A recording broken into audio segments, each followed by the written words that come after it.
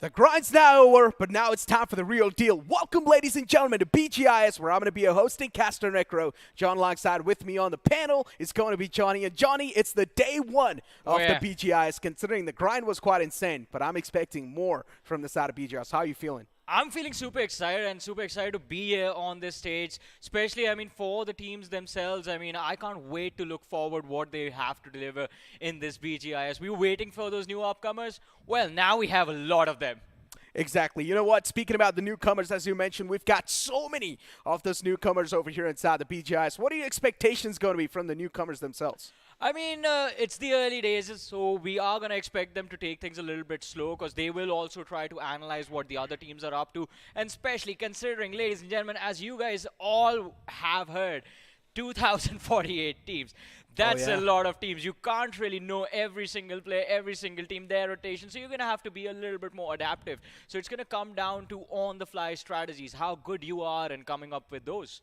Exactly. Not just that. What are all these teams fighting for? It's going to be the massive prize pool that we all have been taking a look at since the grind. And the prize pool's going to be 2 crore rupees on the line, ladies and gentlemen. And this is what all the teams are fighting for, Johnny. As we have mentioned, such a big stake at the line. This can also be a motivating factor, but at the same time can also put on a lot of pressure. The pressure is going to be there for sure. As you mentioned, 2 crore rupees on the line. It's not a small amount at all, especially the winner walking away with 75 lakhs. And as we have been focused on these undergrounds, these new upcomers, 75 lakhs is a life-changing amount. But it's not just that. Look at the individual money that is being given out to the individual players as well. There's different amount of money being given out for the MVP. There are a lot more different categories. So someone's going to walk away, well, with a lot of moolah.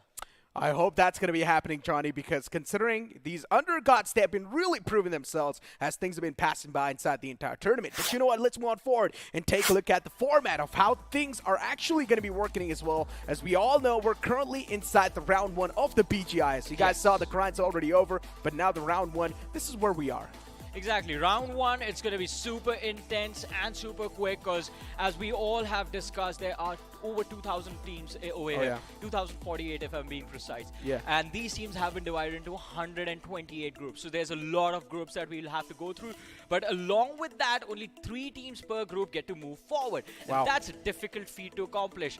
But the format will be extremely interesting. And as we move forward with this, I think we have talked about the top 3 teams, but there's a different aspect to that altogether, because apart from the top 3 teams from each group, the top 96 from an overall leaderboard will also get to move forward to round 2. So there's plenty of chances for you to try and recover, even if you sort of fumble down inside your group maps. You just need to make sure that you're positioning yourself somewhere in the top 96. But you know what? As we move on forward and take a look at the entire explainer that's once again in front of us, we saw 64 teams qualified that were already invited inside the grind. And as they moved on forward now inside the BGS as well, they've already qualified inside the round 2 and round 3, depending on what state they sort of qualified. In the top 32, they qualified inside the round 3. The bottom 32, they qualified inside the round 2. But as we do have the in-game qualifiers, as you mentioned, 2,048 teams qualified from the in-game qualifiers itself. Exactly, and out of those 2,048 teams, as we mentioned, top 3 from each group will get to move forward to round 2. That means a total of 384 teams will move forward. And adding the 96 teams to that, and also adding the 32 teams from from BGIS, the grind round 5, the bottom 32 will be added to the round 2 as well of BGIS. So the competition, it is going to be extremely tough and extremely difficult, and especially if you add to the mix those bottom 32 teams of the grind, let's not forget there are a lot of big names there. That is true. Big names as well. And I've also heard a lot of the big names have been kicked out already. We saw some big names being kicked out also from the grind and also from the in-game qualifiers. Some big names were not able to qualify. So that in itself just showcases how much talent these undergods really do have. But now as we do see the round 2 as well in front of us, how things are going to be looking like in there, as you do see top teams inside the round 2, 224, from which they will be moving on forward to the round 3. Exactly, and if you add up the numbers of the teams that made it to round 2, it's going to come up to 512, and from there we move to round 3, where only 256 teams make it through, with top teams of round 2 pushing through 224 of those. And then we saw earlier that top 32 from BGIS the grind were added to round 3 of BGIS directly. So again, tougher competition. You have to be prepped for it. But I think for the teams that are coming in from round 1 itself, if they do manage to make it through, the momentum should be on their side by the time they make it through. Exactly. I mean, in general, there's a lot of slots that are available, but at the same time, there's a lot of teams that are participating in as well. So the format is going to be a big one, but at the same time, the cutoff will be quite insane as well. Now, we have to be merciless over here. We do understand a lot of teams do come in here with massive dreams, but at the same time, we're here to find out that one champion team who will be the best inside the entire Indian region. But you know what? You guys have the round 4 as well in front of us. Exactly, and round 4 is where things get extremely interesting, because from there, a few teams will get the ticket to the finals, and a few teams will have to go through the lower bracket run. And lower bracket, it's like a second chance if you are quite confident in your skills and you feel like, oh, we just barely missed out on making it through to the final stages. But, I mean, it can be extremely brutal as well, and I think this is what will bring in a lot of excitement when we actually make it through to the lower bracket. But before that, we have to actually figure out, like, what is the run for the teams going to look like? Exactly. I mean, you guys can clearly see these top teams will be moving on forward towards directly the semifinals. Now, trust me, as I've been mentioning this over and over again, as the days keep on passing by, as the rounds keep on passing by, the competition is going to be even more fierce. But speaking about the semifinals itself, there's going to be 32 teams in total, from which only top 16 teams will move on forward to the grand finals, Johnny. And this is what's going to be the main and the big deal. The grand finals. Teams will get a chance to get their hands on that 2 crore prize pool itself. And you said a few moments ago, our format, it's extremely cutthroat. Why not? We need to bring down the number from 2048 to a mere 16. And if you manage to survive in that final 16, well, dreams are going to turn to reality. Exactly. But you know what? How do they actually place themselves on the top of the boards, huh? That's a big question, right? Let's move on forward and take a look at the points distribution. It's going to be the same points distribution that we've been taking a look at. But you know, one thing that always just stands out to us, that is 1 finish per point. Now, as we all know, you guys will be getting 1 point per finish as you guys are able to get those finishes inside the game. So that sort of forces these teams to duke it out against each other. True, true, true. And I think especially for these newer teams and in these early rounds, it's going to be extremely important to rack up those finish numbers as quickly as possible, because it will relieve a lot of the pressure of getting those points in the later stage of the match. But then again, the priority for the teams is the winner chicken dinner. I mean, the rules of the game state quite clearly. The last team standing is the winner. 15 points for the win, 12 for finishing second, and 10 for finishing third.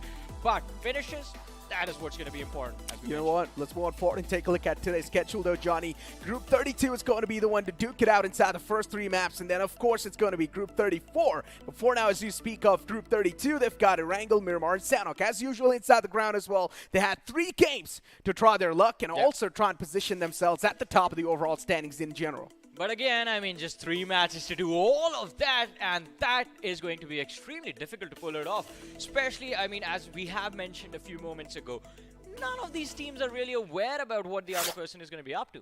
I mean, as usual, the underdog teams, they always bring in sort of like that anonymous era, right, Johnny? Yeah. And considering that anonymous aura really does surprise us, the known teams as well, that has been happening inside the grind so far. But I really just want to see how things are going to be looking like inside the BGIS itself, because I feel like inside the in-game qualifiers, we might see a little bit of more better talent, considering the first 128 or 224 something teams like that were invited inside the grind itself. Those were invited teams, right? Yeah, exactly. But now over here inside the in-game qualifier, it's like any normal person just like us has a chance to play in over here. So I'm pretty sure we've got these underdogs who might just outperform some of the known teams. I mean, exactly, and that is what the whole point was. I mean, to nurture the young talent, give them a platform to showcase their skills, and also compete against the best at the same time. And I think everyone is all set, waiting for the action to begin. And with game number 1, I think we're going to be setting the pace for the entire BGIS as well. So it's going to be extremely critical to see how these first set of teams actually perform in round 1.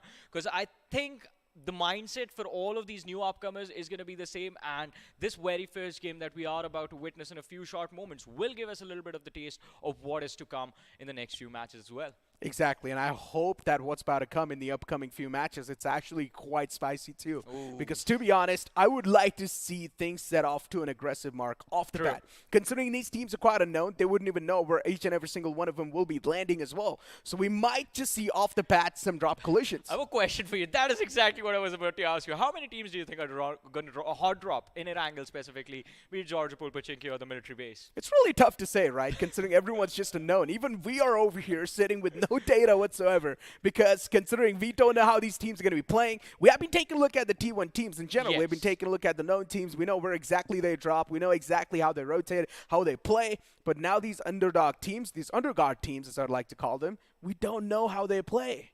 So as of now, there are no drops, there are no rotations, there are no fighting patterns for these new upcomers.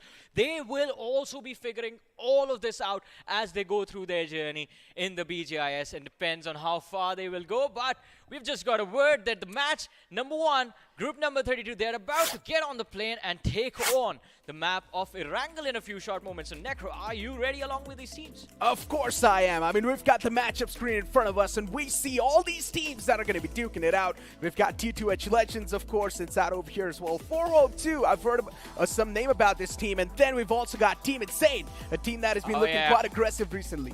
I think the most problematic situation in this particular game is going to be for Team Insane, because they are the only known name in this group, and we all know the youngsters, they're looking to make a name for themselves. What better way to pull it off than take out the biggest name in the region right now? That is true. I mean, the underdog teams definitely do have a chance to take a dig against the teams like Team Insane. And if you do manage to take down a known team, as you mentioned, there's a chance you'll be able to get a known name for yourself. There's an added bonus to this. Less competition in the future rounds. Ooh, that's actually a good one as well, considering these known teams have like the proper analysts, the proper coaches as well. Exactly. So there's a chance they might just be a bigger threat inside the lobby. But if you manage to eliminate them off the bat, then the chances of that happening in the future lines are going to be even more just doubled down. So in general, there's a chance if you guys won, you guys can definitely go out and take out Team Insane. But Johnny, the problem is you've only got 3 games. You cannot experiment. You only have 3 games, and also it's Team Insane on the other side. I mean, I feel like at this point we're just provoking people to go on Team Insane. And we know Team Insane, they can be quite brutal on the opposition, especially in terms of those firefights. So it's going to be extremely critical to see how quickly these young upcomers, these undergods, adapt to the tactics of a pro team and take them on. Because on Erangel, you might get a little bit of feel of what the team might be up to in terms of just talking about those firefights right now. But once you move on to Sanhok and Miramar, their mindsets, their play styles do change completely. So you will have to adapt on a similar manner, just like these big teams are doing, and just observe and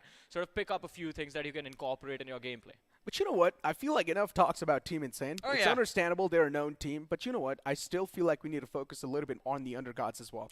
We know Team Insane, they're a known team, but at the same time, that's going to put them in a disadvantage. It's because everyone knows how Team Insane plays now.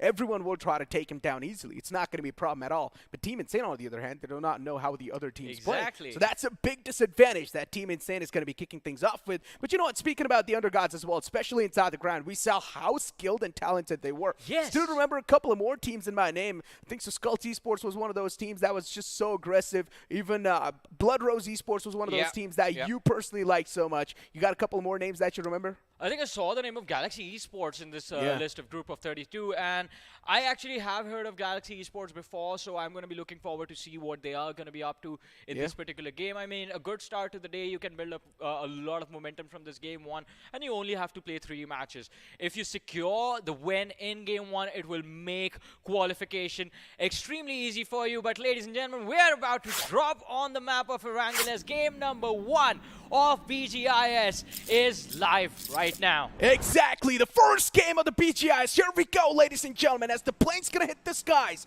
and the plane flight path starts all the way from Georgia Pool towards Milta Power. Now this time the plane flight path is not gonna be favoring anyone. It's pretty much a standard plane flight path. Everyone's gonna be feeling at home. Everyone's gonna be starting things off on pretty much an equal ground. At the same time, they will be feeling quite comfortable inside the games. Now, as we all know, these undergods, they're basically going to be bringing it so much more anonymous aura inside the game. I just want to see how they're going to be tackling each other. You asked me for a potential drop collision. There's a chance we might see a drop collision towards Georgia Pool. Oh yeah, I mean, we do see a massive cluster of teams dropping on that western edge of the map.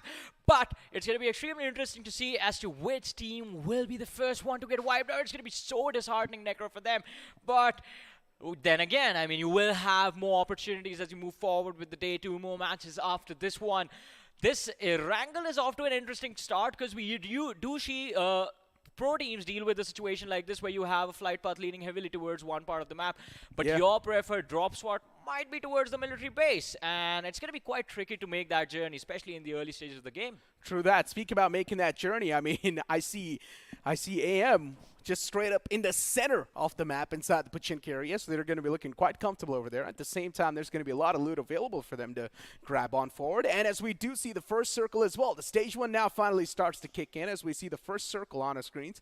And the circle's quite interesting, Johnny. There's a chance Quarry might just be in contention in the final few moments of the game, but what do you think? Where the final circle might end? I mean, I wanted to go towards that military bridge. That's going to be making the game super fun to witness, especially in the ending stages. And again, it's going to be extremely exciting to witness what these teams do to take on a challenge like a military bridge circle or a military base hard shift towards the later stages of the match. Again, a lot of scenarios that they will be facing up against the bigger names, but moving forward, the first team's POV, and it's going to be Arc Force. Did I just see competition in the distance towards the south? I think so, because I did see them on the radar as well. But the Arc Force right now, they're focused on their own rotation. It's still the early game, ladies and gentlemen, and the early game is always exactly focused on looting. I mean, early game in general, that's what teams need to do. But you know what? I expected for some collisions, and I guess that's not going to be the case. Well, these undergods, they're quite well maintained, man. I got to say one thing. They know exactly how things are working like or going to be looking like inside the future few moments. And speak about the drop collisions, a potential one that might just happen in front of us. You spoke about Galaxy Esports a while ago in the pregame segment. We're finally having them on our screens.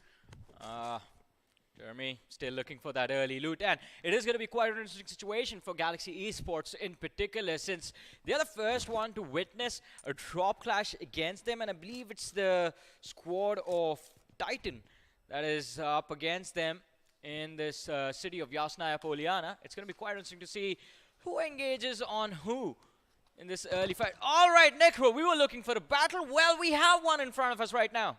OMT is starting things off with quite an aggression one, and this is where Mad Titans are just going absolutely mad against their opponents. And they've already kicked things off on a fantastic note, got the first elimination confirmed. That's going to be the first elimination point already in the hands of Hawk.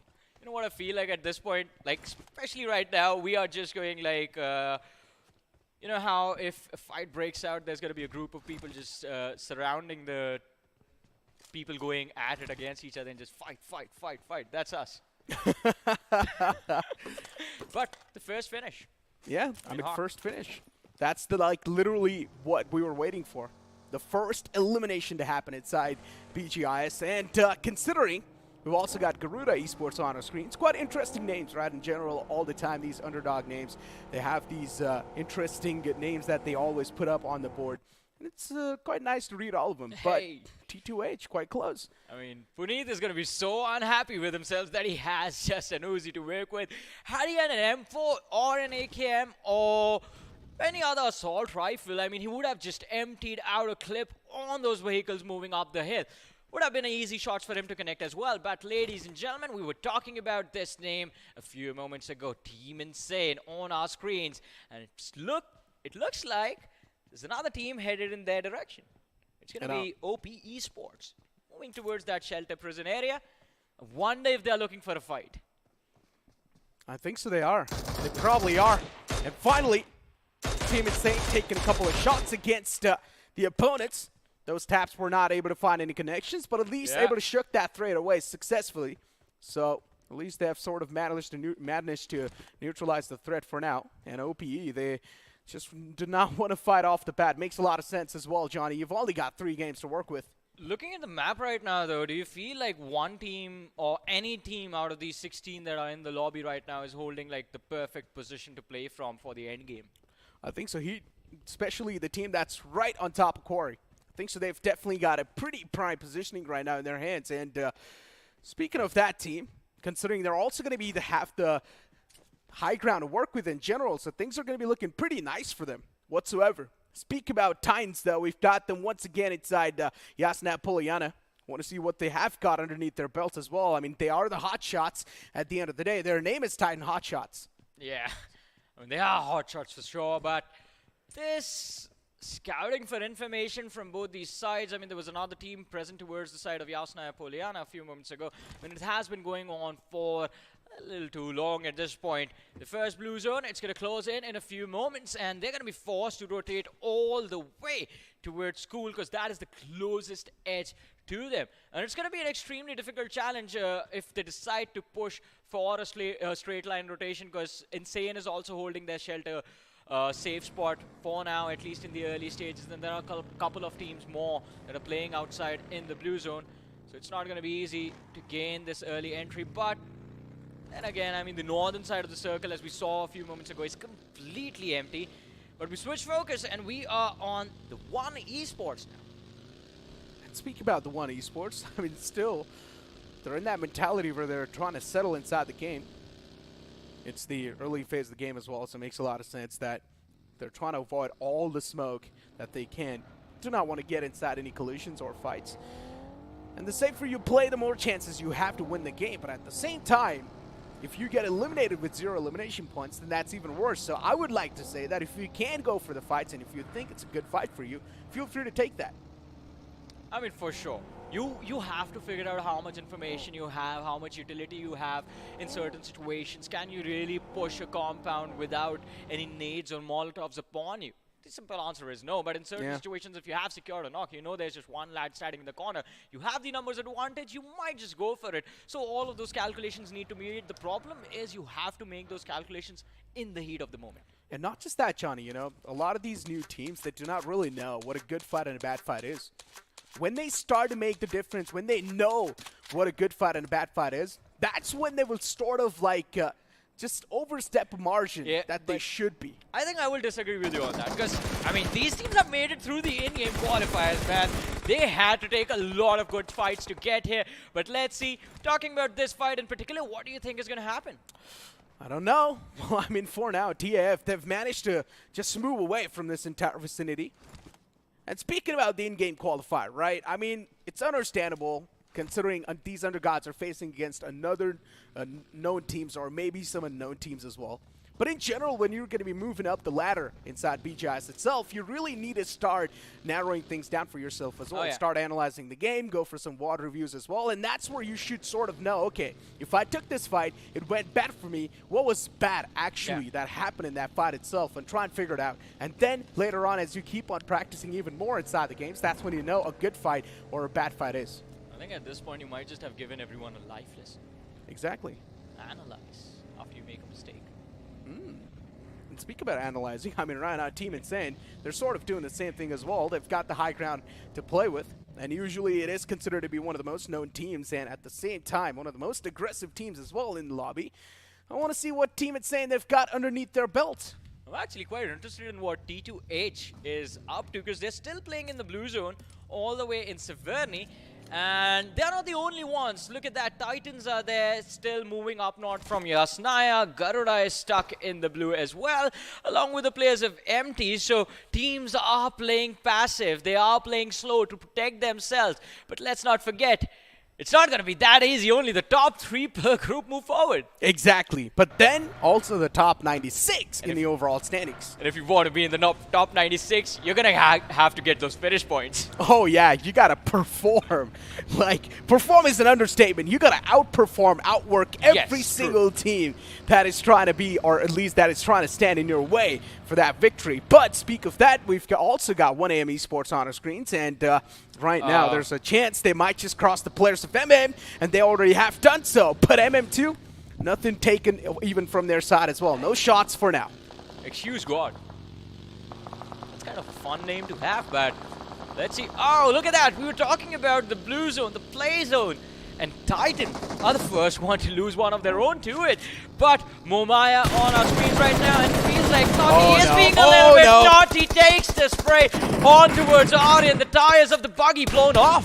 Yeah, already the man's out in the open, nowhere to go. Also trying to shroud himself inside the smoke. Team Insane, though, pouncing on top of their prey. Raul's knocked out already, skips this wall, gets knocked out. Equal trades on both the sides, but Team Insane still, they're in a massive advantage in this fight in general. Yadi as well pulls out a shotgun for the clotheslines, sets Rolf in the hand, and the last man from the side of Galaxy, he's going to try to run away. He does not want any fight to be taken against a big known name like Team Insane. It makes a lot of sense too. Yeah. Well, I guess you might as well try and grab as many placement points as you can, because you know you've only got 2 more games in your hand after this one.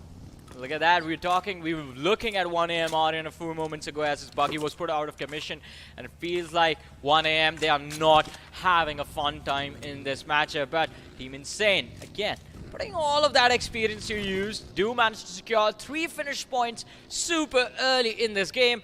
And now all we'll have to witness is where do they take an exit in this particular match. Big question. And speaking about Mad Titans, a team that dropped all the way towards Kamishki.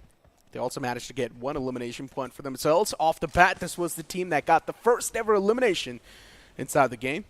And still they're out in the blue. Makes a lot of sense too, considering they dropped out in such the outskirt spots as well. So it's going to take a while for them to rotate inside. But look at this replay with how this fight really escalated in front of us. I mean, Team Insane managing to, of course, conquer their fear and also take down the opponents at the same time. They're looking quite good. Let's see though, Mad Titans. Oh my goodness, Mysterio.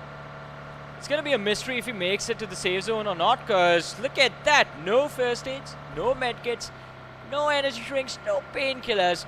The only thing we have to find out is how many bandages does this man have? And his teammates as well, actually. Hey, they're falling left, right, and center. I think it's done. Mad Titans, they've dug themselves a pretty difficult situation. That is true. And they haven't really got any meds as well, Johnny. So that's a big issue for them. They are trying to get the fallen players back up on their feet, but at the same time, they're just wasting their own time. So this is not the way. They should have things for themselves. Hawk, I mean, he's trying to put the players inside the vehicles, I guess, but at the same time realizes that he can't do that. So he's just going to try to move away. He's put 1 player on top of the vehicle, so he wants to take that player inside the circle. So this is quite an interesting scenario that he's actually trying to build up for himself. But as we do see the next circle form as well a while ago, the circle's actually formed quite an interesting field. In the open field of Gatka, a little bit to the left side. Yeah, it's going to be a slow early game, but late game chaos, ladies and gentlemen. That is supposed to be expected in a zone like this. But as we were talking about Mad Titans, I don't think the Titans are going to survive for long. I mean, the Greek mythology Titans were taken out by the Greek pantheon over here. The blue zone is going to do the job, but I think 3 players have made it through. Mysterio, Crusher, Hawk. They managed to find a safe haven for themselves. But look at that, Necro. Look on the radar, up north, up on the road. There's a team crossing over.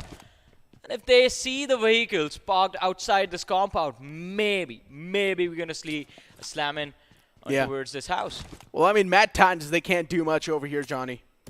At this point in time, they have managed to find a couple of meds for themselves. Mysterio, he healed himself. Crusher as well. He bled out to his death. So that's a little bit of an unfortunate situation for them. But RX100 taking some shots against the team that's in the front lines. Nicely done. At least they're managing to suppress him down inside that compound. At the same time, get him in a deadlock. Put on a bit more pressure. Keep on applying that pressure against the opponents. RX100, though, scouting out even the front lines. They've got so much information to work with, and this is what the advantage is of having the high ground for yourself. M4 with a 4X should be quite a comfortable loadout for Jaya to work with, but Alexander Jaya right now just making sure that his teammates are safe. They are able to get to this cover position that he has managed to control for so long. Again, players falling to the play zone as we transition into the mid-game stages, and well, that was a quick exit from Bhakt as he just exited the vehicle while it was moving too quickly for him to just like safely land on the ground. 2 players knocked out. That is not good. Indeed, it's not. Even the one Esports, a lot of teams, they're just playing so safe, Johnny. I mean, inside the grind, we saw teams, of course, even they had just a chance with 3 maps to try and make something possible. But then, inside BGIS itself, though, teams are starting to take it even more serious. They're playing it even more passive and safe. And makes a lot of sense, too. They know this is the day. It's either do or die for these teams, and they've only got 3 maps to prove themselves. Not a lot of chances, and they need to make the most out of these 3 maps. And speak about making the most right now, 4H, it seems like they were getting pounced on by the opponents, but Fragger's doing a great job applying that pressure against the opponents itself. But soon enough, every single player, they're starting to pull up close and personal for Hope. They're doing a great job winning these fights. First knockout found. Vector as well was pulled out of the clotheslines, but sees he finds 2 of them. This man is just mowing the opponents down. But still the second players are quite softened up. Eventually, he's going to wipe out the entirety of the opponents. Just a pixel of HP, and he manages to win the fight for his team. Sees still had a better loadout to work with. I was hoping to see what Fragger was going to do, because look at that, a Farmhouse and a Vector. That is interesting. I don't think I've seen players use that quite a lot. Yeah, I mean, Vector, especially a weapon, I feel like that's quite underappreciated. Yeah, it has such a massive fire rate. And if you manage to connect all the bullets, yeah, well, I mean, the opponents will not even have a chance to blink his eye. Yeah, to be fair, there are better options available right now, talking about the DBS, but... yeah, and in SMG, you've also got a UMP. I feel like it's one of the best SMGs that you can actually lay your hands on. So speak about laying your hands, right now, I mean, it's the players' faulty, boys. Yeah, they're throwing bullets, not hands, Shawnee, against the opponents. And they've already managed to find a knockout in the front lines, but still, they're not going to push just yet. They're playing things a little bit patiently. I think Balti boys... and throw Baltis as well. Just lob it over. I don't know what that is. Just like this Molotov. Oh, you mean buckets? Oh. Yeah. I see. The Arc Force, even they have spotted the enemies in the front lines, but at this point in time, yeah, there are a couple of players that are, of course, taking fight against them, and even the Arc Force, they lose out on Rana. Not the way things should have went, but so many teams just in close proximity, Shawnee, and that's why there's also some third-party situations happening. And just to let you guys know what exactly third-party is, third-party is basically when 2 teams are fighting against each other, a third team joins that fight and tries to take the advantage. But we have another squad wipe where as 1 AM Esports is going to be taken out of this game. It's going to be quite interesting to see how many points they actually accumulate in this game number 1 from their side. But it's going to be now another big fight breaking out as Team 2H. T2H Legends have actually made their way through, and they're quite close to the squad of RX100. And over here as well, I believe MM against the player of 4H, Xander King. He's waiting for Prameen and Electro to actually reveal themselves. This nade looks perfect. Electro is going to run out of the shack. Another one outside just for safety. But Xander couldn't keep himself safe, and he's going to be taken care of. Quite an easy knock for MM to secure over there. Oh, this position, this entire zone that's going on. It's quite brutal, Johnny. It's out in the open. All the compounds that are underneath it, that are inside the zone, they're already taken. So all the prime spot, they're already booked up. And soon enough, even this zone's going to be closing in. Even this stage is going to be concluded. And the zone as well will be moving up. Once again, the circle's going to get even smaller. And these teams are just waiting for the next circle to hit the deck. And as soon as that happens, they will try to reroute themselves once again in a better and a comfortable spot inside the upcoming circle. Wall of Death now starting close in. RX100 in a massive wall. The trouble team insane as usual. They like to run people over, and that's what they're doing. Oh man, as soon as I saw that buggy running towards the 2 lads, I got scared. But still, I mean, it's Team Insane. They have racked up 5 finishes in this matchup so far. 10 teams remaining, 30 players still alive. And as you were talking about the zone, Necro, look at this. In the previous circle, majority of the teams were leaning towards that western half of the zone. Now it has taken a hard shift towards the south, and that will make things a little bit more interesting, because Mad Titans, who were safe for so long, are now going to be forced into the thick and thin of things, and it is going to be quite interesting to see how they adapt to this fighting stance. Speak about adapting right now, 4H, 4 Hopes. These guys are right against the players of Moamaya, and considering both of them know where the opponents are, where the foes are laying around, but they still can't do anything because they've got the high ground to play with. And speak about the southern side of the entire map as well. I mean, things are getting quite interesting too over there. Team Insane, they're probably going to try to move in from the southern side. Electro finds a really good knockout. M4 and a 2X. I do not really see that scoping utilized, but I see this man, Electro OP, using it. Was it an M4? Yeah, it was the 2X or the M4. I mean, usually we do see players opting for either the 4X or the 6X scope.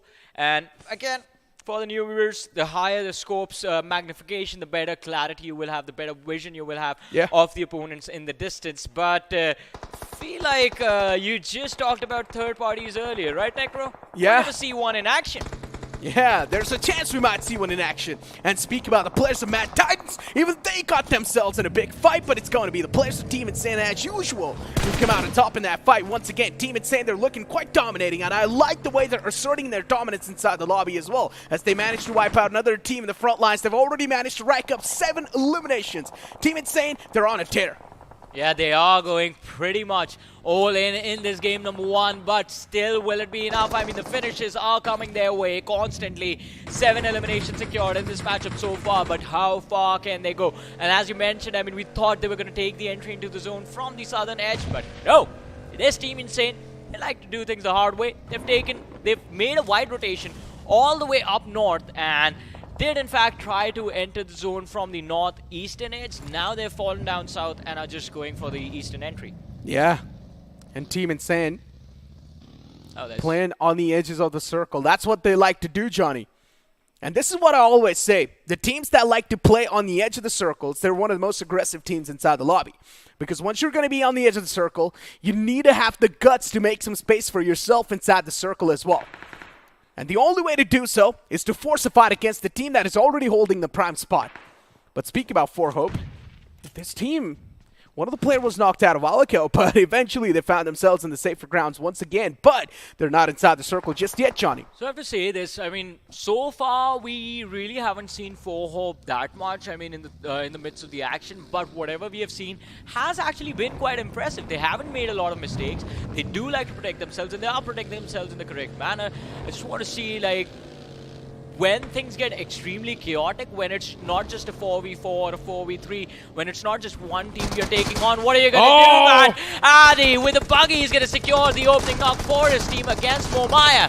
And now Insane is looking to get a few more points for themselves. Oh, the player was out in the open. Adi gets knocked out, but at least he found the return knockout on his opponent. So, Team Insane, this positioning that they're trying to hold right in the smack center of the circle, this is a problem. Inside the late game stages, it's not a good place to be in. If you're going to be in the smack center, there's a chance you will also be the center of attraction, and that's what exactly is happening for the players of Team Insane. They lost out on Adi a while ago, but they've still got 3 players to back themselves up. Utilities will be tossed on their direction, but Team Insane, they're trying to shroud themselves inside the smoke, and that's sort of working out for a while. Dark Lord 2 is going to make the push happen against the opponents, but eventually we've got GRD who gets knocked out of the lobby as well. But look at this, 4H, they are still surviving. Insane. We did see them take on the players of Momaya and wipe them out from this match a few moments ago, but now will they be able to take on the lads from OP Esports as they have the Rich to work with? But D2H Legends are here. 2 players knocked out. Puneet is down. Oxygen is down. Plane and Wilson are all that remain for this team. I don't think D2H Legend is going to survive for long. OP Esports actually has a perfect position to just secure their points and, well, get rid of them in this match. Let's see, though. I mean, T2H, as you mentioned, yeah, Puneet is knocked out. And considering they're also in a massive world of trouble right now, they need a breach inside the circle, Johnny. That's a big point. And they're also out in the open, so that's another massive point. Do you think they can make it into the zone? I highly doubt. They're out in the open when they try to just get back up from that prone stance, and when they try to make a run for it inside the circle, unless they've got some smokes, then they can just lay down the smokes and just try to make the field into an entire smoky one, then maybe they have a chance to make it inside the circle. Other than that, I highly doubt they will be able to even make it. But speak of Team Insane, some good nade tosses from their side. The utility utilization definitely has been on point from this team, and this is why the known teams always do have a better experience in the lobby, and when you're going to have better experience in the lobby, in general, you won't be cracking under the pressure. Exactly. They know exactly how to take fights, how to gain the extra edge, the added benefit in a certain situations, how to make an opening. But I think Insane, they might have gotten a little too overheated over here because they have lost one of their key players. Skips was dropped by the players of OP Esports, who are actually in a perfect position, as I said a few moments ago, to third-party the lads of Insane. But look at this. The smoke blocking the entry and the exit for 4H, but the nades from the side of Insane have helped them secure a few key knocks. And since now they have realized that we don't really have to worry about 4H for the next few moments, Harsh, we saw him moving towards the players of OP Esports. It looks like revenge might be an option on their table. Oh, Team Insane, they already found 2 knockouts, and now the go call's being made as well. It's a pretty good go call, and considering Dark Lord is still on top of the boogie, this man does not even eject out, Johnny. Team Insane just closing things out on style against the players of 4Hope, but still 4Hope, that passive play style that they showcased inside the lobby, they managed to make it inside the top 5, so that's a pretty good one. But speak about T2H, this team, I thought that they would not be able to make it inside the circle, but eventually they actually did as well. But now, in the front, it's the open rice fields. Yeah, they just completely, talking about T2H Legends, they just completely gave up on their teammates who were knocked out and just played for survival. But now Wilson and Oxygen, as you mentioned, out in the field, it's not going to be easy for them to survive. But Insane Adi takes a ton of damage from Bikram from the side of OP Esports. And OP Esports, they are looking pretty solid. The only point of concern for them is the fact they don't have all 4 players. Chodu was finished off a few moments ago. They have 3 players to work with. But we know it's possible to win the game with just 3 players when you're already in the top 4. True that. As you mentioned, top 4. And these are the 4 teams alive, ladies and gentlemen, inside the first game of BGIS. And these 4 teams, at least one of them will be able to name the chicken dinner to themselves. Some teams, of course, are not alive inside full force, but still that solo survivor from that team can also have a chance to play the spoiler. And speak about the solo survivor, that solo survivor is right in front of Team Insane. Yadi, he's taking shots in that general direction. He knows there's someone present inside the smokes, but he doesn't know exactly where the opponent is. Look at that, 16 eliminations on Team Insane, and looking to get a few more. They are quite concerned about the players of OP Esports, since OP Esports has the perfect spot to eliminate Insane from this game entirely. Harsh, he's staying back as an insurance policy for his teammate. But look at that, T2H Legends, they lose out on Wilson. Sprays from Adi, constant efforts from Adi. Just working out quite nicely for the lads of Insane. Speak about OP Esports, though. They're on a slope. Aditya is the only man on the high ground for now. And I highly doubt he's even got his hands on any type of the meds too, Johnny. He's not patching himself up, so that's a big point of concern for OP Esports. Aditya tosses out a utility. That nade was overcooked. Does not work out perfectly. The man in the close from the side of Team Insane does find the knockout, in the entirety of OP Esports, they just get wiped out. You blink it and you miss it. I mean, I did blink and I missed everything. But Insane Harsh now, I think, looking to just wipe out the lobby. Last man remaining, Oxygen, and he's going to be finished off as well. Team Insane winning the winner chicken dinner of this game number 1, Group 32. Quite an impressive win as well. I think this was over 20 eliminations. Yeah, Team Insane, as usual, this is what the known names have got inside the lobby, ladies and gentlemen. And Team Insane being the first team to also secure the first chicken dinner inside the first game of BGIS. That's a lot of first. That is a lot of first. I mean, but what we have to witness, can they stay on that first position till the end of Game 3? Yes, of course. I think so. Considering they're the known team, and now they've already kicked things off on a fantastic note. As I mentioned, all the other teams, they're going to be feeling the nerves and the jitter because they know they've only got 3 games, from which one of the games already done. So feeling those jitters, Team Insane, for them, it's completely normal. They've probably been inside these type of situations a lot of the time in the past as well. Yeah. And this is what really experience brings on the table. You've been in this situation so many times that you're not going to be feeling the pressure anymore. Exactly, and I think that is what the other teams, other 15 teams are looking forward to as well, just gaining that experience. Not just gaining that experience, I mean, if they can take on the players from Team Insane and beat them out of the game, that's going to be the best. But from this game 1, you observed how this team was taking those fights. They were covering every single angle. They were using their utility proactively to secure knocks and create openings.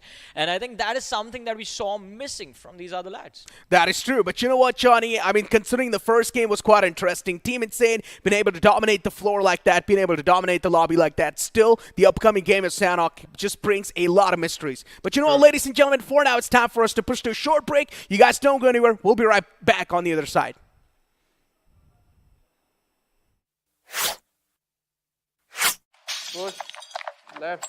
पीछे वो UC कितना है zone में चला क्या ये bird कहाँ से आया पुश पुश चल स्कोप नहीं मिल रहा अबे ये कहाँ गया अरे फिर भाई डिफॉल्ट से निकल लें अरे तकिन तकड़म भगड़ी की डम डम कपू पूरा तम डिफॉल्ट से निकल पुर पुर पुर पुर पका पका पम अलग ही जोन में ये तो ये स्पेस में और स्कोप नहीं है सर।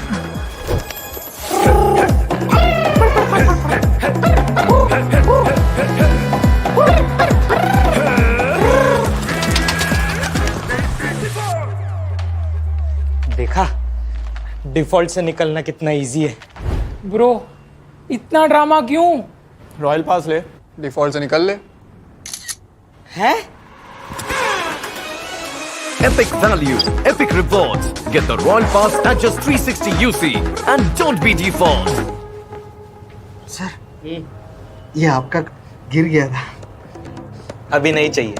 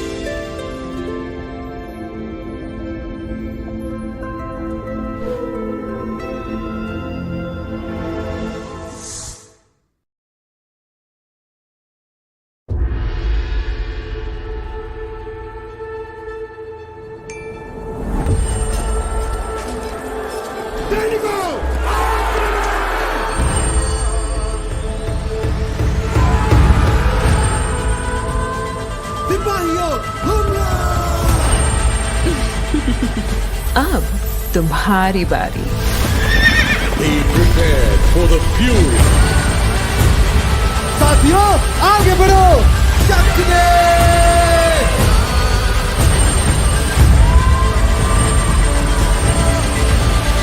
खत्म कर दो!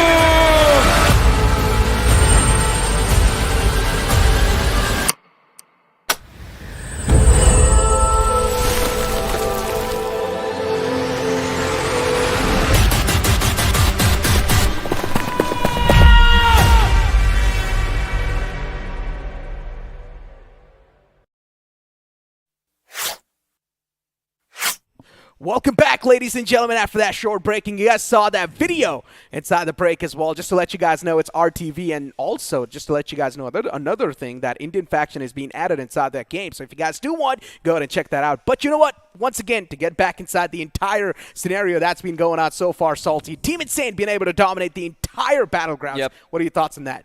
I mean, no surprises, right? I mean, we sort of expected, with so much experience that they have in their bag, it was sort of expected for them to just go in and get those free finishes on board. But it's also very interesting to find out that the amount of respect that they pay to the lobby, right? It wasn't, right, Team Insane just moving in, going in with those finishes. It's about the rotation as well, trying to go in for the longer rotation, trying to find those dead spots inside the zone itself to try and be safe inside of that final circle. So Team Insane played it really technical, but it's also their performance, the wholesome performance which they brought on board. Not just Team Insane also. There are a couple of underdog teams whom I feel like also showed a lot of potential and might just be moving forward as well. You know, Team T2H, as a matter of fact, that their rotation from Severny towards the southern side of the circle, absolutely crazy. Exactly. Not just that, even 4Hope. They play it so safe in general, man. And I just feel like 4Hope, they definitely do have a lot of hopes in the upcoming games as well. If they keep on playing safe like that, but the upcoming map is going to be the map of Sanhok. So I don't know how much playing safe is actually going to be rewarding you, unless the zone's going to be forming right on top of you and the game's going to be served to you on a silver platter. But speaking about the highlights, this is how things really kicked off in that previous game. But then later on, Team Insane, this was a team that was just going completely insane and berserk inside the lobby.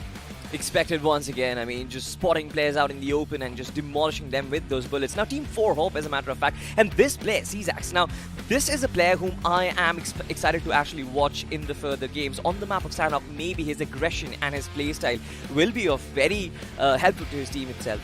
Exactly. I mean, For Hope in general, with how they sort of kicked things off inside the lobby, they took things a little bit slow. In the mid-phase of the game, they found themselves in one of the most tricky spots they could, but then later on, once again, they were able to get things back together inside the entire lobby. They were able to make it till the top 5, but out-surviving the other known team, especially Team Insane, who was right next to him, it got a little bit too tough. And Team Insane's utility utilization, we know, they're quite immaculate in that aspect as well. But Team Insane, considering they were just pouncing on top of the other teams like that, it's like they were just stealing away these opportunities that the other teams had to also get the chicken dinner in their hands.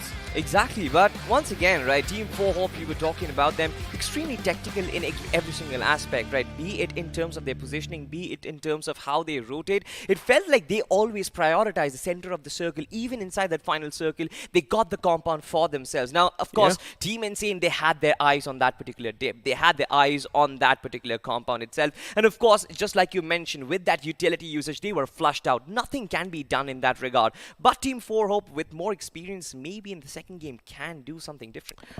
I mean, you never know, man. The upcoming game of Sanhok's, and in my opinion, Sanhok definitely brings in a lot of interesting factors, a lot of random factors as well with it. Because if I mention, if Team Insane right now is dominating the entire field, Sanhok's probably going to be one of those maps that will give us, like, the unique winners. Maybe someone else can be the winners. You never know. Maybe Mad Titans can be the one to come out on top because they look pretty aggressive inside the lobby, and they were the one to kick things off quite interestingly as well. Now, at the same time, they sort of were really losing out on the meds as well. They did not have any of the meds. They were taking so much damage from the blue zone. It was tough for them to make it inside. But in general, Mad Titans, it just feels like they have got really good firepower. They just need a little bit of more comfort zone inside the game. Once they do get that, they'll probably go berserk as well. It's all about unleashing that firepower, isn't it? And on the map of Sanhok, we've always said every single time, inside of Grind as well, it was a table turner. It was one of those maps where teams in the bottom half of the table can actually catapult themselves inside of that top 8. But this time, it's not about the top 8, it's about the top 3. So teams have to push really, really hard, especially on the map of Sanhok.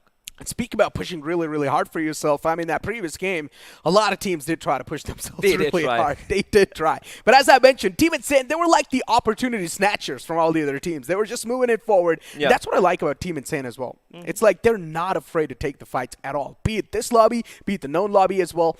Their performance, their play style will be same. It's not going to be changing whatsoever. Exactly, right, because they know where to take the fights. And I've always talked about the good fights and the bad fights and the way they differentiate that. It's because you always see the fights which they take, it's for creating space inside of the zone itself, right? You want to create that space if you want to dominate. Every single fight isn't for getting those finish points. Every single fight isn't for, you know, just getting yourself those bragging rights. It's also about creating that space inside of that circle. That specific fight against 4 Hope, that created them, that gave them the comfort inside of that final circle. And that is something which Team Insane can do pretty well. And I genuinely feel like OP Esports as well had a really big chance of winning that previous game. If they would have played a little bit more aggressive, things could have been a little bit different for them. But instead, OP Esports, they were just playing themselves just suppressed down. They were not really going for the fights. But you know what? As we move on forward and take a look at the MVP of that previous game, it's going to be Yadi from the side of Team Insane as usual, getting those 8 finishes. Team Insane, it's just like another day in the office for them. Another day in the office. 8 finishes for RD, 6 finishes for Skips. All 4 players. It's basically like Team Insane inside of the top 5. 4 of them already in. Of course, credits to Godzilla as well for making himself inside of this from Team OP Esports. 5 finishes to this, man. A lot of points acquired for the team itself. In general, Team Insane, I mean, what else do you got to say? But OP Esports as well, they were able to make it inside the top situation, so that's quite a good one.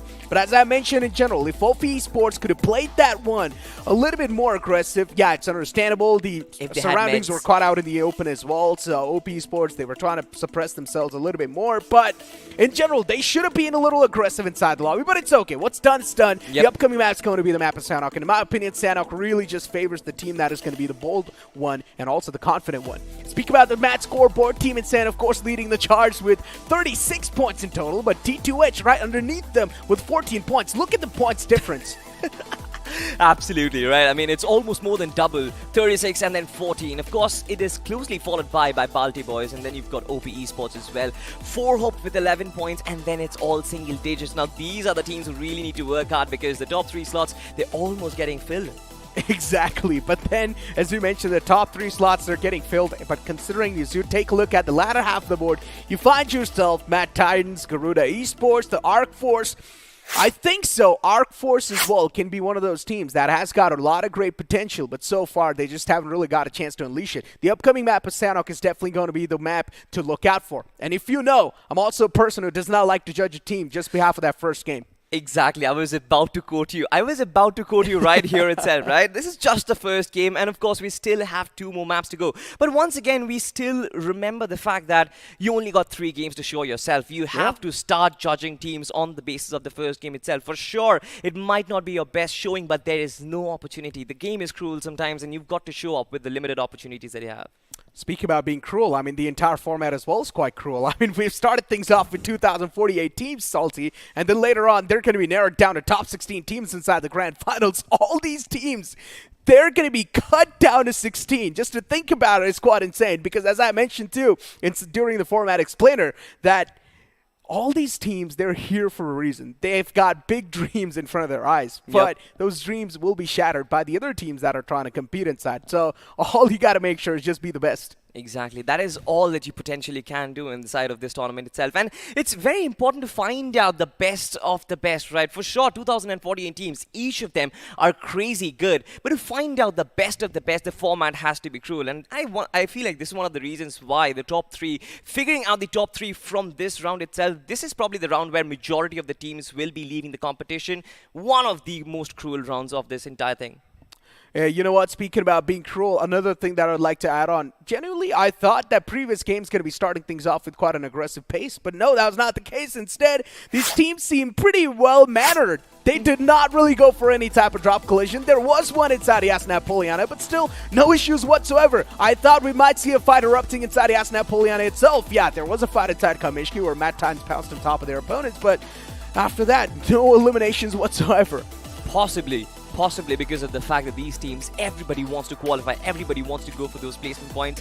And apart from Team Insane, nobody really battled down on that finish point mark itself, right? Nobody really tried to focus more on those finishes. Everybody just tried to be inside that final circle. And that is something which you expect from the first game. These are inexperienced teams playing from the comfort of their homes. They haven't played in a tournament such big as the BGIS so far. So for them, the nerves, of course, will be there. But hoping that from the second game onwards, Team Insane will have a fight. Not just that, speak about the device as well these guys play on. I mean, even that adds on a big factor, right? And considering these undergods, they're actually able to perform this well as well, considering there are some T1 teams inside the lobby. And as I was talking with Johnny as well a while ago, I was mentioning this. I've also heard from the in-game qualifiers, some known teams were not able to qualify and move on forward. And that in itself just showcases how much talent the upcoming teams have. Exactly. This is what the tournament is for, to find out the hunt for the future superstars, of course, ladies and gentlemen, and the grueling format is going to make them shine even further. But of course, for that, we are waiting for the map of Sanhok to begin. And to be honest, Sanhok as a map itself, right, I'm expecting a lot more drop collisions. The map in itself is much smaller. There won't really be that many hotspots in terms of dropping, right? I'm expecting a couple of fights in Bootcamp. I'm expecting a couple of fights in Paradise Resort as well, and hoping to see some early eliminations on board. I think Painan's going to be one of those cities that there might just be a fight going on early off the bat as well. Maybe a couple of camps as well, that can happen. But, you know, if you ask me where the circle I would like to see, it's of course going to be the top left island, Camp Alpha. That's where I like to see the circle form most of the times, because that's where these teams are actually tested to their fullest limits. It's like when you're going to try to make yourself inside the circle, and if you're going to get a little bit too late, you're screwed. Exactly, right? I'm more of a fan of the Delta Circle, you know, where the 3 islands collide, and that is where you have to put on a gamble. Which island will you choose, right? Do you cross the waterways? Do you go for the waterways? Do you swim? Do you stay on land? What do? Do you be an alligator? Maybe you can if you want to, but the problem is, at least alligators are able to bite back. Over here, you cannot shoot back your opponents when you're in the water lines. So it comes with a massive disadvantage too, but at the same time, if you're going to try to keep yourself underneath the water, you might be running out of breath. So we've seen that a lot. There's so many problems. Yeah, we've seen that a lot as well. We've seen these fishermen trying to take out the fishes too from the entire game. But you know what? Speaking about the fishers and the fishermen, you've got any predictions to make for the upcoming game? You know what? It's not really that difficult, honestly. I mean, I possibly could have gone for an underdog team, but I think it's going to be Team Insane, just because of the experience on Sanhok. In general, man. I mean, but speak about the entire, how that game really went, right? For Matt Titans, when they try to make it inside the circle I mentioned, they were too late inside the stage one itself. Now they dropped all the way towards Kamishki. The circle was brutally to the opposite side, on the bottom left side towards the quarry. To make it inside the circle, it was a little bit too tough for them because they also needed to fight. At the same time, they needed to prioritize on the loot as well, which they failed to do so. They got the fight, they got the first elimination to kick things off, but then they were lacking on those meds.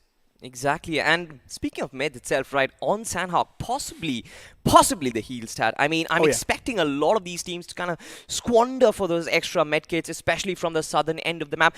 Are you expecting a split drop toward the southern part of the map itself? Oh yeah, I'm expecting that. But at the same time, there might be a couple more teams that are probably trying to think the same thing as well. That's why I say Tombang is probably one of the places to be. Right underneath the ruin side, there's a lot of the spaces that are quite empty most of the times, or at least what I've seen from inside the grind. But once again, those are invited teams, ladies and gentlemen. Over here, things can happen anytime. Anything can happen over here because all of these teams are unknown. We don't even know exactly how the playing pattern is going to be looking like. Inside Erangel, it was quite well organized, but I highly doubt it's the same case is going to be on the map of Sanhok. Exactly right. I mean, nobody knows what these teams are going to bring on board, and nobody has seen them play on the map of Sanhok. And that is one of the reasons why I said, right, with so many teams dropping in, now split drop locations, especially in early rounds of the BGIS, I think that's going to be extremely risky because, first of all, the amount of coordination in these teams, I'm expecting that to be a little shaky. Communication lines might be a little shaky as well. Trying to go for split drops, trying to squander for medkits, is a very risky tape, especially because of the fact that there might be squads around you. In Tier 1 lobbies, they know where the rotation paths are going to be. They know the playing patterns of the other teams as well. That is not the case here. Hey, that's what the big deal is, though. You need to figure out how to find yourself in the good spot, in the comfortable spot inside the circle. Already there's so many question marks going on, and you mentioned you want to see a little bit of mixed circle. You want to see that hybrid circle. I would say no, Salty. That's a little bit too brutal on these teams that are trying to find their way inside the safe zone, inside the circle anyway. So it's better if we have the circle on the top left island. Yeah, there will be a bit of a struggle. At the same time, we might see some bridge camps as well, but the bridge camp is something that really adds on a lot of fun. Exactly, but it's not just the bridge camp, you know. The hills nearby Camp Alpha, that is basically the talking point of that top left island circle itself, right? You try and choose the high grounds for yourself, you try and position yourself, you're going to get that vantage point, you're going to get so much information, but then in the final moment, the circle shifts and you're like, we're dead. Yeah, that's what Sanhok brings to you. These hard shifts are something these unknown teams, actually, these undergod teams will need to try and figure out. Now, we have seen a lot of teams getting caught off guard inside the rotations as well. That's going to happen. Completely normal. We know the rotation pathways are not going to be figured out whatsoever because these teams are facing against each other for the first time. Inside the Erangel itself, started things off with quite a known pattern, with quite a disciplined manner. So I really hope that's not going to be the pattern inside Sanhok as well. Who would like to see a Sanhok with a slow start? No one. Exactly right. I mean, one good thing about a slow start on the map of Sanhok is like, at least you get to see those reptiles, at least you get to see the snakes hissing around in the long blades of grass. That is one of the true features of Sanhok itself, right? You expect to camp behind those rocks and boulders, and as soon as the players pop out, you're like, all right, man, you're dead. But of course, Sanhok we also associate with the aggressive nature. We also associate with the fact that teams just go in all guns blazing. It's possibly because of the fact that position points on the map of Sanhok, it's a big question mark. At least you can ensure yourself, if your gun game is strong, you can find yourself those average finish points, maybe 7 to 8 finish points to work with. And speak about Sanhok eliminations, right? I mean, in general, in the map of Sanhok, eliminations are quite well spread out. This is one of those things that I've seen. Inside the map of Sanhok, eliminations will be spread out equally because 100%. The fights are going to be happening all across the board. Yeah. And also, third party is going to be another thing that to be added on to the mix. On the map of Sanhok, you see so many third parties happening. Absolutely, right? Especially in that bootcamp Southern Hill. That is where I feel like the first third party is going to happen. Two teams just going at each other on bootcamp. Bootcamp fights generally tend to drag on a little bit, and that gives the other teams the opportunity. All right, this team has been topping up. They're like, all right, our scopes are on. As soon as that fight finishes, we're going to capitalize. That's a really good point that you brought up, right? Fights extending inside the early game stages. And you know I hate stalemates. You know how much I hate stalemates. Because imagine the amount of time you're putting, the amount of efforts that you're putting inside the first entire game to try and place yourself in a much more better style, to try and take those fights inside the game. But at the same time, if you're going to find yourself in the stalemate situation, things will be even more worse. That means you are just trying to get yourself out of that situation, but you can utilize that time to reposition yourself inside the circle. You can utilize time to get yourself in a better med situation as well. You can get better loots in general. But here we go, ladies and gentlemen. The map of Miramar starting in front of us as we've got the plain flat path starting all the way from Torre Amuda towards down south, towards Valle del Mar. Absolutely. Now, I'm going to be a co-pilot. It obviously is a flight path which causes a lot of problems, especially for teams dropping down towards the Los Leones, especially towards the Puerto Paraiso region. Exactly, and speak about the Puerto Paraiso region. I mean, in general, this plain flat path is quite tilted to the left side as well. Yeah. So that means teams that are going to have a tough extent if they want to go towards the extreme rights. Of course, a long glide towards the Campo Militar and El Azhar regions. A lot of these players have ejected themselves from the flight itself, but did you see any of those drop collisions so far? I mean, I want to see these drop collisions. I mean, considering it's the map of Miramar, I highly doubt there's going to be any drop collisions whatsoever. But T2H, considering they're in front of us, we've also got another team making it towards the Campo Militar side. Things are getting spiced up even more, right? We've also got TAF in front of us and the ARC Force. As I mentioned, it's one of those teams, if they do find themselves in a good and a comfortable zone, things will be even better. Things definitely will be better. I'm just expecting those guns blazing right from the start of it. I think the approach was simple for Team T2H. Just drop at the edge of the map and try and survive till the last circle. But it seems like other teams also had similar plans and now they might just brew up in a battle. But so far, it's like a stalemate. Both the teams have sort of separated from each other and the circle, of course, has landed on the general trends of El Pozo. And speaking about the circle landing on the general trends, I mean, we've got 4H on our screens, and off the bat, they're in a fight against OP Esports. Now, 4Hope was one of those teams that was surviving for such a late-game situation till the end in that previous game. And now look at them in a big fight against OP Esports already. There's a chance they might be eliminated off the bat. OP Esports just by himself, CSAX as well as Yam, if I'm not mistaken, two players being completely surrounded from OP Esports from two different directions. Now, this is when they start calling for reinforcements. I believe that they can sense the presence of the opposition, and if reinforcements don't come in time, they might just get wiped off or at least cut off by 50% right off the bat. Speak about cutting it off by 50%. I mean, in general, OP Esports, let's see. They need to keep that consistency going. They need to keep that consistent run going inside the game. But 4Hope, as we've got them on our screens, and CSAX isn't a man you want to be messing around with. But right now, he does not really have the suitable gear anyways to take the fight. So there's a chance for OP Esports can actually try and go up against the likes of 4Hopes, and now Godzilla's out in the open, also just alive on a sliver of health. He will be knocked out as well. The Winchester kicks in from the lodge, and maybe OP Esports, they're going to be starting things off with a massive disadvantage. Reinforcements call upon them, and Fragger arrives. First finish for Team 4Hope, and the first finish off the map of Miramar, ladies and gentlemen. Beautiful call out from Team 4Hope. The positioning was scintillating, and now we need to find out how does Team OP react to this, because they're at a mass disadvantage at this point. Now, Bikram Jod and his positioning can be vital, but I believe that 4Hope already have that information and they're moving towards him. This is getting crazy. Indeed it is. And OP Esports, for them, they're still trying to engage inside the fight, even though they've got a massive man disadvantage. They know at this point in time, you might as well try and just straight up commit to this fight. Bikram on 1 HP, barely surviving. This man doesn't even have any meds on himself, so that means the only way he can patch himself up is by nothing. He needs to go ahead and loot up for a little bit more meds, and then maybe he can go ahead and patch himself up. Possibly, but at this point, all he gotta do is run for his life, because Team 4Hope, the comeback was brilliant, the fight back was absolutely scintillating. And this is one of the reasons why I said this team is extremely technical, right? Their callouts were scintillating, the way they called for reinforcements, who came into support and got the flanks out for Team OP, absolutely brilliant. But now they need to react, they need to get all 4 finishes. That is something which is going to be extremely important for Team 4Hope. The number of points which they have is not that much. To try and get inside the top 3, they need to eliminate the entirety of Team OP Esports. Speak about eliminating the entirety of OP Esports. I mean, for them, considering they've lost out on a man, they're already in a massive handicap situation. And now OP Esports, the only main thing they're going to be thinking about is how to make it out alive from this entire situation, because you've already got a massive man disadvantage. 4Hope, if they want, they can try and play the trading game anyways. and they would get the advantage whatsoever. But for OP Esports, they cannot afford to play the trade game. They need to go for a heroic play in this type of a stalemate. And as you know, Salty, I'm not a big fan of stalemates right now, and that's what is exactly brewing up in front of us. Nobody's a big fan of stalemates, man. I mean, we're all here to see or witness BGMI action at its absolute peak. This is what the tournament represents, and it seems like that will be at a standstill, at least for now, though. Let these teams breathe up. Let these teams live inside of the map. Let these teams get those loot. Look at the circle on the other side, though. Majority of the teams, they've had similar mentality. Everybody dropping in on the periphery, and now everybody needs to make that move toward the circle. I am more excited to watch those intermediate fights, especially on vehicles, rotations being cut off. I think a lot of that is going to happen.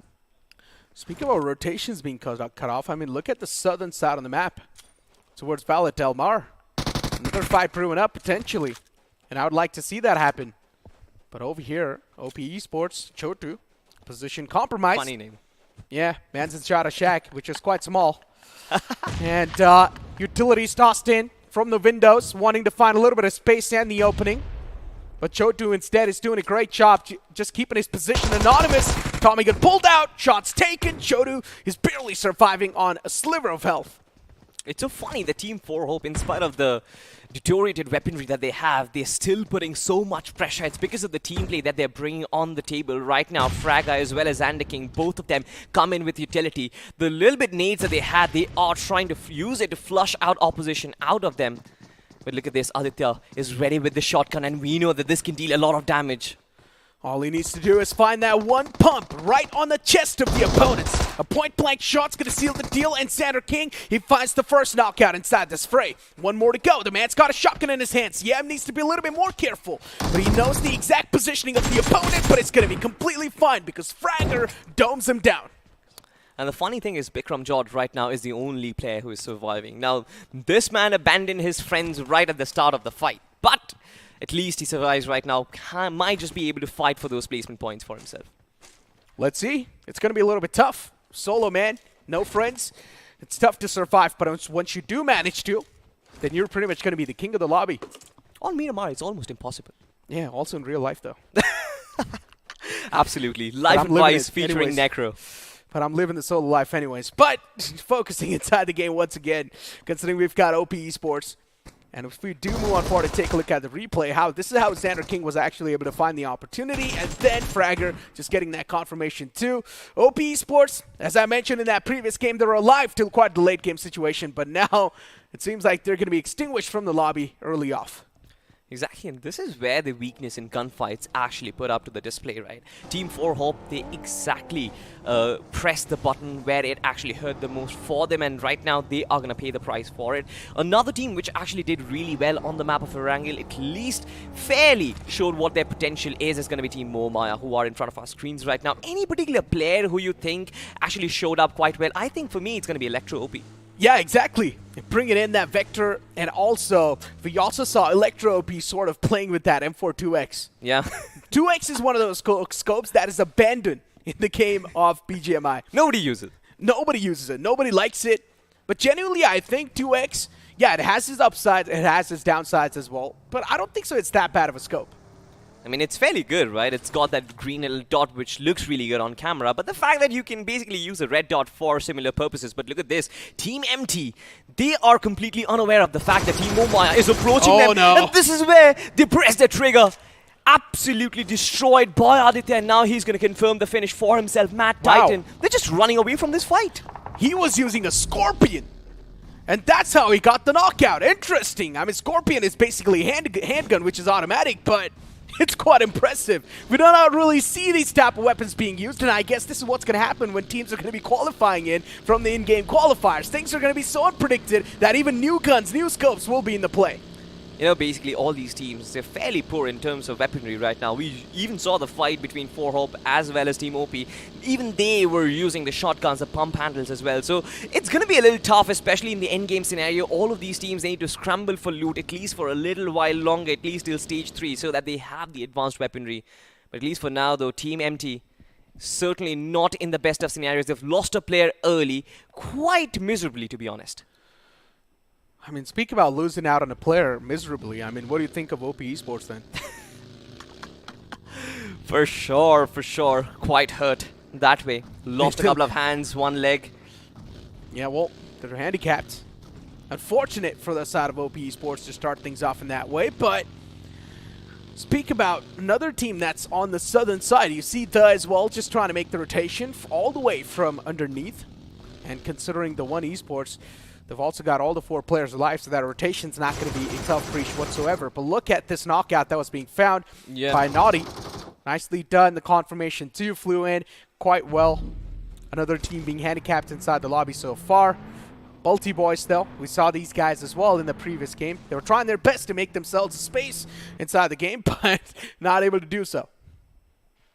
It's pretty interesting. We just saw the map feed quite a while ago, and it seems like Team Insane, they're already eyeing for that central part of the circle, right? They are predicting where the circle is going to be, and they're trying to acquire those compounds right from the start of the game itself. Now, this is something, these are the fundamentals which majority of these underdog teams should try and learn, right? There obviously will be those early skirmishes, but to try and get yourself those compounds early on, it is going to help you quite a lot in the endgame scenarios. Speak about helping you, I mean, these terrains that are quite in the open on the map of Miramar, there's 2 ways to play it. If you find yourself a good risk to play around, then these terrains are going to help you to navigate the way even better. At the same time, you can also take the fights even much more in a comfortable way. But as I mentioned, open terrains, the problem is that there's most of the time there's a chance you're probably going to be exposed from the back lines, and this is a big example of that. Look at Rahul. He's out in the open. He's got a ridge against the opponents that are in the front, but if someone tries to backstab him, Rahul is completely screwed. Before now, it's the players of 1AM, and there's a chance they can also be in the receiving end, but Rahul still has to strike just yet. Fights out the man, takes a couple of shots, gives his position away. Now he knows that he's screwed up. Yeah, pot shots. He wanted to confirm that knock on the first contact itself, but Galaxy Esports, they messed it up a little bit, and now, having given away their positions, they're trying to go in for the rotations up early. Hitesh IGL will back off from the fight completely, but I'm pretty sure that he had the opportunity. The M46X is a very well-equipped gun to try and get those long-range knocks for yourself. I think that had the first knock been confirmed, the rest of the team would have pushed up as well. And not just that, as you all know, top 3 is the way to go, ladies and gentlemen. Inside the top 3, you find you're pretty much going to be having a massive sigh of relief that you would be confirmed in the upcoming stages of the BGIS. You will be moving forward. But if you're not going to be in the top 3, well, then just cross your fingers and hope you're going to be in the top 96 in the overall standings, which is so tough, Salty. Imagine that. It's extremely hard to predict also, right? Top 96, will you be inside, will you not be inside? To kind of safeguard your slot inside of round 2, maybe just try and be inside the top 3. That is what my advice will be. But look at this, the map itself, right? Team Insane, quite a massive spread inside of that circle. Now, they cover majority of the area. The only person or the only team who can try and maybe do some sort of difference is going to be Team TAF. I really like that split coming in from the side of Team Insane, that tactical split. It's sort of like a 2-2 split that's coming into play. Dark Lord is playing with another comrade, and then Yadi and also Hirsch is right next to each other. So it's like these guys, this 2-2 split that's coming into play. Adi 2 right next to Hirsch. It's going to be working out perfectly. So basically those 2 guys in the back lines, what they're trying to do is that they know they've got the high ground to play with. They're going to be accumulating as much information as possible. They're going to be putting hurt as much as possible and also convey that information to the guys that are in the front. Yep, absolutely. To try and get yourself or your team those finish points to work with, and Harsh exactly has the vision on to Team Arc Force right now. 4 players in 1 compound, at least completely, the surrounding area is basically completely open, so Harsh will have the opportunity to spray them down, but so far, it seems like he's just squandering for information, and that should be the case, of course. Elsewhere, of course, we've got Team Titan and Team 5 as well. Quite close, but nobody's engaging so far. For Team Titans, engagement won't be there because they know there's a team right in the front. Dilsha has spotted him out, and considering they're the Titan hotshots, they're supposed to be the hotshots inside the game. Let's see how much of the hotshots there are actually going to be on the map of Miramar, which is already pretty hot. Yeah, but Team Insane, it seems like they're the ones who are starting to feel the heat for themselves. Of course, 1 finish onto Dark Lord and spray coming in on Team number 11, Anup, just barely surviving over there. Team number 11, their rotations have been completely cut off, and it's because of the entire empty region that Dark Lord is trying to capitalize. All of these vehicles will take enormous amount of damage. I'm expecting a couple of players to get knocked out as well, and that's going to be Ninja Jod. his finish will be confirmed. But Team Insane, they have set up a massive man advantage in this situation. Exactly. Team Insane starting things off with a really big firefight inside this entire game. They're just unloading the magazines in the front lines because they saw a team out in the open trying to make a rotation inside the circle. And now look at Hirsch. He's got the eagle eye on every single team that's right in the front lines. Oh, no. Also, he sees the players of Four Hopes out in the open. Four Hopes, they kick things off with quite an aggressive manner, but now there's a chance they might be knocked out from the game because look at Hirsch. He's got the live coverage on exactly where the players are. 4x scope, spray comes into play. Not able to find a lot of connections, but at least able to shuck away that threat. Exactly right. The range is just way too much, but at least he has the vantage point to work with. Harsh will just try and destroy the rest of the teams and their hopes, of course. But look at this! Pain Whitey! What an absolute giga chat right there! He just sprays down 2 players from Team 4 Hopes, and now, basically, there are 2 Hopes. This is why I said 4 Hopes, they might be eliminated. Hirsch at the high ground, but at the same time, the rest of the players, they're removing it too close to the players of T2H Legends. And T2H Legends, they did a fantastic job in capitalizing against the opponents already. Yam, he's barely alive on a single of HP. And at the same time, as we all know, that single digit with the HP, he tried to jump out of the vehicle, and then he's going to get knocked out himself. Wow, what a way to do that. Nothing to patch himself up as well. Team 4 Hopes, they only have 1 hope left in them, and that's going to be Czax, and his position has been confirmed as well, quite outside of the circle, so he needs to cover the ground. But of course, with Team T2H, who has completely marked his position, that is going to be quite a tough job. But Team Insane and the circle itself completely hard-shifting towards Montenegro. You've got Team CO2, if I'm not mistaken. They're the ones who control the circle right now. Even Team Mo Maya, as a matter of fact, they might be able to gatekeep Team Insane. And speak about Mo Maya, I mean, as you mentioned, there's a chance they might be gatekeeping a couple of teams.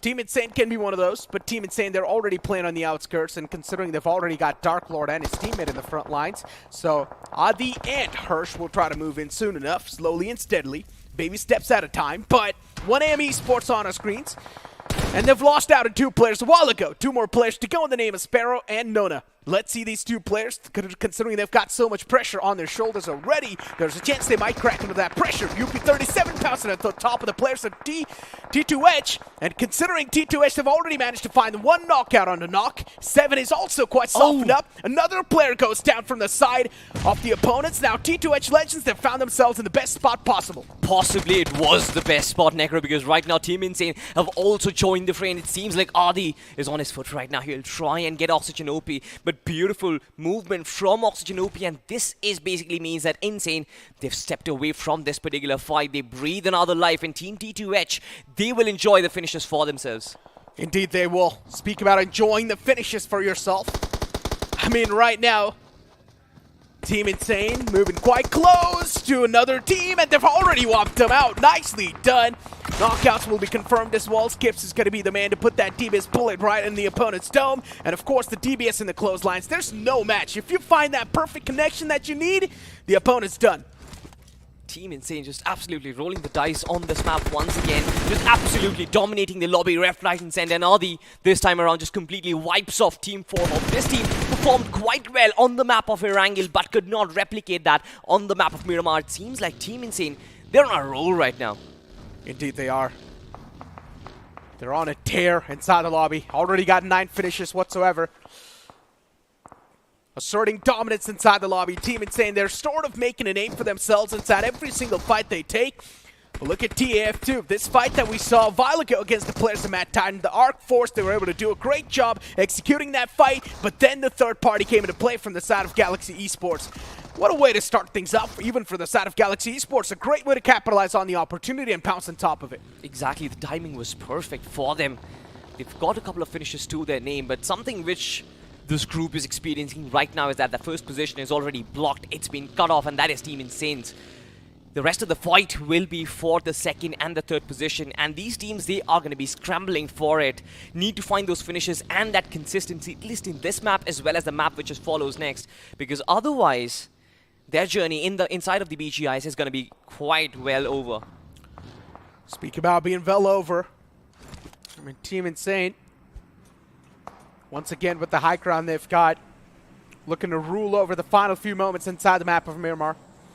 And as I mentioned, Team Insane is one of those teams that likes to play in the outskirts whatsoever. And they are one of the most aggressive teams as well, so they're not scared to approach inside a fight. They're not scared to make a position for themselves in a fight, and if someone's holding the position that they desire, they will take them down. Yeah. And that is what they're doing currently. It seems like they've got that vantage point where they have so much information right inside what is going on inside of the circle itself, and now they are eyeing which compound which they want. Quite close towards Team Momaya though. Harsh will be getting that information and will be passing it down to the rest of his teammates, but he's not scared from taking this fight all by his own free will. And nade being popped in, does it do any damage? Nothing as such, but Team Momaya, they need to fight back. They need to put back some sort of retaliation against this man, because otherwise he'll go all bonkers. Yeah, it was quite nice. And Team Insane, considering those nades were tossed inside the window lines, no connections found, so Team Insane cannot just pounce on top of that fight instantly. They need to think their route once again in that fight. But somewhere else on the map, Darklord's doing a great job in getting a little bit of confirmation, and his pockets rolled up. So he's doing a great job, Team Insane, whatsoever. The eliminations are not stopping. And Darklord, he finds out another knockout. What a perfect trace that was.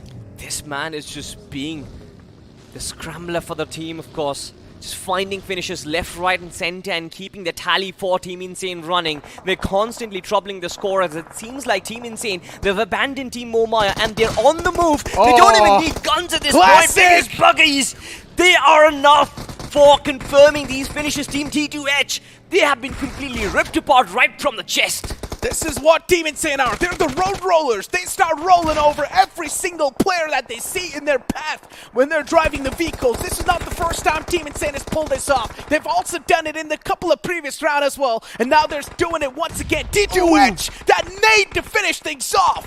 What a way! Team Insane is just claiming that surrounding area in their hands, and now as they wiped out the entirety of the competition in that entire vicinity, Team Insane, they're going to be making it look as if they're at home. Team Insane, they're basically Mike Tyson inside of the ring right now. They're dancing and they are trying to sing the songs of death for every single team. Look at that confidence. Look at how Adi is chasing down teams, and every single one is just trying to not fight back, trying to stay alive, at least get those position points on board. But none of them can potentially fight back. It is the threat. It is the scare which Team Insane has inflicted on the rest of the opposition. And one by one, they're eating up alive every single team, every single opposition. The One Esports from the backlines, of course. They have that line of sight, but will they be able to get some knocks for themselves? 17 finishes by the players of Team Insane. They're just going absolutely ham inside the lobby. Adi too getting spread down, but Dazzler is actually just drizzling down those bullets on top of the players of Team Insane, and now Team Insane up against the players of RX100. All Team Insane needs to do is find the first knockout. As soon as that's going to happen, the vehicles are going to start to roll inside the field once again. Probably don't even need to find the first knock for themselves. They've been rolling their vehicles anyway, left, right, and center, and now their targets are Team 5. Balti Boys, of course, Skips and Darklord probably will be enough for them. The nade, of course, lobbed in.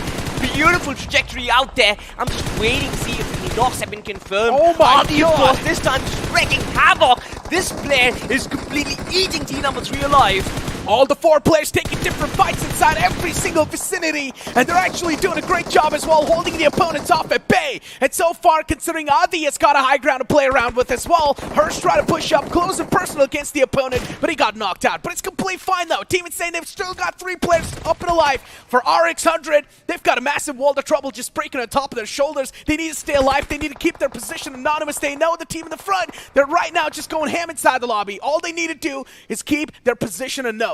Look at this, Team Balti Boys. They've got Team Insane in a corner. Only Darklord is surviving behind his vehicle right now, and he's being pushed up. Information being passed on, but from the backlines, it's Harsh, and what a big move. Big Pop has been knocked out, and that buys time for Darklord to complete the revival. And this man is once again on his aggressive shoes. Oh my God! BGIS and the M4, they are once again going to continue their route, and this team, what a way to completely wipe off Team Balti Boys. Team Insane, they're just dominating the entire lobby. Balti Boys gets eliminated. Team Insane, even though 2 of the players were knocked out, but still, it seems like there's just no problems whatsoever. Team Insane, they're having a fluid flow inside the entire game. RX100 now is going to be another boss that Team Insane will need to surpass, but it doesn't seem like a problem at all anyways. Team Insane, they have been marching forward confidently, and they're now looking to name the deserty lands of the entire game as well to themselves. It's Team Insane versus the rest of the lobby. They are an army all by themselves. And it seems like nobody is just capable of trying to put up a fight against them. Harsh finds another knock for himself, and this time it's team number 9, RX100 Esports. Oh my Another player being knocked in. Team Insane, what a giga banger of a performance. We've been screaming our lungs out, but these guys, they have been completely wiping off the rest of the lobby itself.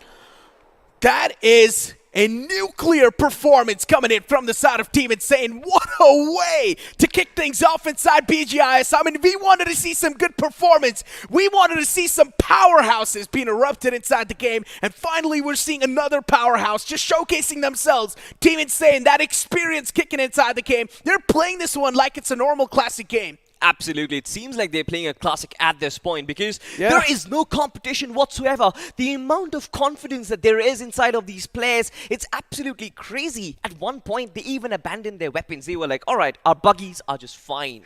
Exactly. Inside one squad wipe, they did not even use a single gun. That's what you're trying to mention, right? They used the buggies, and the final blow, the finishing blow, was with a nade. But ladies and gentlemen, as you guys all know, that after the game, it's usually our time to take the breaks as well. But salty, considering how Team Insane, they've been managing to kick things off, I'm pretty sure inside the overall standings, this team's going to be dominating anyways. But now it's time for us to take a short break. You guys don't go anywhere. We'll be right back.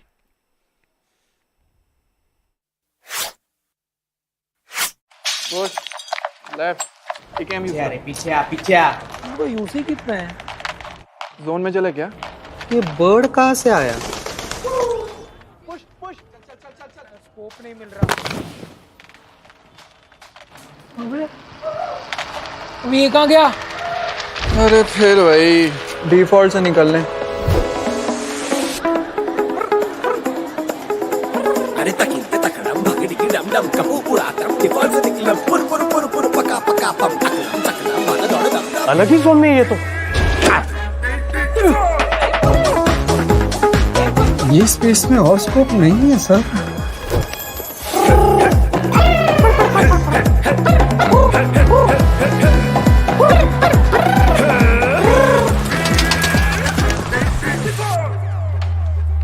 देखा default से निकलना कितना easy है bro इतना drama क्यों royal pass ले default से निकल ले हैं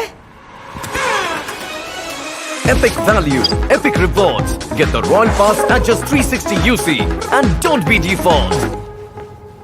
सर ये आपका गिर गया था अभी नहीं चाहिए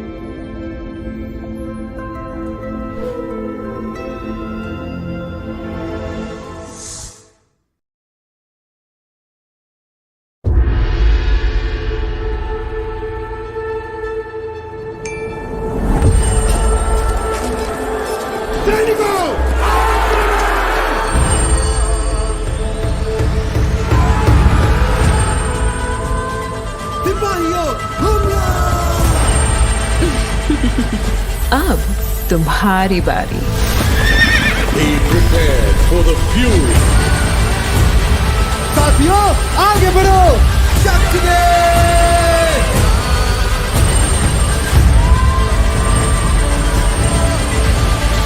खत्म कर दो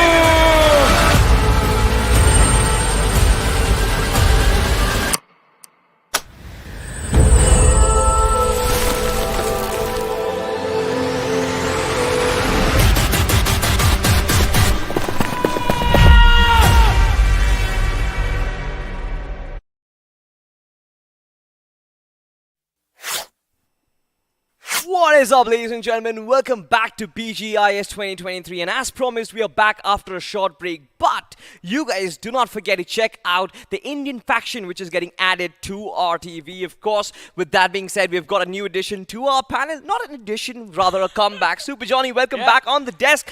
But I am super excited about this game, talking with you, because this game was such a blockbuster. I mean, definitely, Miramar is one of the most challenging maps in the competitive circuit, and I think it was phenomenal to see how these teams adapted to this. But what I'm concerned about, the fact that majority of the teams out of the top 5 of Erangel were wiped out super early on Miramar, and I don't think if they don't perform on Sanhok, they're going to be making it through, because let's not forget, only the top 3 move through. Exactly, the top 3 move through, out of which Team Insane possibly have secured their first spot, and now it's a competition for the rest too. And just like you mentioned, the top 5, they were wiped off quite early, which makes it an enough competition for the last game. A lot of dicey situation is going to happen. Exactly, but this Miramar was extremely interesting, because as we mentioned about the top teams from game number 1 getting taken out early in game 2, I think one of the biggest upsets for me personally has to be the lads from the side of OP Esports.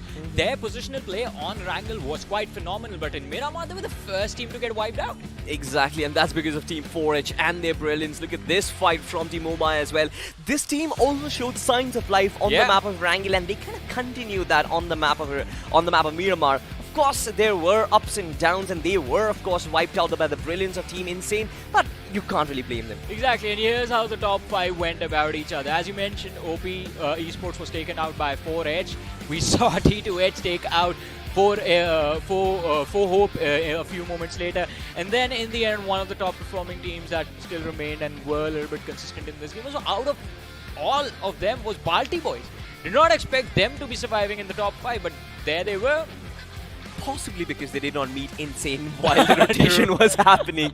But of course, look at this, right? They just absolutely run havoc. They didn't even need to disembark from their vehicles. Their buggies were enough, and every single time they just knew where and how to rotate. Look at this. Double elimination by Adi. This man is barely surviving in this situation with almost no HP, but still managed to find 2 knocks for himself. There's a song that reminds me of Adi. The lyrics go, "Show me a leader that won't compromise," and he's definitely a man not compromising with anything for the sake of his team. I mean, every single position we see him, he's the first one to run in with the buggy, be the distraction for the opposing side, like, hey guys, look at me. And while he's doing all of that, his teammates, they know, and they make sure they follow up as precisely as possible. And this, I think, was the fight that displays all of this perfectly. You know, I'm going to correct myself. It seems like Team Balti Boys, they actually met Team Insane, but the fact they also cornered them. It was only Dark Lord who was surviving in that particular fight. But then Harsh from the backlines, that one knock gave Dark Lord enough time to revive his fallen comrade and then get back into the fight itself.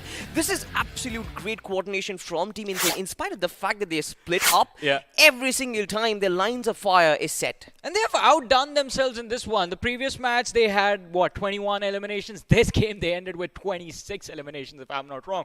And that, as Necro pointed out, was a nuclear performance. Nuclear performance, possibly on the map of Sanhok. We might see 30 bomb from them as well.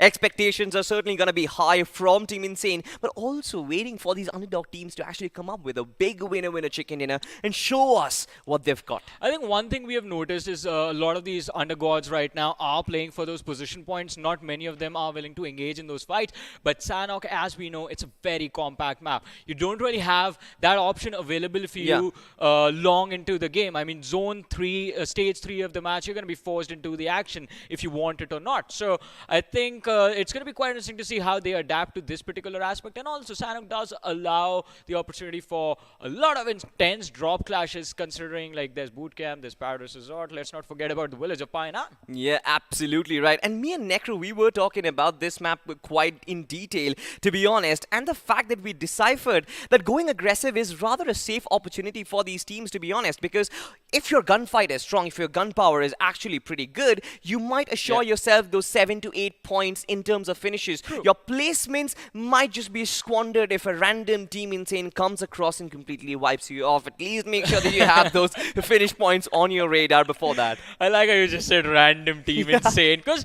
you never see them coming, right? They're there the one moment they're there, the next moment you are just staring at their POV. You are done in your match, and it is quite scary to go up against them, if I'm being honest. I mean, in the last few days, this team has been in incredible form. But then again, I mean, they have taken that first position. What about the other two slots? What about the other two slots? Because of course, right now we're going to talk about one particular slot which is extremely important. That is the MVP of the last match. And no surprises. I mean, the team Insane, 8 finishes.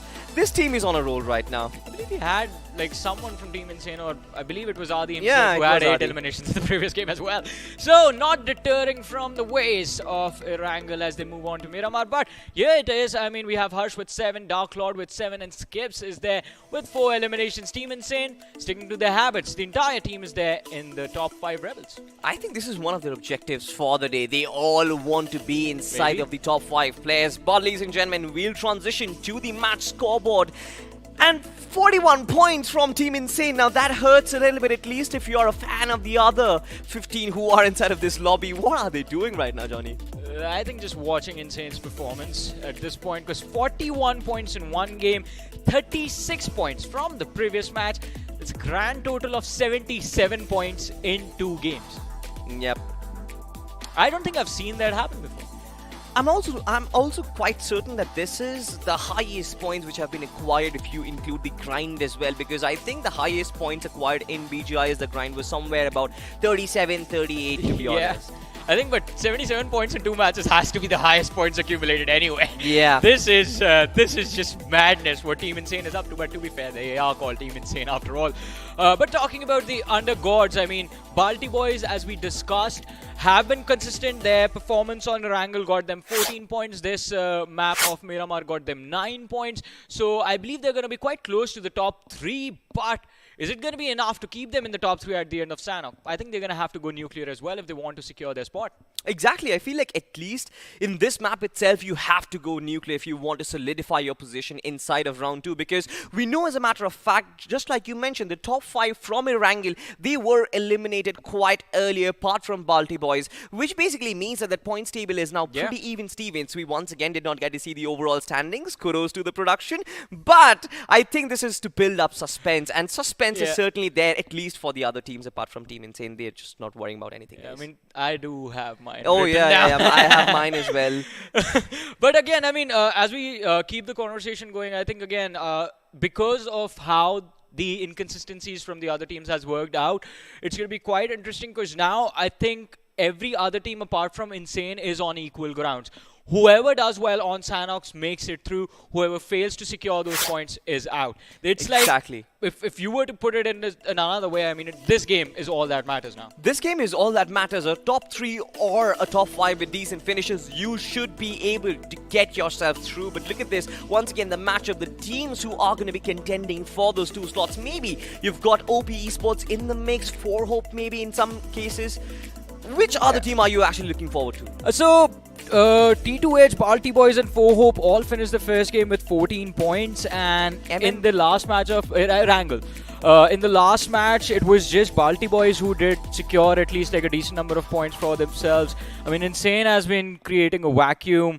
I would actually love to see how OP Esports react to this, because as we mentioned, them and 4 Hope actually had pretty great positional play in game number 1 in Miramar. It was quite unlucky for them, especially for OP Esports. I mean, you're never prepared for a drop clash collision, right? On Miramar, you usually expect even the opposition to walk away because of how open the map is. You're going to try and run away as quickly as possible. But I think these 2 teams, I want to see, when given an opportunity to actually play for survival on Sanhok, what are they going to do? Possibly go aggressive is what I would say, because Team 4 Hope, as a matter of fact, their technical play and their gunfight has been absolutely brilliant. Maybe on the map of Sanhok they might pull up similar shenanigans. But another team which I'm looking forward to is going to be Team Momaya. What do you have to see or talk about this particular team? I mean, engagement into fights from the side of Momaya has been quite phenomenal. They are very good at picking out individuals from opposing teams, and they're very good at reading the rotations as well. Alright, this might be the last lad from this particular squad that we have just seen passing by, so it's quite safe for us to pick him off. I mean, that sort of aspect of the game they are extremely good at, but I think it's about pushing it to the next level, as we have seen from teams like Team Insane. Even in the previous match, the last 3 teams remaining did go out in an all-out war amongst each other. So that sort of aspect, I think Team Momaya, they have the firepower to pull it off. I mean, that's what we have seen in the previous 2 games. Maybe on Sanhok, they're going to put it to use. Exactly. I think one of the prime objectives, or rather a best-selling strategy in this scenario, is going to be try and avoid Team Insane if you possibly can. But get yourself those placement points, get yourself those finish points, because Team Insane comes for you. And if by any chance there is a team who wipes off Team Insane, I think we will get our very deserved undergod.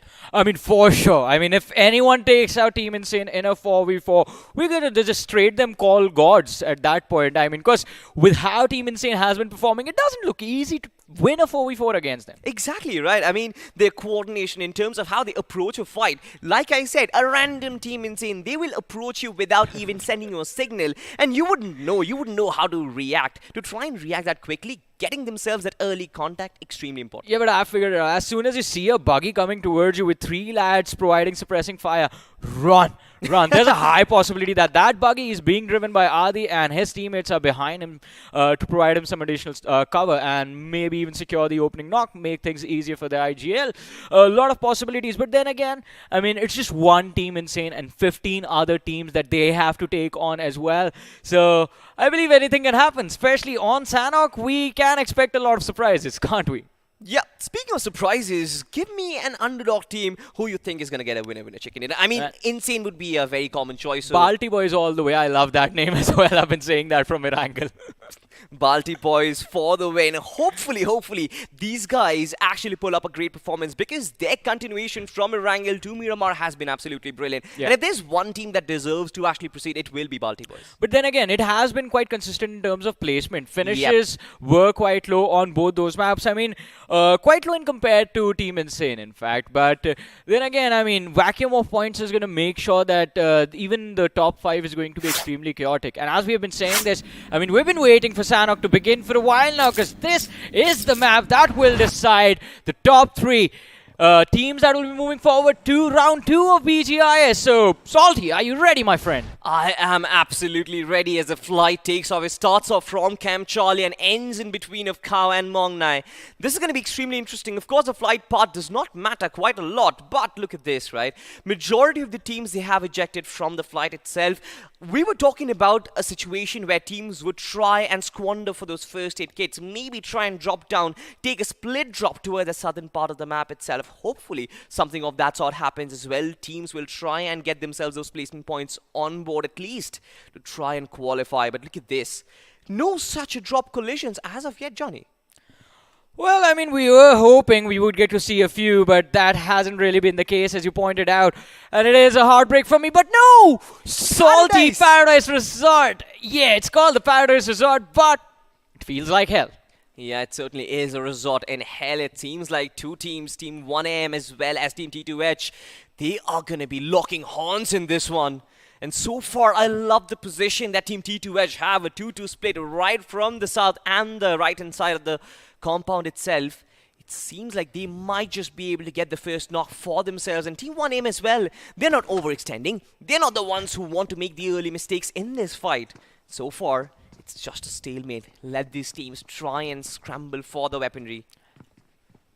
Paradise Resort, in my opinion, is one of the most difficult drop clashes in this game to deal with, because it's not just the compound that is there, it's the verticality of the surroundings as well that put an additional challenge for you. Doesn't matter if you are on the outside waiting for people to take an exit from the Paradise Resort, or you are the ones actually in control of the main building and looking for the opposition to reveal themselves. Either way, it's not easy to save your entire team from this position. But look at this. Nona, that nade looked quite decent, but no damage has been dished out to the opposition. Yep, no connection whatsoever. But just like you said, the verticality is going to play a factor. I mean, things might just get extremely confusing as soon as these teams approach each other. But so far, no movement being made. Team 1AM Esports, they're just trying to deal that initial bit of damage with the nades and stuff. But it seems like the intentions are clear. They don't want to put themselves at a risk while taking this fight. They might just be able to push forward if there is a knock, but otherwise, they might as well back off. T2 it is an important game for them. We talked about them as well. Erangel was a decent run, but Miramar was anything else. in this one. Even if they win this fight, I think it can put them in a position from where they can just play for placement points. If they make it into the top 3, the top 2, then they might have actually made it through to the next round. But this is a team we were having a conversation about in the pre-game. Momaya, Salty. I like their spot in Ruins. I like their spot in Ruins, and the fact that they've found the first knock for themselves at least might as well confirm that, give themselves that edge in taking this particular fight. And just like you mentioned, their strength is trying to go aggressive, maybe against Mad Titan. They find that initial squad wipe to try and put themselves on a pedestal on this map of Sanhok. It's extremely important to get that mental boost for yourself. Well, it is quite important. It's going to make you feel a little bit more confident, but Mad Titan 0 right now, I think, is panicking a little bit, just repositioning himself, trying to avoid being spotted out by the players of Momaya. Did see another team rotating towards the eastern side, and it's going to be quite interesting to see if they do hear all of this commotion and decide to check what is actually happening in Ruins. Oh, look at Sparrow. This man has got verticality. He is the personification of verticality at this point on the rooftops right now. Quite risky, especially in a third-party situation. But Puneet finds the first knock for himself. A massive blunder. And now Team T2H, they have the lead for themselves. Well, 1 AM getting a little too complacent, not even worried about the players of T2H having made their way indoors towards the compound, but 1 AM, they are being forced into a corner with 2 players down, and T2H, they are pushing their foot to the metal now, going for the push. Wilson needs to be careful. Sparrow has the DBS to work with, but through the gap in the walls, the shots connect. Oxygen is knocked out. Sparrow is still surviving with a sliver of HP, but 1 AM down to the last player, and Wilson is going to be the man putting the final nail in the coffin. Sparrow, my word. This man kind of choked quite a lot. Another team that has been wiped off is going to be the One Esports, and we could not see the fight. Hopefully in a replay we get to see, but Sparrow, my goodness. It's another fight which is brewing up. Team Momaya, it seems like Electro OP is on the offense, and Team Mad Titans, they are struggling.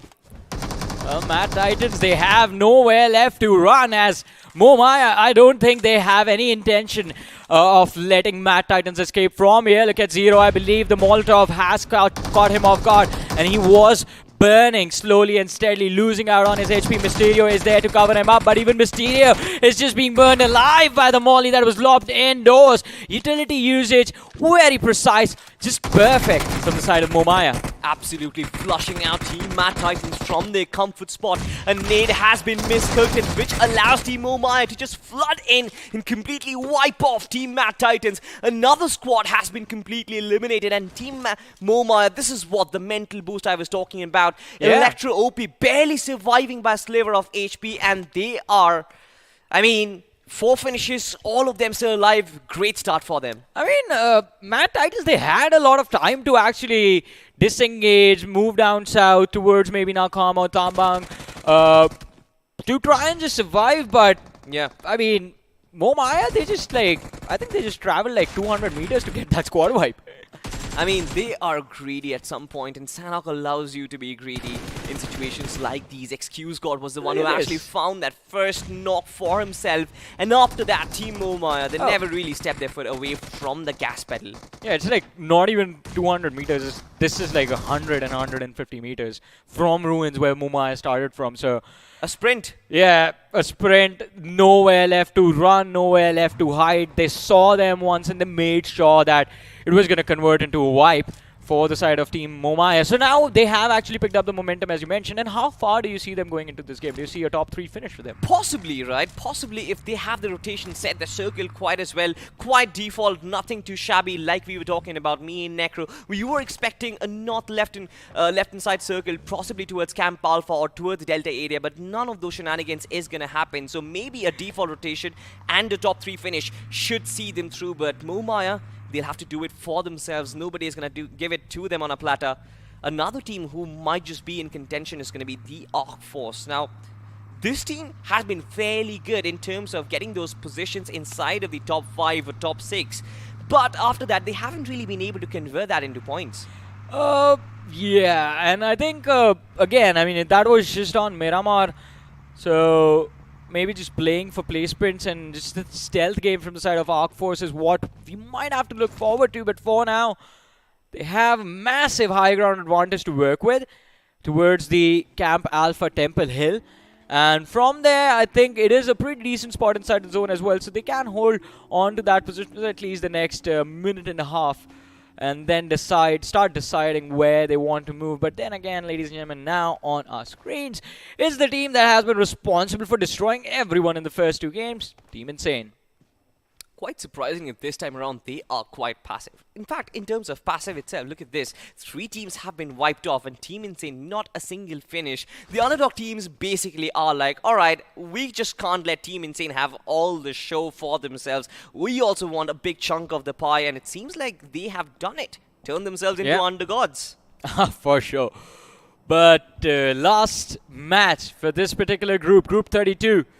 And it's quite interesting as the pace on Sanhok has just dropped. There's an eerie silence all across the map, which I believe is going to be ruined in a few short moments. RX100 on our screens.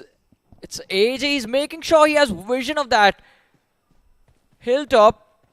So just in case Insane gets a little too eager to take that fight, they see them coming at least. Team OPE is well in the backdrop. Team Insane, they can sense some presence at least. They can sense life around them. But can they sense finishes, Johnny? Oh, they always do. They always do.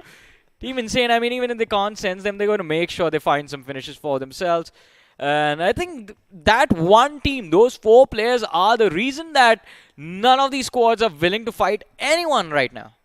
Because you can't risk just taking one shot on someone, and then when you get wiped out, you realize you took the fight against the wrong lads. Yep, exactly. But also, right, the vacuum which has been created, like 12 players have been eliminated from the server in a flash right now, right? We have the map feed in front of our screens right now. And look at this, it's extremely deserted, at least for the BGIS Round 1 standards. A lot of players have been wiped off, which means that there is a lot of space for the teams. At least for Team T2H, there is no competition around them. For Team Titan, there is no competition around them. In all of these teams, they are going to feed on the space that they have. They are going to farm the loot, and they're going to find themselves that pretty good, decent spot inside of the final circle. At least make a gamble where the final circle is going to be. I think with how this game is going so far, we might be in for multiple. And when I say multiple, I mean I think anyone inside of the top 5 is going to go for a heal battle situation right now, especially considering it is the northern zone. You do have quite a few positions from where you can actually manage to keep yourself safe, and if you have enough healing utility, you can in fact try and survive till the end as well. But look at this, Insane finally have decided to take the fight against RX100. Yeah, and somebody who can actually compete against them. Utility usage absolutely precise. Molotov in front of the door itself, and a need to go alongside with it. Team Insane, they've been halted on their tracks. But look at this, Team RX100, they are slowly closing in the distance. What is your take on this? Who is winning this, Johnny? Oh, I mean, if I say Team Insane too soon, then it's going to be brutal upon me. But I believe Team Insane, with how they've played in the first 2 matches, do have the higher probability of coming out on top. But RX100, again, a new team, you can never count them out. Oh, I love this, right? The usage of smokes to try and completely block off the entry points. They're denying RX100 any sort of space to try and approach them from their compounds. Maybe also deny the utility which is going to flush inside of this particular hut itself. But RX100, they're not moving, and this might be a problem for them. Team Insane on the run, and it seems like bullets are going to start being fired. Well, the first shot's taken, and Skips is going to be the man hitting the floor. And, well, RX100, they don't give Insane a single opportunity to get that revive in. Instant wipeout on Skips. But the nades from the side of Insane are phenomenal, helping them secure 2 knocks. Deadeye, he's the last man standing. Well, second last man standing for his team. He does have Jaya to work with as well. But it feels like Insane might be on the verge of taking an exit from this match, as we do see Harsh trying his level best to survive. Alright, Slug with the DBS against the DBS from Deadeye. They are at point blank range. Who will connect these shots? Oh, it's going to be Slug. Nice. Great usage of the TPP. Slug just got information of where his opposition was, instantly repositions himself, and a beautiful execution. They've lost players in the process. Dark Lord was on his knees, but skips. That is going to hurt them quite a lot, but I'm pretty sure Team Insane, they are well equipped. Even with 3 players, they're well equipped for the rest of the game. I'm not sure about that. I think anyone in that final situation would have panicked for sure, because that was a complete 50-50, ladies and gentlemen. A 1v1 where both players have those same weapons, same capabilities of taking each other out. The odds are completely even. And anything could have happened. We know Slug, he has a little bit more experience under his belt and did know how to react properly in a scenario like that, resulting in Insane still surviving in this game with 3 players. But as you mentioned, I mean, even with 3 lads, they can finish the game, but the question is, will they actually pull it off? A hat-trick. The amount of respect which Team Insane paid against Team RX100 was also brilliant, considering the fact that they have had 20+ finishes in the last 2 games, the usage of utility, just not going in with the gunfights, but also trying to get that added advantage, get that 50... turn that 50-50 fight into a 60-40 or maybe even a 70-30 was absolutely brilliant. And this is one of the reasons why Team Insane, they get so many points in their pockets. They do have the points for now. And as you mentioned, I mean, first 2 games, absolutely phenomenal from the squad of Insane. They have the hat-trick opportunity if they win this map of Sanhok as well. But look at where the zone is taking them. It's taking them to that Paradise Resort where we did see T2H a few moments ago wiping out the lads from the side of 1AM. And it feels like the squad of Garuda is actually going to join them in Paradise Resort soon. Yeah, but of course they are in the periphery, not really trying to engage against Team T2H, and I'm pretty sure Team T2H might have spread themselves out quite a lot, so Garuda, they will have the opportunity to try and make their choice, whether they push in for that central compound or they try and hold themselves at the periphery, because there are other teams who are still approaching. I'm pretty sure Team Insane will also try and get their hands on the central compound for themselves. Ooh, for hope. Do they have any hope of winning this game? That is the actual question. Now, shots being fired by Xander, but no knock secured. And now, the Arc Force are going to be aware of the position of the lads of 4H. Want to see how they react to this, since even though the compounds do provide a safe haven to this team, they are outside the zone. So eventually, 4Hope is going to have to step out of their safe haven into the open for a few seconds and look for the next spot that they can use to survive inside the zone. The next spot definitely is quite out in the open, and for Team 4Hop, they would have to go through multiple teams in order to try and get themselves the next compound. Maybe a longer rotation works for them if they have the vehicles to work with, but Balti Boys, one of the teams you were looking forward to. This time, they've got 2 finishes early on, but it seems like Team GRO, they're already on the offense. Anup has been taken down and has been finished off, but Team GRO, they're not looking to disengage, at least with the nades itself. The utility is still flooding in, and the intentions are still clear. They want this compound for themselves. And they're trying their level best to take it over, but T2H, they're denying everything. 6 eliminations secured by this team. They are looking extremely solid. Look at Wilson. He doesn't have to travel far to, well, get his refreshments, be it in terms of ammo, be it any healing utility, throwables, is everything available to him. All thanks to the first squad wipe of the game, which was 1AM Esports. Puneet just holding down the trigger for a second right now. Legends, all of these players just holding their ground. They know that Team GRO, they're the ones who need to make a mistake, and Team 4Hope, they're on the move right now. A 2-2 split coming in from them as well. Just trying and deterring positions for the rest of the teams who are trying to enter the circuit, but so far it's been unsuccessful. Momaya's Electro OP was under fire, but even that's not going to help. Ammunition is of the essence right now. Yum needs to preserve it for the endgame. They still have 41 players remaining. We are transitioning into stage 4 of this match in about 30 seconds, and as you mentioned, yes, still 12 teams standing, 40 players remaining. But stage 4 of Sanhok is going to be absolutely brutal on anyone. Not a lot of area to work with, but too many bodies inside of the zone. Momaya on our screens right now. We saw the incredible squad wipe in the early stages of the match from them. Now they find themselves 2 players down, just 2 men left standing, and the entirety of 4Hope in front of them. They've been cut by half, and 4Hope, will be looking to get more out of this particular fight, maybe get themselves some more points to work with. One of their comrades has been knocked out, which is a massive heart attack for Xander King, but an immediate smoke is going to try and revive that fallen comrade himself. For Hope, they are in the mix of things. The blue zone is trying to pincer them from the backlines as well.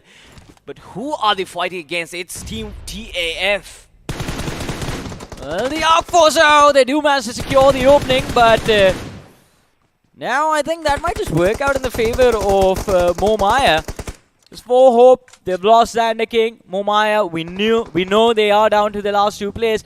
Maybe they can deal with this 3v2. It's much easier than a 2v4. So Hope says though, smoke laid out. He's looking to go for the revive on his teammate, but before they do all of this, they have to deal with the competition out in the open. And would you look at that? The moment I say that, Fragger is going to secure a frag. Absolutely, big job done over there. Team Arc Force, they have been cut. But of course, Team 4 Hope, they need to decide what is their priority right now. Do they enter the circle or do they try and finish off what's been started already? Team Momaya, only one player surviving, that's going to be Electro OP. But Fragger, he's already on the move and it seems like he's approaching Team Insane in some form factor. Another team quite close by, as I can see from the minimap. Shots being fired, a very long rotation from Team 4 Hope, and now they are under fire. All of a sudden, another team pops out, the vehicle crashes, and this team is definitely here with their backs down, and it's Team Balti Boys who are on the offense. Oh, well, it's going to be wonderful to see if they actually manage to make it through, as the nade is going to be lobbed quite close to Fragger, and he's going to be blown to bits as smithereens. 4 Hope, they are, I believe, down to their last player. And it is going to be quite interesting to see if they actually manage to make it through. They are quite split apart from each other. There's no way Fragger is being brought back into this game. Fragger, there is no chance. He is going to get finished off, and Balti Boys, once again, they are extending their hand of supremacy right now. 4 finishes to their name already, and a great map control that they have. A 3-1 split. One player watches their backlines, and that's going to be Big Papa, with so many players trying to approach them from the left-hand side of the circle itself. It seems like Big Papa might be able to rack up a lot of finishes from this region itself. Team Insane, quite surprisingly, only 5 finishes, 1 squad wipe. They haven't really engaged quite a lot. Yeah, I mean, they have been quite distant from everyone in this particular match, and like not as eager to run into those fights as much so as on Miramar and the first game of Erangel. But even in this one, look at that, they're taking things slow. They still have 5 eliminations already in this matchup. Although holding this center, it's going to be quite interesting to see if they actually manage to pull this off, because this is an open position. Yeah. And open positions on Sanhoks are extremely difficult to prey from, so this plan of theirs might just backfire. Team TTH right now in a world of hurt. 2 back-to-back hard shifts to deal with. They had to abandon their compounds from Paradise Resort, and now they need to move through Team Insane, destroy them in order to deal with this hard shift towards the extremities of this initial circle. Team Insane as well, quite outside. They might as well get a couple of finishes before making this entry, but Big Papa has been laid down right now. Balti Boys, they've lost a player in the process. The rest of the 3 reinforcements are coming in. We need to find out if they can actually perform a surgery operation, maybe get Big Papa back on his feet. Well, let's see though. Can they bring him back? That is going to be the big question, but doors from the Arc Force. He has to turn himself into a force of nature if he wants to secure any points from his team. If Arc Force is eliminated right now, that might just mean an exit from the next stage. It's going to be quite interesting to see. They don't have a lot of finish points from this game as well. Still top 10 teams remaining. That does mean a lot of placement points. Conversion, but look at this. Oh, almost had it in the bag, man. Balti Boys just going extremely strong right now.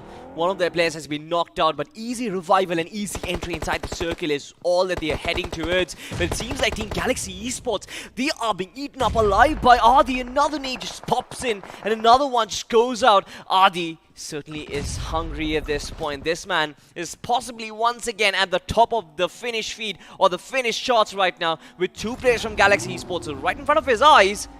It seems like he's abandoning his desert and at least focusing on the main course right now. Well, let's see though. 9 eliminations on Team Insane again. 3 players remaining. Slug are the Dark Lord skips, the only casualty for this side. And look at the formation these lads are moving in. They are playing along the blue zone edge. All together, all sticking together. 6 teams, 17 players remaining in this matchup, ladies and gentlemen. But here it is. This is what we were talking about. The beauty of Sanhok, the opportunity to go for a heal battle. Team T2 actually are trying to ensure their position inside the top 3, and this might be their last resort. 13 finishes, or rather 13 first aid kits, to be honest, in that person. I think Wilson might just be able to take his team inside of the top 3. OP Esports, of course, barely surviving by a sliver of HP, especially with UP37 coming in from the higher grounds. But even they need to make their way inside of the circle, Johnny, and this time we've got a fight on our hands. It seems like Balti boys, they're on the run. Balti boys, they have managed to secure a decent number of eliminations in this game already. And if they can manage a top 3 finish along with this, I think they might just have the ticket to move to round 2 in their hands. And that might be it right there. 8 eliminations on the board and they are in the top 4. But now they're eyeing Team Insane, trying to get their Urus first, and maybe after that, Adi and a couple of more players from their side. This is going to be an interesting fight. Balti boys were the only ones who actually pocketed Insane in a previous fight. Even though Team Insane made a comeback, it seems like a weekend Insane versus Balti boys is something I would love to watch. 4 teams and 10 players remaining, with UP37 coming in from the high grounds. Every single team, they have their talking points, they have their pros and cons. I want to see which team actually comes out on top. Well, I think based on the numbers of surviving for the remaining squads, I think final 2 teams for sure have to be UP37 and the Balti boys. Insane, they don't really have a lot of opportunity to work with. Look at that, Adi. That's it. Give it up, lad. I mean, a few pixels here and there, but in the end, it is going to be UP37 who do, I believe, yeah, it is them who have secured the finish. But look at the difference now, Salty. UP37, they made it to the top 3 with just 3 eliminations. Balti boys, I think they're sitting on double digits right now. Absolutely, and the momentum is going to be absolutely heavy. Balti boys, 8 finishes on them, and Hazard with this nade itself, trying to convert it to maybe 10 or 9. Not going to connect. Oh, in fact, it does connect, and Ashu has been knocked out. This is an advantage for Team Balti boys as they're progressing forward. Well, it is an advantage. It is an added bonus for them. And they're looking to close the game with this. Look at that. UP37 completely wiped out from this matchup. And we have, ladies and gentlemen, the winners of Sanhok. Balti boys, they were consistent in the first 2 games, but it was the chicken dinner finish that was lacking. And now they have that in the bag. They certainly have that in the bag, and hopefully they've secured the top 3 as well, because this has been a consistent showing. Yeah. This was the team we were looking out for, and from this particular group, no other team has possibly shown consistency like the Balti boys. Consistently in every single game, they were ensuring that they had that great balance between position and finish points. Yeah, but then again, I mean, we know Insane, they have done well for themselves. Balti boys, I'm pretty sure they're going to be in the top 3. But what about the third team? Who's it going to be? Maybe there is a big question mark, just like I signified a while ago. There is a big question mark on which are the 3 teams who are going to qualify, ladies and gentlemen. But of course, all the matches for this particular group have been done and dusted. But with the results, we are going to come back after a very short break. Don't go anywhere. Get yourself a sip of coffee. We're going to be right back.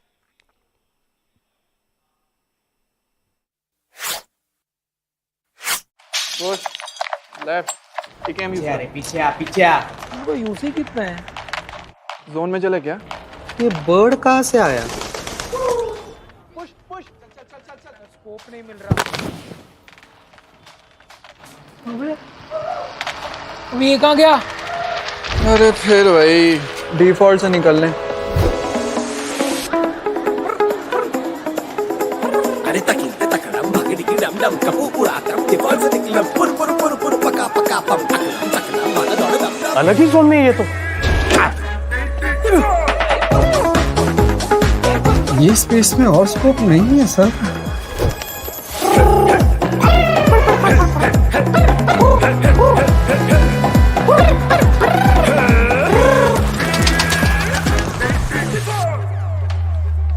देखा default से निकलना कितना easy है bro इतना drama क्यों royal pass ले default से निकल ले है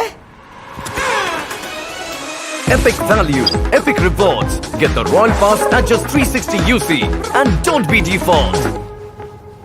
सर ये आपका गिर गया था अभी नहीं चाहिए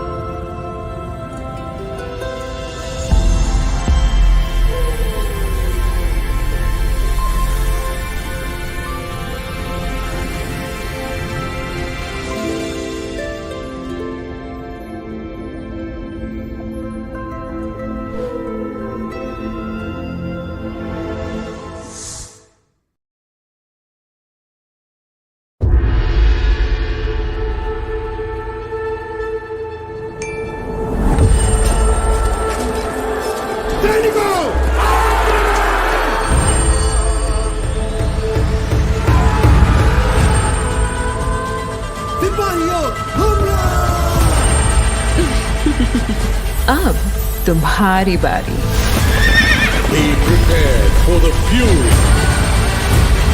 साथियों आगे बढ़ो चकने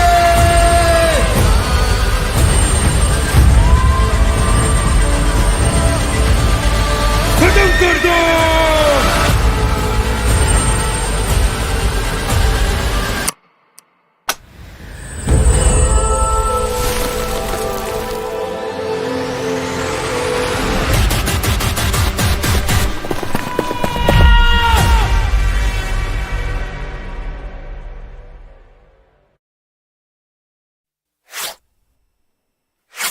Welcome back after the break, ladies and gentlemen, to BGIS Round 1. This is Super Johnny, joined by Necro alongside with me right now.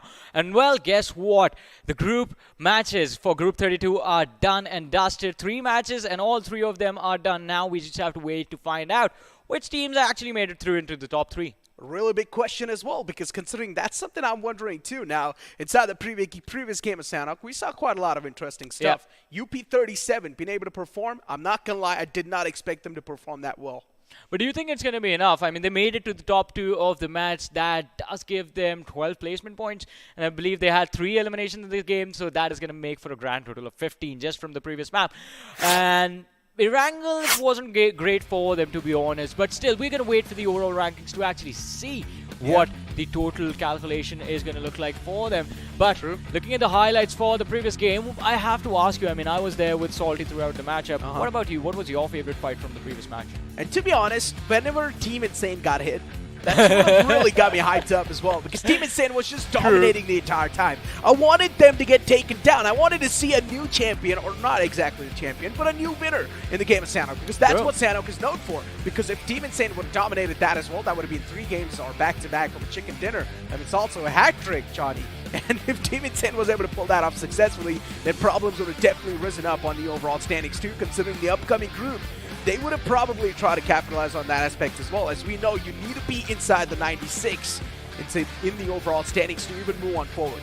Yeah, for sure. And again, I mean, that is a whole different story over there. As you mentioned, talking about being in the top 96, I'm pretty sure if the teams that are going to be qualifying from that top 96 bracket are going to be the ones either they're going to be in the top 5 of, not even top 5, top 5 of their particular groups every single map, or they're going to be there with a lot of eliminations. So 2 ways of making it through, and I think we're going to have to wait for that list at the end of round 1 is when we are going to get it. For now though, I think it's just the top 3 that is going to be prioritized by everyone. I enjoyed the fights that were being put on display by the lads from Balti Boys in this game, and I'm like, this team is just awesome now. To be honest, Balti Boy, they showcase a lot of potential inside the early days as well, right? I mean, inside the early games, that started today. And Balti Boy's been able to press on the charges, apply a bit more pressure on the opponents as well. It was just a really fantastic start for them. As I mentioned, Team Insane, they had quite a big early hit onto themselves, but still even them being able to stay alive inside the late game circle. That one last man who was carrying the torch till the end. It's just insane to me. It is Team Insane after all, but then again, I mean, as we were talking about the Balti Boys, I want to talk about them again. Because, I mean, we were looking for those undergods, right? And this team is actually proving to be an undergod team. Game number 1, they finished in the top 3. They had 4 eliminations to their name. They move on to Miramar. Yeah, the performance wasn't that great. They did not get a lot of eliminations to their name again on Miramar. But they were in that top 5. That still gives them 6 placement points. So still in a pretty decent position. And then on Sanhok, a map that was completely focused on aggression, they were as aggressive as you could ask a new set of players to be. And they played phenomenally in this game. So consistency is there in terms of placement and finishes. And I think we'll just have to witness what they put on the table when they reach the next round. Exactly. I was listening to you as well while you were casting. You mentioned this as well, right? UP37, they've already got enough amount of finish points. All they need to do is move on forward and also claim that chicken dinner. That's sort of left. Now, they are trying their best to be consistent inside the game. Same thing can be also said for the likes of 4Hope too. Now, 4Hope for them, I don't know what exactly is going wrong. Every single time when they try to make that rotation inside the circle, there's one problem that's being caused up. The one time that I saw them take that rotation perfectly inside the circle was the first game. It was the map of Erangel, where they found themselves in a pretty good spot, but then they got pounced by the players of Team Insane, where it was next to impossible to survive in that scenario. Yeah, and again, I mean, for Hope, we're going to be quite hopeful for them. But again, I mean, it was just that one game of Erangel where they did well. On Miramar, the story was completely different. On Sanhok, it was different as well. Things did improve, but not as much as we expected. So it's going to be quite interesting to see where this team finishes off. But we've talked about a lot of teams. UP37, we went through Balti Boys, we went through 4Hope. Any other name that you want to bring? To be honest, a lot of the names I had a lot of expectations from, especially T2H. the teams. Yeah, exactly. T2H as well. They did so phenomenal inside the game 1. Inside the game 2 as well, they tried their best to sort of showcase themselves up there. Even OP Esports. In game 1, they had a fantastic showcase. Inside the game 2, it's like when teams started to settle inside the game, they started getting a little bit more comfortable. They started going for those fights. They were not afraid to take those fights. Exactly. And I mean, on Sanhok, it's quite difficult to sort of end your day on just because of how chaotic this map can become. But again, that is the challenge that is there for these new teams, these newer players, and for the experienced players as well. Because again, if we come back to that conversation about Team Insane and them getting wiped out in this particular matchup, it all comes down to the fact, as it was quite clearly visible inside of the game as well, there was a lot of pressure put upon them in a short amount of time. And we know no one can deal with a chaotic situation where you're taking fights in 2 different directions at the same time. You can do it once, you can do it twice, but third time you are definitely going to fall. And Team Insane, again, there was multitudes of fights that they were running into, resulted in the team just having that one last player making it into the top 3.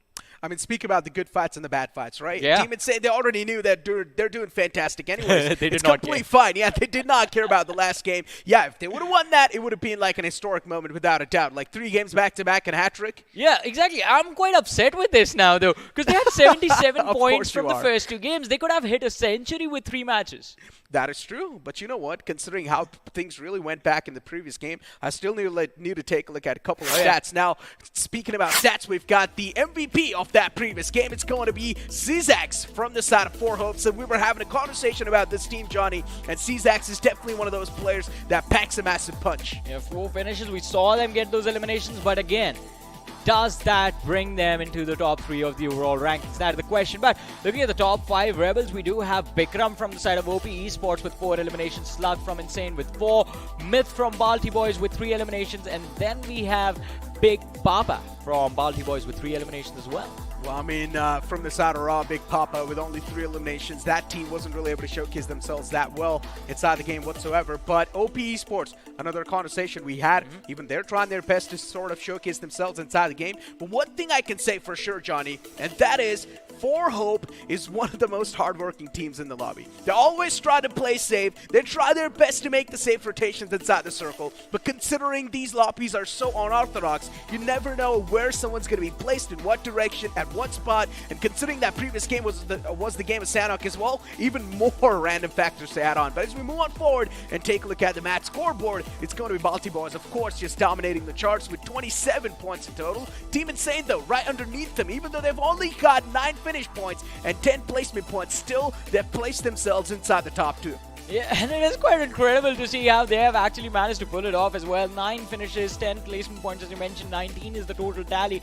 And I want to see what their overall ranking is going to look like. But as we were talking about for Hope Necro, all they had was those finish points. That was it. They had just 1 placement point, and I think 7 from this match is not going to be enough. I'm scared for them. I mean, look, for Hope, as I mentioned, they've always been getting that limelight, but the problem is they're not able to convert that limelight into something better. But you know what, ladies and gentlemen, it's time for us to take a look at the overall standings. As we know, it's so crucial for you to place yourself inside the top 3. Let's find out which of those teams that are going to be the lucky ones. Of course, Team Insane was there without a doubt, but even Balti Boys making it, even T2H making it at the last moment. Look at the difference between the 3rd and the 4th spot. It's just a mere 4 points separating RX 100 Esports against the lads of T2H Legends. And it was this performance on this last game from the side of T2H Legends that does bring them up in these ranking. Team Insane, 4 points, man. 4 points and it would have been 100.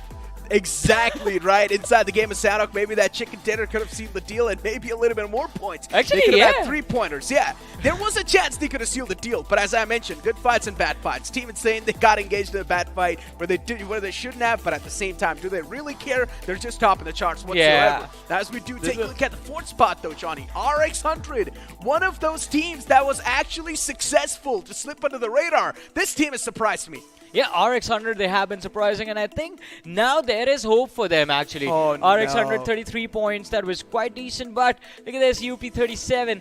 Oh, this is going to be upsetting to them. The only good performance from them came on the map of Sanhok. They have 15 points total. They are on that night spot, very miles far away from where they needed to be. That means in the first 2 games, they got 0 points whatsoever. That's a big shocker from the side of UP 37. But you know what?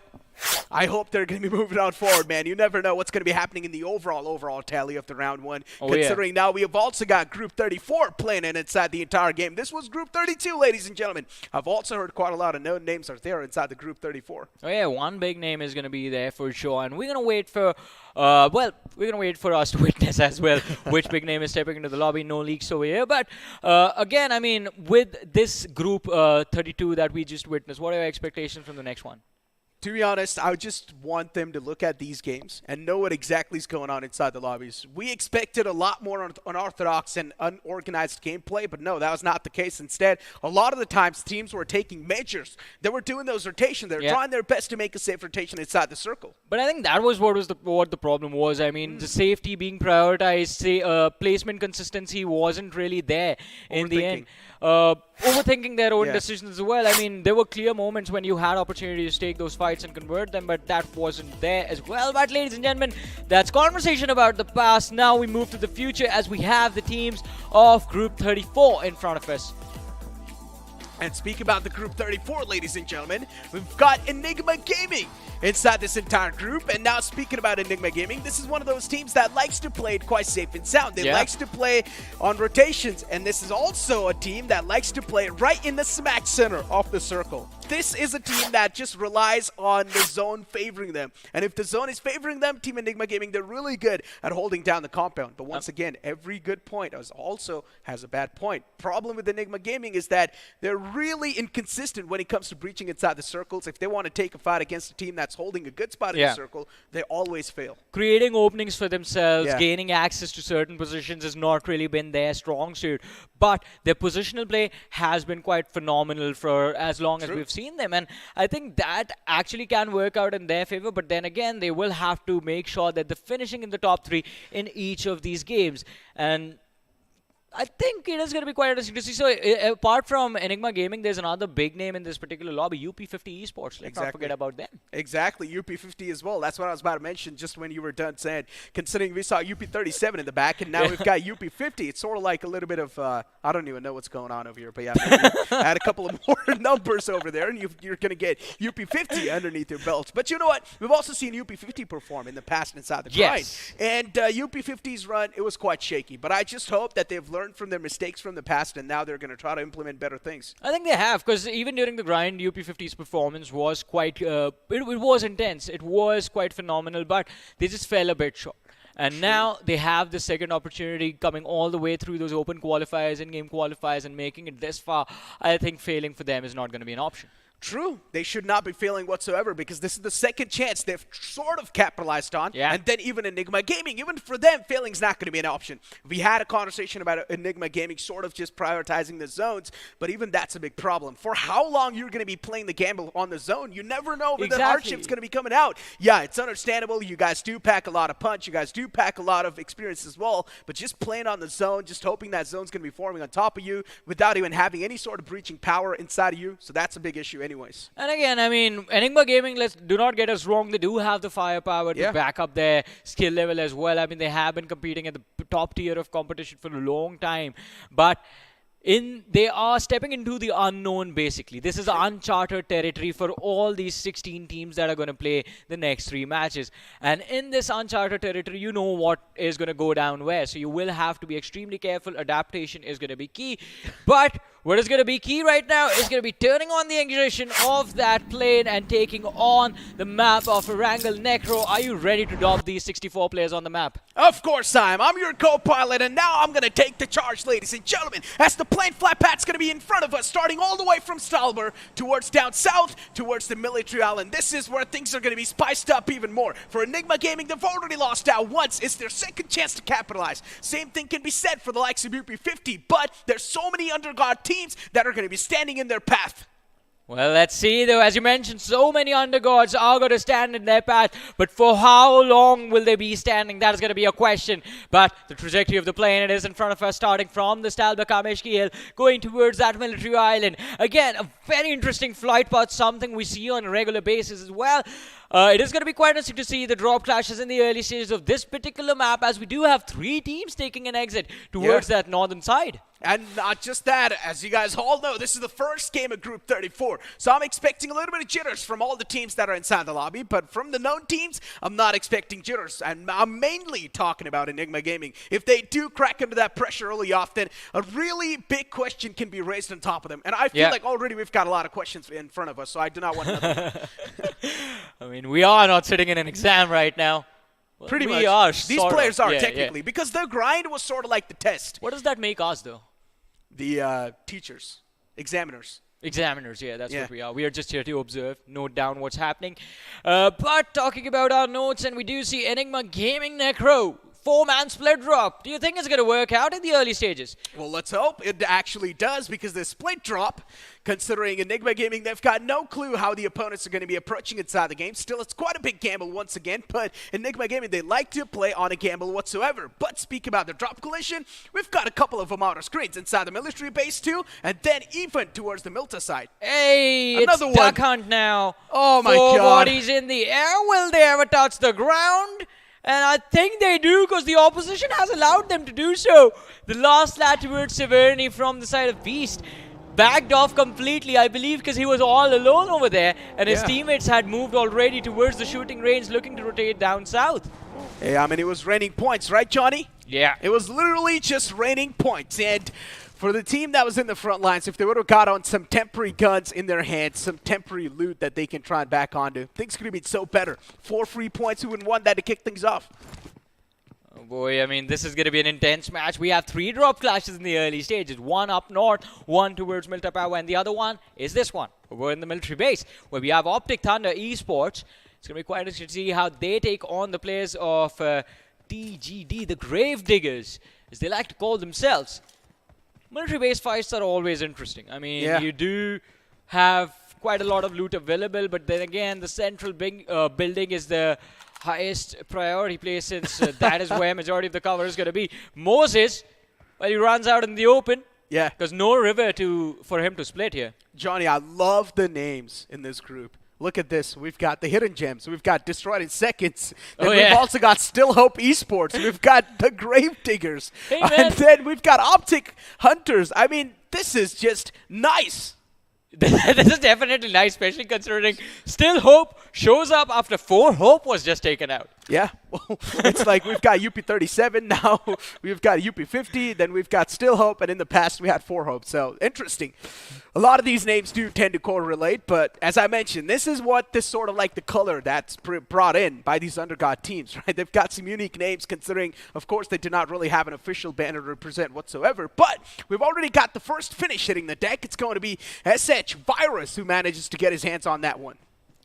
Well, let's see the first finish of the game, and here it is, ladies and gentlemen. Virus spotting out Madara, and well, Madara is not going to survive this one. This war gets the first man to go down, but Still Hope, they're going to be quite hopeful to secure a few more eliminations as the game progresses. But look this, over here, TGD, the Gravediggers, looks like they are abandoning that military base completely in search for a safe haven, but it's going to be Sultan with the 6X equipped on that UMP. Don't you love the UMP, Necro? Oh, I do. But considering it's an SMG, it's supposed to be used for the close quarters. Exactly. This man's going for a 6X on top of it, and also dialing it down to a 3X, so let's hope that he's actually going to be able to find the most amount of connections against the opponents. TGD, though, they're taking a couple of shots, and this is not a good news for them, considering they are the Gravediggers, and they wouldn't want their graves to be dug. Oh, for sure. Otherwise, they're going to have to drag themselves out of it in the next few matches, though. Nuke, Flame, they have the information. Moses, Valak as well. They know where the opposition is, and it seems like from their movement, they are trying to avoid the opposition as much as possible. Just keep them a safe distance away. The challenge that they don't know is there for them is crossing this military island and heading towards that main island safely.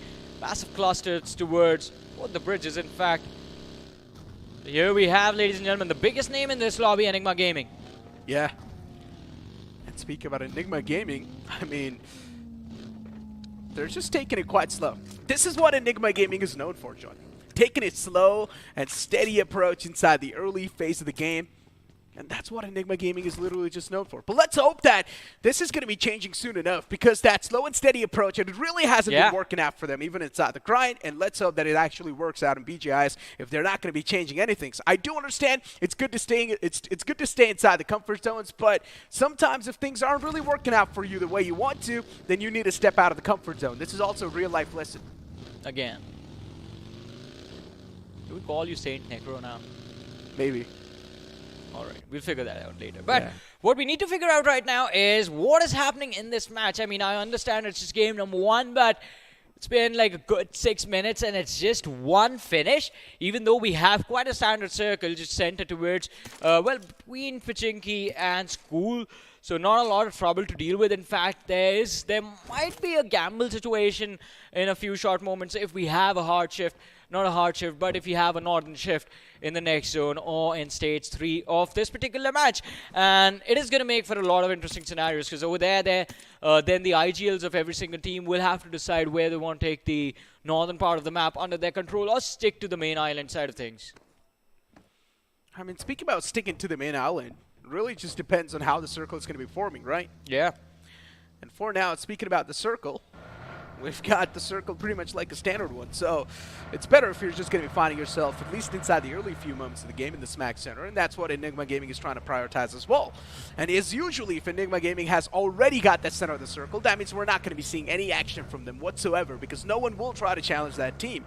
That's one thing for sure. We've got DB7, FS on our screens, and for FS, with how things are looking like for them, they're just trying to make a safe rotation inside the circle. There's a chance they might be cut-offs by these teams that are quite next to him, but if that's not going to be happening, well, then that's a safe rotation inside the circle.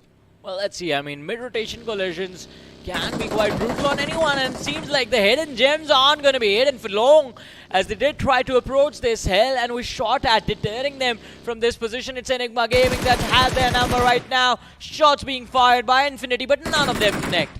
indeed, and Enigma Gaming finally taking shots once again. They're just not stopping. As I mentioned, they're pretty good at holding things down, and that's what they're doing. They're sort of pinning down this potato hill for themselves and trying to neutralize all the threats that's moving in from the front lines. They're doing a great job always. At least he's got a man in a massive deadlock, and his even vehicle is smoking too, so Ghost cannot move away from this spot whatsoever. He's going to be in there. And Oasis now trying to create some new angles onto that player. He knows he's isolated in that compound, and there's no way there's going to be any type of cavalry arriving whatsoever. And this is quite a risky move that Ghost OP is trying to pull off. His vehicle's already smoking up. It is risky business indeed, and Ghost tries his level best to make it through to the other side, and does in fact manage to avoid the players from Enigma Gaming, avoiding any sort of additional pressure upon him, and does in fact figure out a way to join his teammates. Quite a brilliant move over there. A ballsy one as well, but now what will they be up to? Hidden Gems, they are in the center of the zone, as you guys can see on the map as well. Two clusters forming, Necro. One towards the northwestern side, one towards the southeastern side of the edge. And would you look at that? TGD, the Gravediggers, have actually in fact managed to cross the Nova Repnoi Bridge and are in a safer position in the circle. Yeah, no problems for them. But there are a couple of teams that are in the front lines towards the Milta houses, so they need to be a little bit careful on that side. Even OT, they've moved on forward, so that's great news for that team as well. He was filling up his tank, and it's done now. Yeah. Well, I mean, I hope that the vehicle's not going to be emptied up soon enough, or maybe just blown up, considering the tank's full. But jokes apart, as we've got UP50 on our screens. As I mentioned, even for this team, the run's been looking quite shaky. In general, UP50, they were not even able to showcase themselves in that good of a fashion inside the grind itself. True. They were just completely inconsistent inside the grind. Exactly, and that is the reason that they have to fight for the second opportunity right now from the open qualifiers to round 1 of the BGIS, and hoping to go as far as the finals. I think that is what the hope for every single team that showed up was. But UP50 Esports taking things extremely slow in this game number 1, and we will come back to them in a few short moments. But it seems like Enigma Gaming again find themselves in a kerfuffle. This time against the players of QT. Yeah. Sorry, OT, Optic Thunder. And Optic Thunder Esports, as they were the one who made it inside the circle as well. Another team that was down south in the military island. And they've done a great job making it out alive from that side without any harms onto them. Sultan as well is going to be left in the back line, since he has already managed to find a good spot for his teammates. But still, speak about the circle, it's quite standard one, no problems whatsoever. But the upcoming stage is going to be bringing in a massive hard shift. And if that hard shift is not going to be favoring the known teams, well, you better be ready to at least take a couple of casualties on yourself, or breach inside the circle, just going all out. With how slow this game has been so far, Necro, I don't even expect Enigma Gaming to make it through. It's going to be difficult for them to be in the top 3 in this particular match. There will be so many bodies out in the open in a zone like this, stage 3 onwards. It's going to be a massive challenge for them to actually secure the win. Well.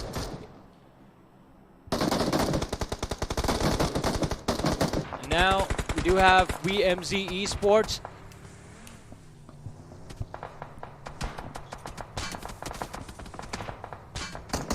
Shield taking a lot of damage.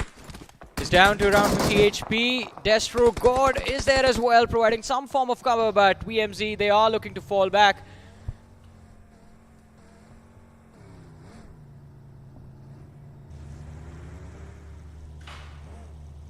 Right, getting inside the vehicle. Painkillers being utilized. And the disengagement is there earlier than expected, but in a few short moments they won't really have anywhere left to go. Running towards the center of the zone. School is not really a position you're going to try and play the late game from, and there's a massive cluster of teams heading towards that southeastern edge of the zone as well. So you can't really keep avoiding fights from here on out. You will have to step up, and you will have to step up and take those gun battles. Speaking about taking the gun battles, right now it's like these two teams inside the same compound, and the problems will definitely be there. right against each other too, so this is going to get spiced up. UP50 is going to be the one to share the compound against the opponents, but this is not really one of the comfortable spots you would want to be in. Right next to the school area as well. Now, trust me, Johnny, this circle is actually panning out quite a good one too. If it just shifts up north, out in the open, in the outskirts, this is going to be quite an interesting one because there won't be any cover whatsoever, and teams will need to try and make something out of nothing. Exactly, and it's going to be quite interesting to see what will they do to make it happen. What will they do in order to survive, in order to secure those points. UP50 Esports, as we do see them on our screens, it seems like it is kind of a standstill situation that both these teams have built up for themselves. And from here on out, I think we're going to have to introduce a catalyst in order for these teams to fight it out. Speak about a catalyst. I mean, let's hope that at least one of those teams do have that. TGD as well, moving in from down south, as you mentioned. Right in front of them, though, is DB7. And that can be a big problem. Because both these teams are taking the same way, same path inside the safe zone, too, there's a chance the collision might just happen in the front lines. But we've got Team I'm God. And RGGGG is in front of us. This out of Team I'm God, spots out a team, taking rotation, shots taken. But it's quite tough to track as well because the vehicle's too quick. He's still trying his best with that 4X and the M4, but eventually his teammates do manage to find that knockout. The first one is found, but it's tough to convert that conversion. I mean, it is going to be quite difficult for them to convert it into a finish since the entirety of the opposing team has decent cover available for themselves. But look at this, WMZ out of nowhere secure the finish and steal the point away from the lads of GMR over there. Sloth, he did try to jump out the window to save his teammate, but all of that effort to no avail. Exactly. Still hope Esports on our screens. And this team, they've got such a good spot inside the apartments whatsoever. On the high ground, too. Virus is doing a great job just scouting out the area. He's got so much information to play with. But there's three teams right next to each other. Trifecta of death, and then somewhere else on the map, we've got FS2 taking a fight against the players of OT. Good utility utilization coming into play, but now these teams are getting way too up close and personal against each other. Professor tosses another nade. Venom finds an knockout with the utility. Finally, this fight's now going to start to break out. OT, they lost out of Venom. Oh, this might be it. Optic Thunder getting destroyed. The nade from Professor, extremely precise, and the opposition just ran towards it. Nowhere left to go. Sultan has a DBS to work with, but Venom, what is he up to? What is happening over here? He just charged towards his own teammate and then allowed Sultan to come in and finished off the entirety of FS right here. Optic Thunder. What an awkward squad wipe. Yeah, that indeed was Optic Thunder Esports getting that squad wipe in their hands. And as you mentioned, that was one of the most awkward fights inside the BGIS so far. But in the end, it concluded in the favor of Optic Thunder Esports. They had one casualty, but it's complete fine. As long as you're going to be managing to stay alive inside the late game, that's all that matters for a team like Optic Thunder. Look at the devious fight that came into play. Yeah. Sultan, this man just clutching it out for his team, and then the second shot. One single shot on the chest. This is why I say DBS right now is just an absolute cracked up weapon. If you get your hands onto that one, then the opponent's done for. You know, that is what I appreciated about the prior group. Group 32, we did not see that much DBS in, at least on Erangel. Future matches, maybe a little bit more, but this time around, I mean, we are seeing that broken shotgun being utilized as much as possible, but yeah, what is happening over here? Too many teams in those school apartments for this late stage of the match. And I'm loving it. This is why I said, Johnny, if the circle does pan out in the open on the northern side, well, it's actually not going to happen on the northern side. It's going to shift down south, but it's completely fine. As long as the circle's going to be out in the open, teams will struggle to find themselves a safer ground inside the circle whatsoever. Team Enigma Gaming on our screens, and even they've got quite a safe spot. As I mentioned, it's one of those teams that likes to play quite passive, and so far they've got 0 elimination points. Well, so far. That's the key word right there. There are still 15 teams remaining, 54 players alive. And would you look at that? At stage 4 of the match. Enigma Gaming, how far will they go? That is the question. They have teams around them. All around them, in fact, but they have yet to take a proper fight. Speak about having teams around you. Every single team right now, at this point in time, their position's compromised. The only way they can try and make in, if you're close enough, just try and use your utilities. If you're far away, well, then just hope that you've got some good, healthy vehicles. Because you're going to be utilizing those vehicles also as a cover and also as a tool to make it quick inside the circle. You need to be quick on the feet this late inside the game, but also make sure you're not going to be in the center, because you might just be the center of attraction. What a good spray from RG. Finds out the knockout, but still the rest 3 players, they make a safe rotation. Well, and it is going to be quite interesting to see what the lads from Oblivion Esports are going to be up to over there. But would you look at this? Now, interesting position in development, as we do have the players from the side of 8G just watching this fight unfold in front of them. No. As we will witness another squad wipe, ladies and gentlemen, in front of us. And it's going to be destroyed in seconds, I believe, who have been destroyed right now. Speak about getting destroyed. Even another player from the side of SH gets destroyed. Knocked out. Crypto. Still 3 players more to go in the back lines. Fighters in the front. Even Floof, FTW's over there. Utilities tossed in from the side of Enigma Gaming.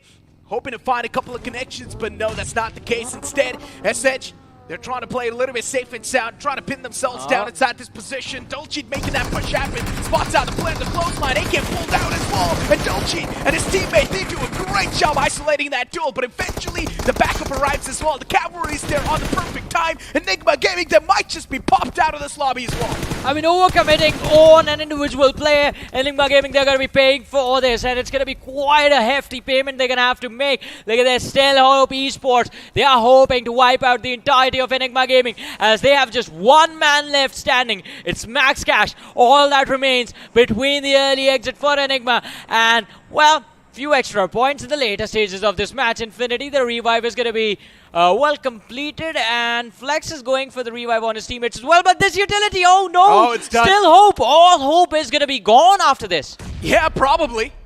But they've still got hope, though. That's their name, right? They still have hope, Johnny. First man found, confirmed as well, but the second man managed to patch himself up perfectly. Flex's position compromised, but now this repositioning might just be a good one. Wall of Death as well starting to move in front and engulf these players into itself. Max Kosh whiffing so many shots, and Enigma Gaming, now they're down to just that one last man alive. Infinity, he's got no other option than to let his comrade go and just been eaten alive, devoured by the play zone, and that's what's going to happen. Hey, but look at this. F2W Mafia is high. He has spotted out all the commotion. He did hear all the commotion on that hill. And now his attention is focused on Max Cash. And while we did see Enigma Gaming make their way through an incredible fight, moving further in this game is going to be an extremely difficult challenge, since, as you mentioned, Infinity, the last man surviving for his team, well, he's running towards a massive cluster, towards the center right now. Speak about a cluster, this compound, it's been a cluster since a while ago. And now UP50, finally they managed to find the first one. Pokey knocked out, another nade's tossed in. Look at the amount of knockouts that are there against the players of RGS. 2 more players are knocked out, but still now Abez, the only man who's knocked out. Another nade comes into play, and it's gonna find 2 more knockouts. What's going on? UP50, they're just applying that pressure over and over again, and 1 more nade comes into play, and it's gonna seal the deal. UP50, what a great use of utilities. Oh, for sure, just 1 nade destroying the entirety of Rising Gods, and well, they are just going to rise up straight to the heavens after this match. But look at this, the Gravediggers, they find themselves in a dire situation again, and it is going to be quite interesting to see what they will do to bring themselves out of this. Nuke was the man that was taken down from the side of TGD, but he is in a safe position right now. It should be an easy revive for them, but Moses, well, he's been known to split the waters. Can he split the opposing team? Let's see. The Gravediggers, that's their name. How many graves they're gonna dig inside this compound? That's my question. They've got 4 players standing in front of them. And if they do manage to dig every single player's grave, then they're gonna have a safe route inside the circle whatsoever. But this fight is sort of making the players of Gravediggers overthink. They're tossing in those utilities, hoping to find at least the first knockout. But no, that's not the case. The opening's not being found, and that's the problem. But Stunner has a really good off angle. Look at the zone shift. Whoever wins this fight might as well go to secure the win in this particular match. TGD and, well, DRK. Oh! This is what we wanted to see! First knockout found, and this is what even the players of the Gravediggers wanted to have in their hands. As soon as the first knockout's found, the go call should be made as well. But still, they're taking things a little bit safe and sound, considering the Gravediggers themselves do have a little bit of piece of land inside the zone. They're going to be good to go. DB is pulled out for the close. Moses is going to be the only man who makes that push happen. Finds the first knockout as well. Flame's going to be there backing him up too in the close line. But now Moses, considering he's got the shotgun in the close, he's the only man inside the compound. He gets taken care of. Nuke too, trying to back his teammate up, but it's a little bit too late. The Gravediggers, the problem is the smoke is sort of blocking their vision, so they're not really able to get a clear line of sight on the opponents. Well, let's see, though. They still have an opportunity to bring themselves back into this fight. DRK, they don't have a lot to work with. But what is this? Flame! A massive mistake, a blunder from him, and Rio is going to force him into the corner. Gravediggers' situation is getting worse and worse by the minute, Necro. Exactly! The Gravediggers, they took that fight, they had the advantage as well to kick things off, but now it's turned into a massive disadvantage. Nuke is going to be the only man, and he needs to go nuclear inside this fight to keep his team's flag up and alive. And also flowing inside the sky. UP50 as well is still alive inside the circle. And considering Team DRK, they know they've got the advantage in the up close and personal lines anyways, but they're still a little hesitant in taking that fight. Well, they are a little bit hesitant over there, but we know that fight is going to be finished off soon. But here it is, ladies and gentlemen. UP50 in action. An easy squad wipe has been secured, and this also secures them the center of this zone, Necro. It should give them an advantageous position to close out this match with a winner-winner chicken dinner, as we are finally down to the top 5 teams, 13 players alive. Look at the amount of zone control the players of UP50 have. Sarkar finds the first knockout from the players of the Oblivion. And now Sarkar looking to name the second elimination as well. The entirety of that team is going to be eliminated from the game. So far, UP50, they've got 14 elimination points wrapped up. They're definitely going all in, but even TGD, they managed to recover from this entire situation that turned out south for them. Balak in the up close and personal angle. He's also got a little bit of high ground to play around with. He knows exactly where the players of DRK are, but all he's waiting for is that single glimmer, and he can find that, and he can find the first knockout. Oh, he's just waiting patiently, has the DP and the M4 to work with. No utility on him, Necro. If he had a few nades, a few Molotovs, maybe he would have been able to flush out the opposition from their cover, but DGD, they are being extremely careful. Nuke, armed with the UMP, his armor is shot up. Do you think he can take this fight? Don't know, man. Considering he's got the UMP for the close. There's a chance, but Stunner, that Molotov misplaced! Oh no, wait, no, it's actually not.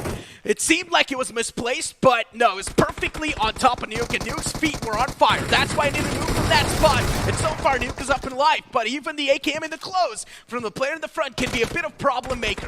And that's why Nuke is trying his best to bob and weave around the bullets, but now is barely down to a single sliver of HP, gets knocked out, also confirmed from the game. But still, man, he survived for so long in such a chaotic position. And look at this from the distance. It is UP50 closing in on both these teams. But shots not connecting on the lads that are indoors from the side of DRK. The Molotov is going to be locked just to flush them out. And yes, it was absolutely incredible. Rio is going to take a lot of damage from it. And in fact, he is going to get wiped out. But the fight has been made extremely easy for UP50 now. They're going to wipe out the remaining squads from this game. And well, DRK is going to go first.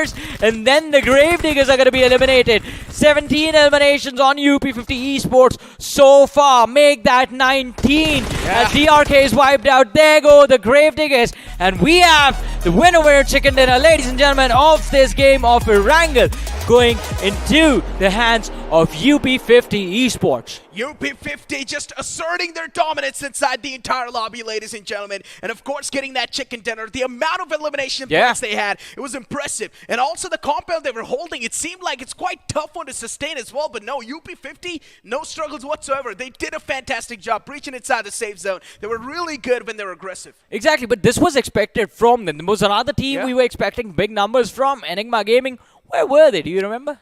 I mean, that's what happens when you try to play a little bit too safe, and when you know that you're going to be playing inside the Undergods lobby as well, nothing's going to be organized. Everything's going to be unorthodox, and that's why Enigma Gaming, they got just hit, struck by lightning, and they got taken out of the game. Expect the unexpected. I mean, the name is Enigma. It's supposed to be a mystery, and this entire lobby has become an enigma right now. But still, that was game number 1. We still have 2 more maps to go. There's Sanhok, that's Miramar, and it is going to be extremely interesting to see what the action is going to look like and how it will unfold, ladies and gentlemen. But we are going to take a very short break. You guys stay tuned, keep watching. We'll be back. Push, left, पीछे आ bro UC कितना है? Zone में चले क्या? ये bird कहाँ से आया?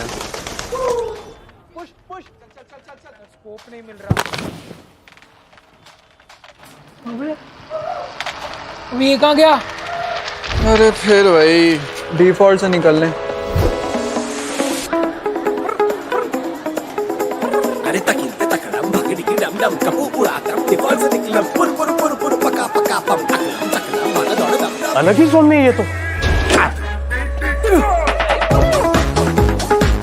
ये स्पेस में और स्कोप नहीं है sir.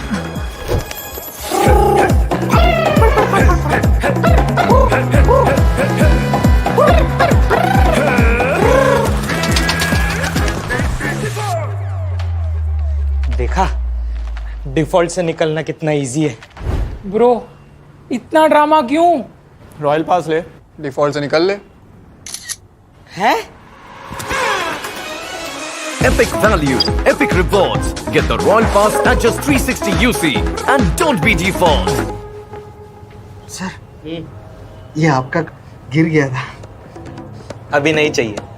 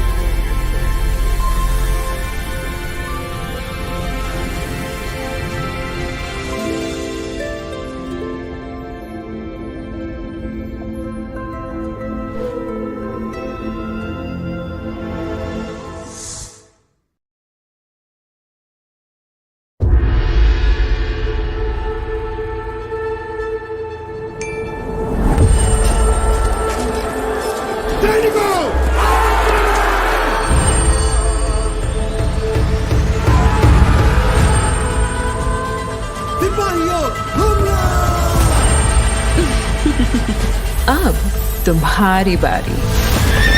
Be prepared for the fury. साथियों आगे बढ़ो, चक दे।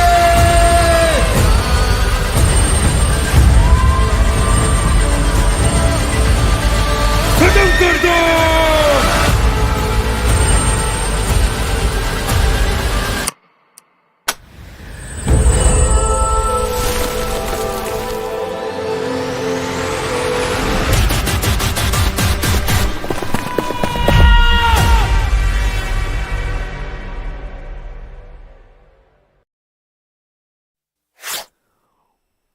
What is up, ladies and gentlemen? Welcome back to BGIS 2023. The matches have been extremely exciting. This one, to be exact, did have a lot of talking points. But of course, Johnny has joined the.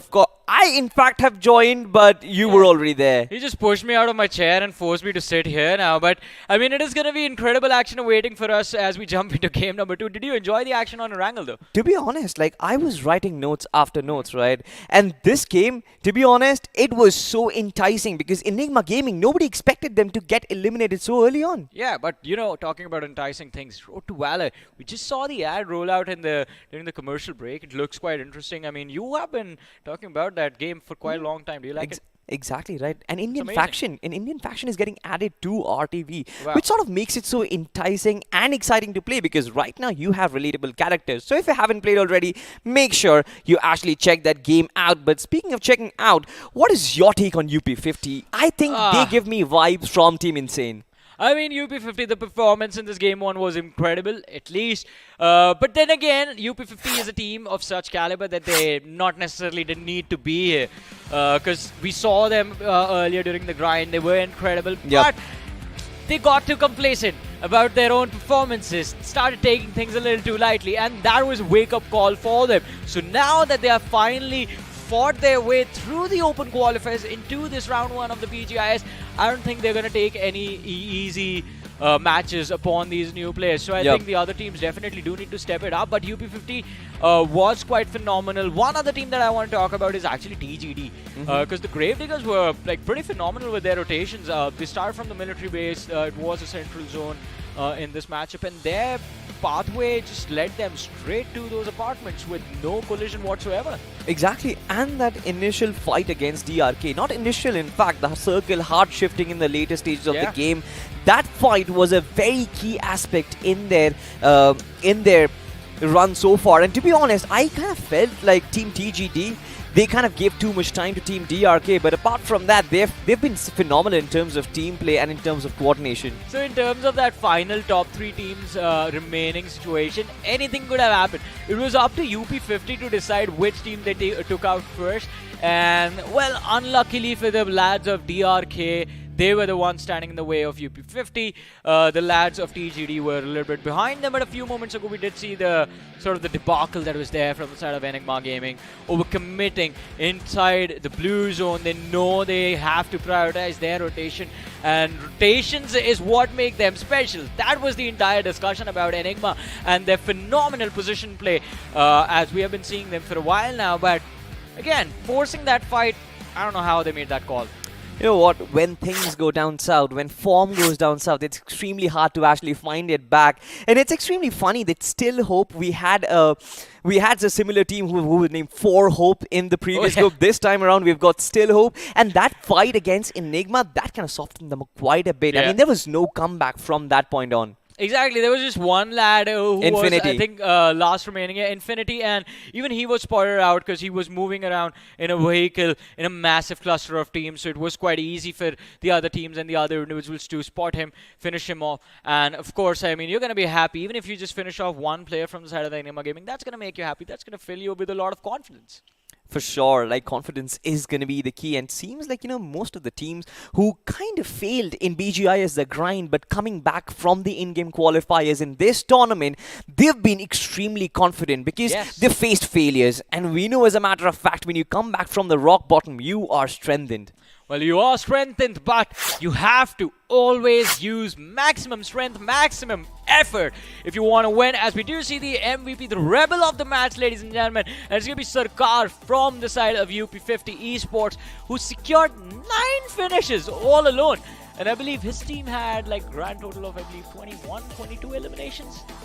I'm not surprised, Johnny, to be honest. Sarkar, we've been talking all about this guy throughout the grind itself, and this man coming up, showing his true potential with 9 finishes, absolutely scintillating. And it's not just Sarkar, he's got KSR07 as well with 8 finishes. Team UP50, almost like Team Insane, captured 3 finishes, or rather 3 spots of the top 5 players, which is absolutely brilliant. Just goes to show that how good the entire team is. Of course, kudos to Kratos, not OG, from Team I Am God with 5 finishes, and Shubham with 3 finishes. They've been absolutely brilliant as well. But UP15, can somebody stop them? Yeah, man, I mean, I did want to talk about I Am God as well. I mean, they were quite phenomenal in this match. The early aggression was there, but unfortunately, you have to back it up with some placement points. You have to maintain a balance. And I think that is something that we're going to be quite hopeful for, because look at this. They do walk away with 15 points from this particular game, Team I Am God, but they will have to repeat this performance in the next 3 matches if they want to make sure that they have secured their top 3 position, and they are guaranteed a position in round 2. UP50 Esports starting off with 36 points, in fact, from this particular game. 21 eliminations in total. Now, this is an incredible performance. Incredible performance for sure. Now, the mid-pack actually starts getting extremely exciting, because right now, look at this. Number 7, Enigma Gaming, with just 7 points to work with. They need to put up a gigabanger of a performance to try and come back inside the top 3, because we know it's extremely tough. Top 3 means you need to have one chicken dinner at least. Maybe Miramar or Sanhok will be their game. But apart from that, Team TGD, Team DRK, all of these teams, they will have a fighting chance. Another thing to notice in those rankings was the fact that not a lot of teams are willing to fight. Majority of the teams were just finishing. They finished the game with just a single eliminations combined by the 4 players. While there were just like, I think, 5 names that had those double-digit eliminations. Enigma Gaming was there with 5. We saw I Am God with 11 eliminations. Then there were the lads from well, UP50 Esports with 21 eliminations to their name. So I think just stepping up the aggression is going to be a little bit important, but let's see what happens as we jump into the map of Miramar. Miramar for sure. I mean, every time I talk about this map, at least today itself, it's gonna haunt me. The way Team Insane just ran road rollers over the entire lobby, hoping that some of the underdog teams from this group itself will show similar potential. But of course, I'm gonna ask you this question. Similar question, your prediction for the map of Miramar. I'm going to go with Enigma now. Because Miramar is a map where rotations are key, and since we had the entire, like, I think a good minute and a half talking about Enigma and how good they are in their rotations and their pathing, I think we have to expect them to do well on this map. Hopefully, because to be honest, their positional play has always been brilliant. It's their gunpower which is taking a massive hit, right? Of course, OS is not showing similar potential. Max Karsh is getting beaten in multiple 1v1 situations. Infinity, I feel, is the only lad who is still trying to keep up the performance. And he's a very young player as well. He's very young, this lad, and he's playing with a bunch of experienced players on his team. It has to be extremely exhausting on him mentally as well to make sure that he's keeping up with all of these big names that he has idolized over this long period of time. But again, I mean, you will have to perform, because it's not just about your own teammates, it's about making it to the next stage. Enigma Gaming, they will have to reset as quickly as possible before they jump into the next game. But since you did, as you started the sentence of there is still hope, what do you have to say about still hope? They are still there. You know, to be honest, if a team out there who is an undergod, who knows how to take a fight against Enigma Gaming, they pack a punch, right? This team certainly can pack a punch on Miramar. If they find the right spots, maybe their finishes will come as a byproduct of their placement. You know, one fight that I actually want to see now is it has to be UP50 going up against I Am God, because these two teams, both of them, they were the only ones who finished the game with double-digit eliminations. And I Am God, they might not have gotten a lot of camera time, but from the leaderboard, it was quite clear that they are the aggressors in this particular lobby. So if they have an opportunity, or if, if fate decides to deliver what we have been asking for, we want to ask for in the next match, I think this is that one thing. I want to see a 4v4 between UP50 and Team I Am God. You know, who is going to give each other jabs, who is going to deliver the knockout blow. We'll find that out inside of the game itself, which is going to happen pretty soon, of course. Yeah. But we have seen a similar pattern, Johnny. Once again, that buffer being set up right at the top, the mid pack being extremely tight, and then, of course, there are other teams who follow by who's almost lost the race in terms of what can actually be happening in the first game itself. Yeah. With 2 games remaining, what do you think? What are the chances for the second page to actually climb? I mean, quite a lot. So here's an interesting thing that happens when a vacuum is created on the overall leaderboard. Every position becomes chaotic, apart from that 1 or 2 teams who have that safety cushion built up. And because of that, every single point is going to matter. So when you have an opportunity to go for a heal battle, secure that 1 extra point, do it. Because you never know. That 1 point can be the difference between you being on the 4th and you finishing in the top 3. Definitely, every single team would want to be inside the top 3 because their hopes and dreams inside BGIS lies on that one single result, which also means that you need one good game. Hopefully, on the map of Miramar, it comes for all of these undergods who are playing with us. But with that being said, ladies and gentlemen, Miramar is going to start extremely soon. The map is getting dolled up and the flight has taken off. I'm going to be your captain. With me joining alongside is going to be Johnny. And Johnny, how does the flight path look like for all of us? I mean, for now, it looks like it's going to start from the southwestern edge of the map and it's looking to head towards the northeastern side, dissecting the map in a perfect diagonal. And this is the easiest flight path, if I'm being honest. Yeah. This is the easiest flight path you can ask for on Miramar. For the viewers that are joining us on JioCinema, new viewers that are joining us on JioCinema and experiencing BGMI competitive for the first time, Miramar is the biggest map of this game. It's extremely massive. It's 8x8 and it is extremely difficult to traverse through. So having a flight path like this will make it very easy, very convenient for the players to head to their preferred drop location. But that also means that if your preferred drop clashes with someone else, it's going to be a pretty easy drop clash you will have to deal with. Yeah, exactly right. Those early skirmishes, those early action is all that we are willing to witness. Of course, the flight path being completely diagonal, just like you said. I don't expect a lot of these teams would have to spend a lot of time on their parachutes. The more you climb, the further you reach. But it seems like none of these drop locations will be further off. We have a team who is dropped in the Minas Tel Sur Island. Yeah. Now that's exciting. Oh, it is going to be super exciting. But look at Picardo as well. It feels like there are two teams that have, in fact, decided to drop in that location. And it is going to result in the first fight of this game, ladies and gentlemen. And guess who's back?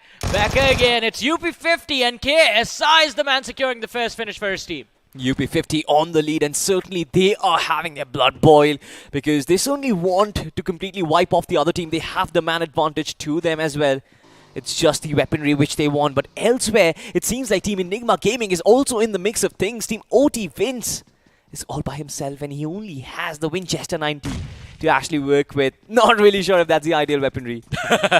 I mean, hey, it's the early stage of the match. You got to do what you got to do. You can't really have an excuse in a stage like this. But let's see. The sort of shotgun. Daljit. That's a smoke, buddy. We're just going to deny the vision to the opposition. Oh, he's pranking the opposition. The pin pull sound was forcing him into the corner. And Daljit, he's playing mind games with the opposing player, tricking him into thinking that Daljit had a nade upon him and allowing Daljit the extra bit of few seconds for Infinity to close in. Now this is a 200 IQ play. This man is extremely experienced. He knows how to identify the nooks and crannies of the game, and he used it to perfection over there. The space created was beautiful. He could wide swing with the Uzi, and of course he had backup in the form of in the form of Infinity. Great stuff from him, but of course it still was a 2v1. Wins is going to be so mad about this when he watches this. I hope he doesn't watch the broadcast, breaking it out in a live stream. Maybe he's just going to be sad at home, possibly thinking what could have happened. Optic Thunder, I mean, alright, so Optic Thunder was again another team that started on the military island in Erangel, just like the players from the side of DRK. Sorry, TGD. But unfortunately, Optic Thunder was wiped out super early in the game because of how aggressive they wanted to be. And that did not really work out for them. On Miramar, again, not a great start. Losing out one player so early in the game on a map that requires you to maintain a lot of information most of the times. I think it's going to be a difficult challenge for them to actually break into the top 3, but let's see what happens. And to be honest, man advantage plays a very, very important role on the map of Miramar. Just getting that extra bit of sightline, getting that extra bit of information is crucial for you to get that good position inside of that final circle. But look at this, UP50. They are eyeing up another team right up front, team number 13. A nade has been lobbed up, but I'm not sure if it's going to land properly. Classy was in his radar, but Evert, he's going to have to avert from this location, at least for now. Try and get a different angle maybe set up for himself. And look at the amount of respect that UP50 Esports is also showing to the opposition. They are in a 4v3 situation and they're coming from the momentum build from the map of Erangel. And yet, they're holding back. They're playing a textbook game. They're playing along with their fundamentals, utilizing utility to take those fights. Not necessarily just running into the building, all 4 players all together, and risking getting eliminated. Yep. And that has been the hallmark of every single team who has played well, right? Even Team Insane, they were paying their respect. They were trying to get information. I disagree with that. Insane was running through everyone. At particular fights, right? Not every single fight, but certainly in some fights they were definitely trying to get more information out of it. But of course, I think UP50, at least for the start of the game, they are being they're holding their horses at least a little bit. Maybe in the end game stages, they are going to run riot as well. And again, since we have the zone in front of us, I would like to point out that this map of Miramar is quite interesting because I've never seen El Pozo or Crater Fields this empty. That is actually a pretty great location in the map. No one went there. This is what happens when round 1 of BGIS happens. None of these teams know everyone's drop location and everybody thinks the same thing. People are going to drop into El Pozo, and when you know what happens when everybody thinks the same thing. Nobody goes there and that region has been left abandoned. Yeah. Even Los Leones, for that matter, it was abandoned as well a few moments ago. We did see that on the map. But now I think now things are going to change, since we do have a northwestern zone in this particular game as well, especially for teams that are playing from the northern parts of the map. We did see 2 teams heading towards that Campo Militar, Torre Amuda positions towards the northeast. They will have an opportunity of sticking towards that northern edge of the map, moving through the Oasis, Laco, Briera, and then maybe entering the zone from Crater Fields or Trailer Park to El Pozo. That Northern Highway is going to be extremely exciting because if there are two teams traversing the same rotation path, maybe there are going to be mid-rotation fights. But otherwise, I think Laco Pereira, just like you mentioned, will be an easy entry point for both of these teams to try and enter the circle. But of course, you've got the uneven terrains of Crater Fields, which is going to cause a lot of problems with that region being completely uninhabited. There certainly is going to be no gunfights in that situation. We'll still have to wait for a couple of more circles to witness the action unfold in front of us, ladies and gentlemen. Miramar usually is supposed to have these passive starts. Yeah. I mean, normally we do not get to witness a lot of action in the early stages of this map, but things are going to change for sure in a few moments as UP50. They charge forward and Classy. Oh man, he almost had that second knock in the bag as well. But look at this now, UP50, they are down 2 players and they have to take on the opposing side. Left in a final 1v1, but Evert got so lucky that his teammates had dropped the opposition's HP down to a sliver, and all Evert had to do was run in and finish it off, and he does that perfectly. UP50 Esports start the game off with a squad wipe without losing a single body. I mean, Evert, he has to pay a lot of praise to his forefathers right now, because this was extremely lucky. A 1v1 in the end. Every single player from UP50 was down and out. It was Zerev, hopefully, who was the last man surviving. Could not put any sort of damage onto Evert. And this man cleans things up in UP50, just like you mentioned. They retain every single player in the process. 4 finishes for them as they start their onslaught. But what a good start for them it has been. Oh yeah, it has been quite phenomenal indeed. And these are just signs of what is to come in the future stages of this match. This is just stage 1, ladies and gentlemen, which is going to be done in about the next 50 seconds. We already are down to 15 teams, 58 players alive. Oblivion Esports on our screens right now. And the reason we were on Oblivion Esports is because they were quite close to the center of the zone, and they have a lot of teams closing in on their position. Exactly, the central part of the circle towards Montenegro as well as Power Grid has been highly seeked after, and Enigma Gaming also possibly is trying to go towards that. Of course, right up front they're going to face a couple of teams in the process, so maybe they will have to bring up their fighting prowess in front of us in display. So far they've just been trying to scout out for more information. High ground, of course, has been Enigma Gaming's forte so far, but they never really used it to perfection in the recent times. Exactly, and it is going to be quite interesting to see what their adaptation is going to look like in this particular game, because even in the previous game we did see them controlling that potato hill quite beautifully. They were able to secure a few points off of there, but then when came time for them to actually abandon the potato hill, move down from the hill slope, they just failed to do that, failed to execute that position. And now I think, again, El Pozo needs to be a priority for a lot of these teams, because it looks like the zone is just moving towards that city. I mean, we've seen this so many times, right? Yeah. The circle towards that Crater Field Hill maybe is something what we might see. Of course, we might also get to witness an urban warfare inside of El Pozo. But so far, the fact that it being abandoned, that just means that there are so many teams who will be eyeing that piece of real estate, at least for now, though. Team Enigma Gaming, they're quite close to Team Optic Thunder. But both of these teams, they are rotating on their own terms, no interference whatsoever. And this is what happens, right? When all of these teams, they're young teams, they're trying to make a name for themselves. Yep. We don't get to see that mid-game aggression. True. And it is quite difficult on Miramar to figure out how to take fights mid-game as well.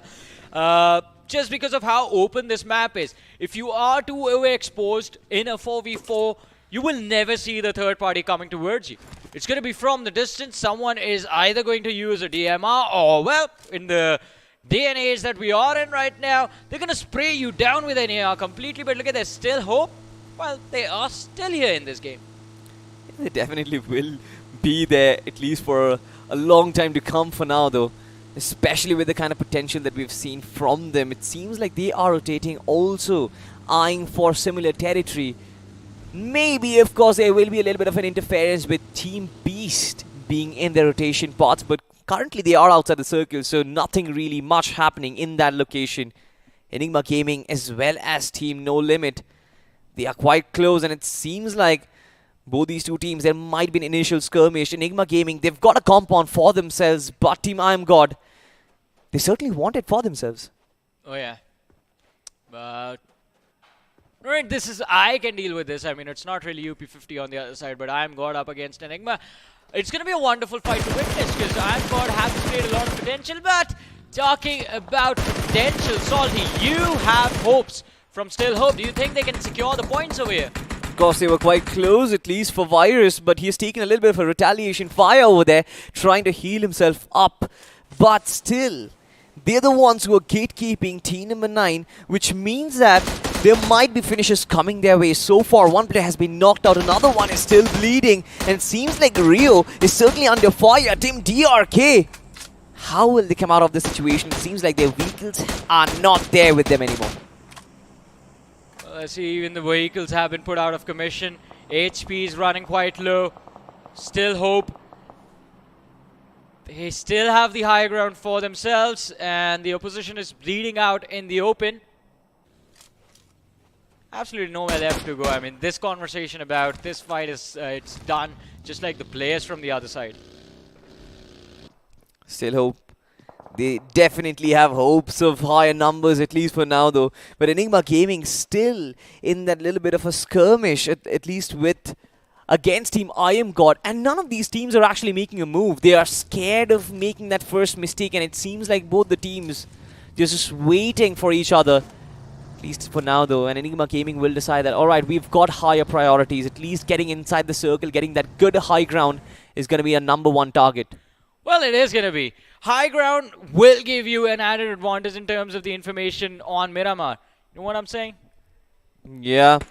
But so far, Destroyed in seconds and Oblivion, they're the ones who are engaging. And Madara launches that first attack with the Sharingan. No damage dealt, of course. But I'm waiting to see the Amaterasu.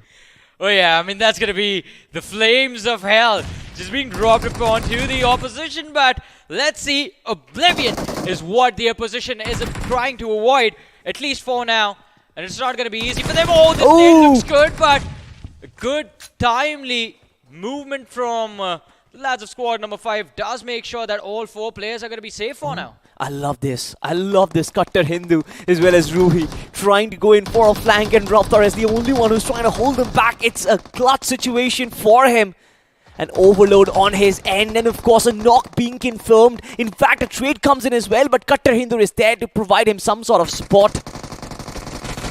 Oblivion from the backline. Smokey gets another trade for himself, and now it's a 2v2, Johnny. Who's going to come out on top? Nobody knows. Well, it is going to be quite interesting to see no matter which team comes out on top over here. Oblivion Esports, they're trying their level best, but so far Destroyed in seconds. They are putting up a very tough fight against the opposition. Utility is important. Nades, where are they? We're not seeing them being lobbed by either sides. Madara is just trying to gatekeep the opposition, but they have to realize that both these squads are now in the blue zone, and it is stage 3 of the match. The damage is going to be intense, but look at this. Mistakes have been made by Destroyed in seconds, as one of the players did try to overcommit to go for a revive on his teammates, and I believe he was caught off guard by a line of fire from a third party. But Madara bringing it down to a 1v1. Can he win it? Brave Fire not really working. Destroyed in seconds are the ones who have been destroyed in seconds. Oblivion, though,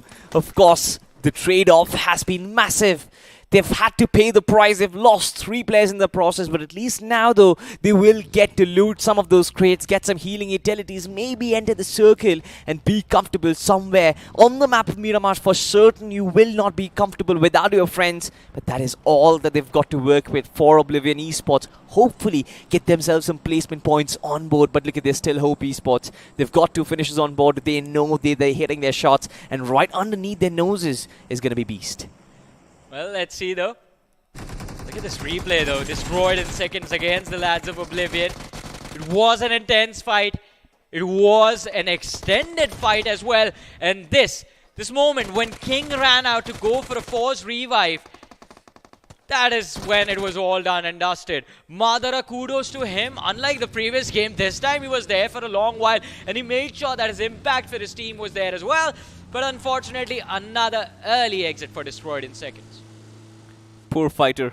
His vehicle has sort of been damaged. The back tire being taken out of the equation. That means that the vehicle Well, that certainly is not going to drive in a straight line. Still hope Esports, still hoping that they find that comfortable spot, that safe haven inside the circle, but they're still battling against the zone. They're still battling to find that piece of real estate which is going to give them that big chicken dinner. But it seems like Enigma Gaming, they are choosing El Pozo, but once again, luck just is not in their fate. You know, this can actually work out though. I mean, all they have to do, it should not be too difficult for Enigma, but they have to beat the team right next to them.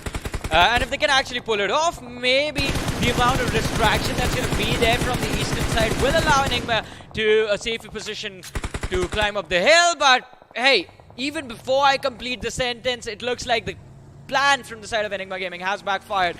They've started taking those shots on the teams on top of that hill and attracted all that attention upon themselves.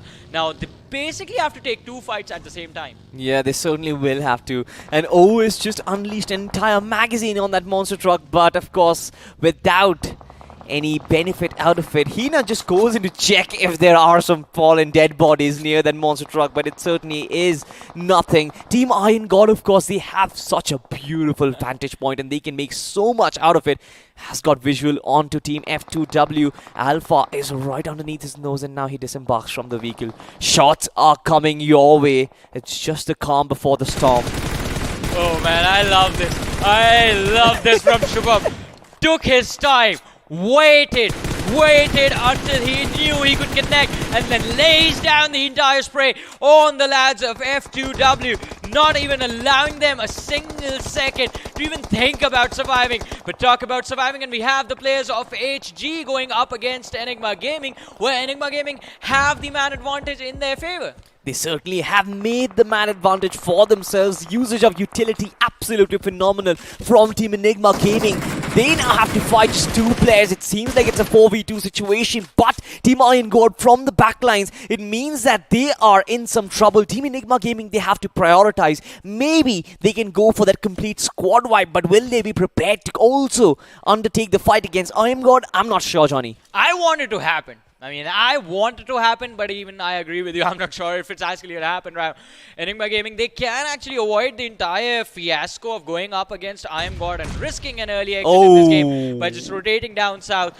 But even on the southern edge, there is UP50 that's waiting for anyone that's headed in their direction. A brilliant nade from Daljit a few seconds ago does allow Enigma Gaming to secure 2 more finishes to their name. But hey, the Gravediggers, Valak, well, with the name of Demon, will a demonic performance be witnessed? And the answer is a simple no. F2W Mafias, they are holding a good spot right at the edge and they have spotted their arch nemesis. That's going to be Team Iron God right up top of that hill.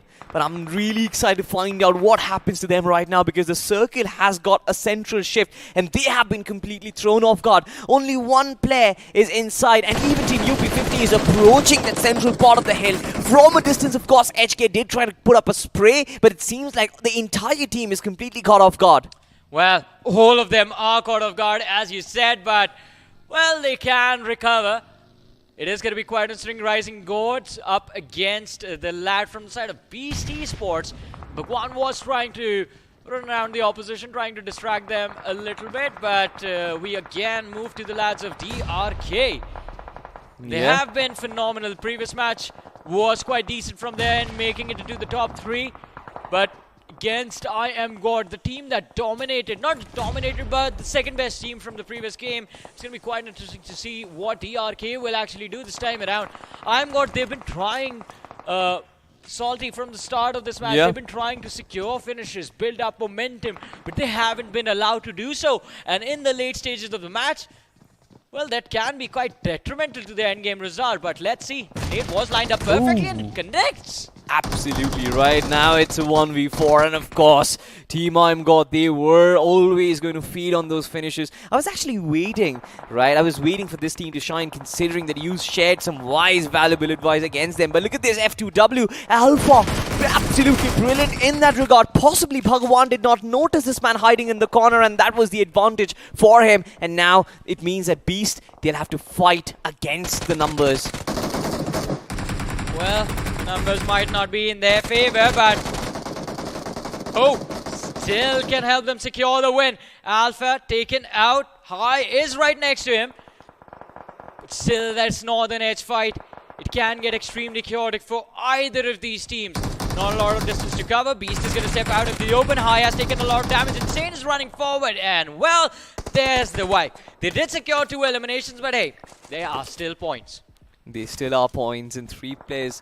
It's going to be interesting to find out how they can convert this game, of course, right now. With 17s and 22 players still remaining inside of the circle. It's utter chaos. Enigma Gaming eyeing for that King of the Hill. UP50 Sarkar 11 has been knocked out and he wants that finish for himself. Also wants to ensure if there are no other players who are contending for that King of the Hill spot.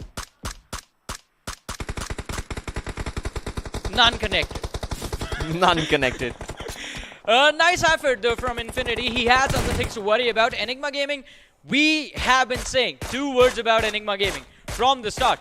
Positional play, max cash, even his shots with the Mini 14 did not connect. So 2 players, it seems like RGS is going to take something special to take them off this map. But as I was saying about Enigma Gaming, I mean, we always said positional play is their strong suit. And now they actually have the top of the hill to themselves. Can they secure the win on Miramar? What do you think? Possibly, especially with UP50 being softened up, 2 players down and out. It seems like Enigma Gaming, their case is rested. It's only their game to throw at this point, and if they have their position set, if they have their gameplay in mind, strategized, I don't see them throwing this completely out of the equation. It seems like they have got visibility over every single team and every single player inside of the circle, and right now they can just feed upon the finishes. Well, they are going to try and secure as many points as possible in this particular game to make up for the lost efforts from the previous match. 8 eliminations have already been secured. And now looking for a few more, but over here, Beast going up against the players of Team I Am God, and I Am God, they are falling. Kratos Node OG is going to be the first man to go down, and One Punch Man is going to be the next body to fall. Papa OP out in the open. A massive blunder from the side of Beastex as they ran out in the open towards the players of I Am God, and well, in between the crossfire that was there between Enigma Gaming and I Am God. So, did not really realize that they had opposition on top of that mountain as well. Exactly, this is not what you do inside a Miramar final circle. You don't go out in the open and completely prone without cover. Sunny just completely destroying that monster truck, and another one is down. And now Team Enigma Gaming, they are riding on a horse at this point. 13 finishes to their name, and up top they have got visibility onto Still Hope as well, who still survive with 3 players. Well, still hope. There is still hope for them. They are in the top 5 in this game, but shots from Infinity again failing to connect. And Still Hope, if they make it into the top 3 this time around, I think they're going to be extremely happy, and they will look forward to that map of Sanhok to secure another top 3, another top 5 with some decent eliminations, and that should be enough to push them through to round 2 of BGIS. But look at this. Now Enigma, they've finally started to make the hard calls. They are pushing towards the opposition. Beast is going to be wiped out from the match, and the next teams are going to follow soon. The next teams, they definitely are going to follow soon, and probably this is the Enigma Gaming that I've been missing for a long time. They are aggressive, they are confident in their movement, and they're not pinned. But look at this, I Am God's RG just trying to survive with the help of his medkits, but that's not going to happen. 3 phase state is all that he's got, and I don't think another team is going to get eliminated before that number extinguishes. Oh, for sure. But I think it is going to be down to Enigma Gaming, since they are the only team with man advantage in this match right now. All 4 players still alive. Oh, this nade looks good. Nah, a bit short. Quite far away, actually. In fact, Infinity just attempts another one. Throw? Yeah, their throws have been decent, but not really up to the mark. In fact, they're trying to be accurate against him, Steal Hope, but it actually falls on top of Ninja, and he has been wiped off. Well, Ninja, just like his name suggests, he's going to vanish from this map. And moving forward, we're down to a 4v3 situation, ladies and gentlemen. The final fight of this game, and it's Still Hope going up against Enigma. Well, Still Hope are running out of hope, and is within a matter of seconds, they are just destroyed by the lads from Enigma Gaming. But this is what we expected in game number 1 as well. Enigma Gaming, a phenomenal finish, a phenomenal winner chicken dinner. Absolutely a phenomenal and a high-scoring game as well for them. All the numbers that they lost from the map of Erangel, they have sort of made up on the map of Miramar, and it's just about time. Maybe a similar performance on the map of Sanhok and they'll be good. Maybe. But that's going to be the last game for this particular group and also the last game for our day, ladies and gentlemen.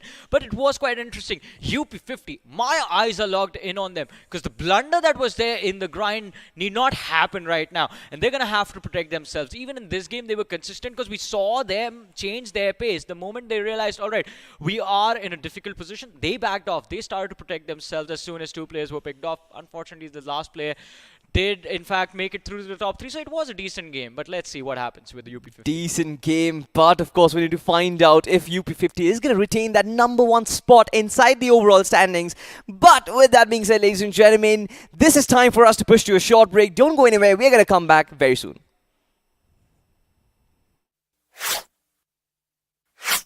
Push left एक M पीछे आ पीछे आ bro UC कितना है zone में चले क्या ये bird कहाँ से आया पुश पुश चल स्कोप नहीं मिल रहा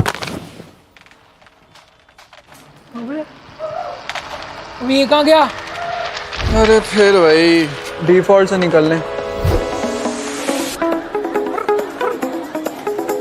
अरे तकिन पे तकड़म भगड़ी की डम डम कपू उड़ातम डिफॉल्ट से निकलम पुर पुर पुर पुर पका पका पम तकड़म तकड़म भागा दौड़ दम अलग ही जोन में ये तो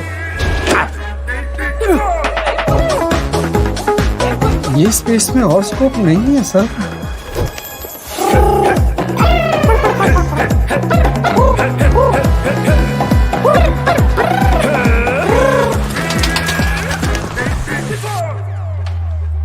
देखा डिफॉल्ट से निकलना कितना इजी है ब्रो इतना ड्रामा क्यों रॉयल पास ले डिफॉल्ट से निकल ले हैं Epic value, epic rewards. Get the Royal Pass at just 360 UC and don't be default. Sir ये आपका गिर गया था अभी नहीं चाहिए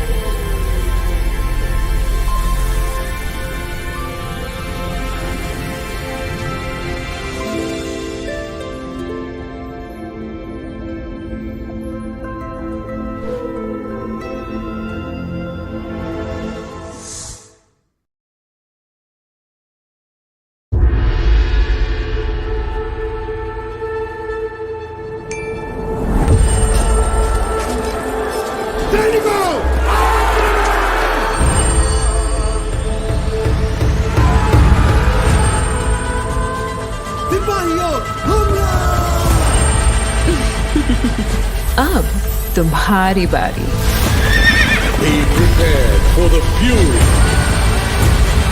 साथियों आगे बढ़ो चकने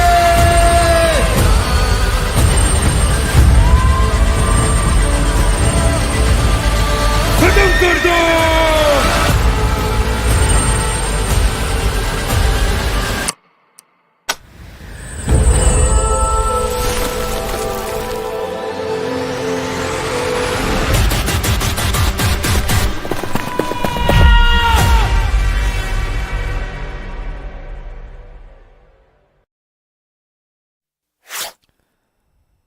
As promised, ladies and gentlemen, we are back after a very short break with my very good friend Nekno on the desk. But you guys, do not forget, an Indian faction is getting added to Road to Valor. So make sure that you check out the game and actually try and play it. It's pretty interesting. But coming back to the game itself, Miramar was fantastic for Enigma. What are your thoughts on this particular team? Do you see this team making through? To be honest, the confidence that Enigma Gaming had, that was missing. And now we're finally able to see that confidence back inside the team. I'm loving with how they played. They were able to take those fights. They were also able to win those 4-on-4 situations. And this is the Enigma Gaming that we really want to see as well. In the final moment, they also had the high ground to play around with. With the way they prioritized that high ground, it was even more phenomenal. Do you remember that one round in BGIS, the grind, the first round, in fact, Enigma Gaming, they set the record for the highest number of finishes and the highest points accumulated. That Enigma Gaming sort of witnessed, we sort of got to witness that Enigma Gaming once again, ladies and gentlemen, but we're going to have a quick look at the highlights of this game. And it started off with UP50s establishing their domination on the other team. And UP50, as a matter of fact, been very consistent in spite of the hiccups, which we got to see in the grind. UP50, they've recovered from it quite well. Exactly. I mean, UP50 in general, not just recovery, I would say they're doing a phenomenal job inside the entire game so far. As you mentioned from the grind, if you compare this performance to the grind, without a doubt, UP50, they have been phenomenal. But once again, you need to understand the teams that they played in the past inside the grind, they were all invited teams. There were some were downline, a little bit of known teams inside the entire IGC as well. But now that UP50 is able to perform, they should give them so much more confidence moving in forward inside the rounds. Exactly, but look at this. This was another fight which was extremely brilliant. Optic Thunder versus Team VM. And Optic Thunder, of course, they've been extremely aggressive in certain situations, but that has only worked against them in situations where they should not have pushed up. They did the same mistake and they've lost their lives. Exactly. Speaking about doing the same mistakes too, right? One of the players on this side of the Gravediggers out in the open couldn't do anything. He was on top of the God building as well. He got taken out of the entire game. Yeah, this moment too. It was just like so many of these interesting moments happening in the map of Sanhok. As expected, things kicked off in quite a slow manner. But then later on, things started to rile up, heat up in quite a good fashion as well. Enigma Gaming, as I mentioned, that confidence that sort of was missing out from them, they were able to showcase that. UP50 as well, once again, a consistent finish. These teams, they're doing a fantastic job. For Enigma Gaming to be inside the top 3, they really need to perform just like this once again in the upcoming game. Yep. And Miramar is sort of a good map for Enigma Gaming as well, because we've always said that their finishes come as a byproduct of their positioning. And on Miramar, every single time they will find those high grounds, which just give them that enormous advantage. Even in this map, right, they had the absolute vantage point of the map. They had the coverage of the circle, and they did not really have to work hard, break a sweat in that final circle. Exactly, right? But you're going to have the high ground anyways. You're going to have so much information to work with. And if you're going to use that information perfectly enough for you to sort of just traverse through in the future, that's going to help you so much out. Because as we know, high ground equals to also having a lot of map knowledge, at the same time also having a lot of intel. But if you're not going to be able to convert that perfectly enough, then you can also be the center of attraction, because all the time the teams that are on the top elevation, they will be prioritized by the teams that are going to be underneath them. Exactly, but Enigma Gaming, of course, we've talked a lot about them. There are a lot of underdog teams who have also shown signs of consistency, and this is something which is different from the previous group that played, because in the previous group, the first position, of course, was locked by Team Insane, 2 back-to-back chicken dinners. But, of course, the later half of the leaderboard, of course, or the points table, it was extremely stacked. Every single team was contending for the 2nd and the 3rd spot. But now, with Enigma and UP50, both of them performing, I think that the 3rd spot is going to be a very big question mark. But of course, the rebel of the match, there is no question mark on this. It's going to be Oace with 6 finishes, Necro. Exactly. The rebel of the match, or call him the MVP. It's going to be Oace from the side of Enigma Gaming. This is the Oace that we're missing out on. And finally, Oace being able to perform. The entire team just brings back to life. Now we've also got the entire top 5 players from that previous game. Oh, and yes. we do see the previous game as well. It's going to be the players of Enigma Gaming once again. Doljit, Max Kosh, and even the man Infinity OP himself. The entirety of Enigma Gaming, they dominated that previous game. You know, Infinity has been very consistent with his finishes. Every single time he's tried at least to put up a good performance, but always Daljit and Max Kosh, they are extremely experienced players, and now that they're actually converting numbers, I feel like Enigma Gaming might actually go the distance in this tournament itself. Of course, not really talking too much into the future, UP50's KSR also finds himself in the mix of things with 4 finishes to his name, so UP50, at least they've got 4 points for themselves. Hey, you know what? Enough for top 5 players. Now it's time for us to move on forward and take a look at the match rankings. This is where the real icebreaker is going to be. Because Enigma Gaming, considering they lost out on the complete Game 1, Game 2 needed to be a massive nuclear performance, and they made that happen as well. Now, as we all know, overall standings, they're of course not going to be shown right now. Yeah, the production likes to keep that suspense going. Yeah, they'd like to keep that anonymous, that secret aura going inside the entire show. But soon enough, we'll be able to take a look at the match rankings as well. Now, another point can be here is that UP50, they're so consistent. One thing is for sure, they have to be at the tabletop. 19 points for them. They certainly are at the tabletop, if I'm not 34. mistaken.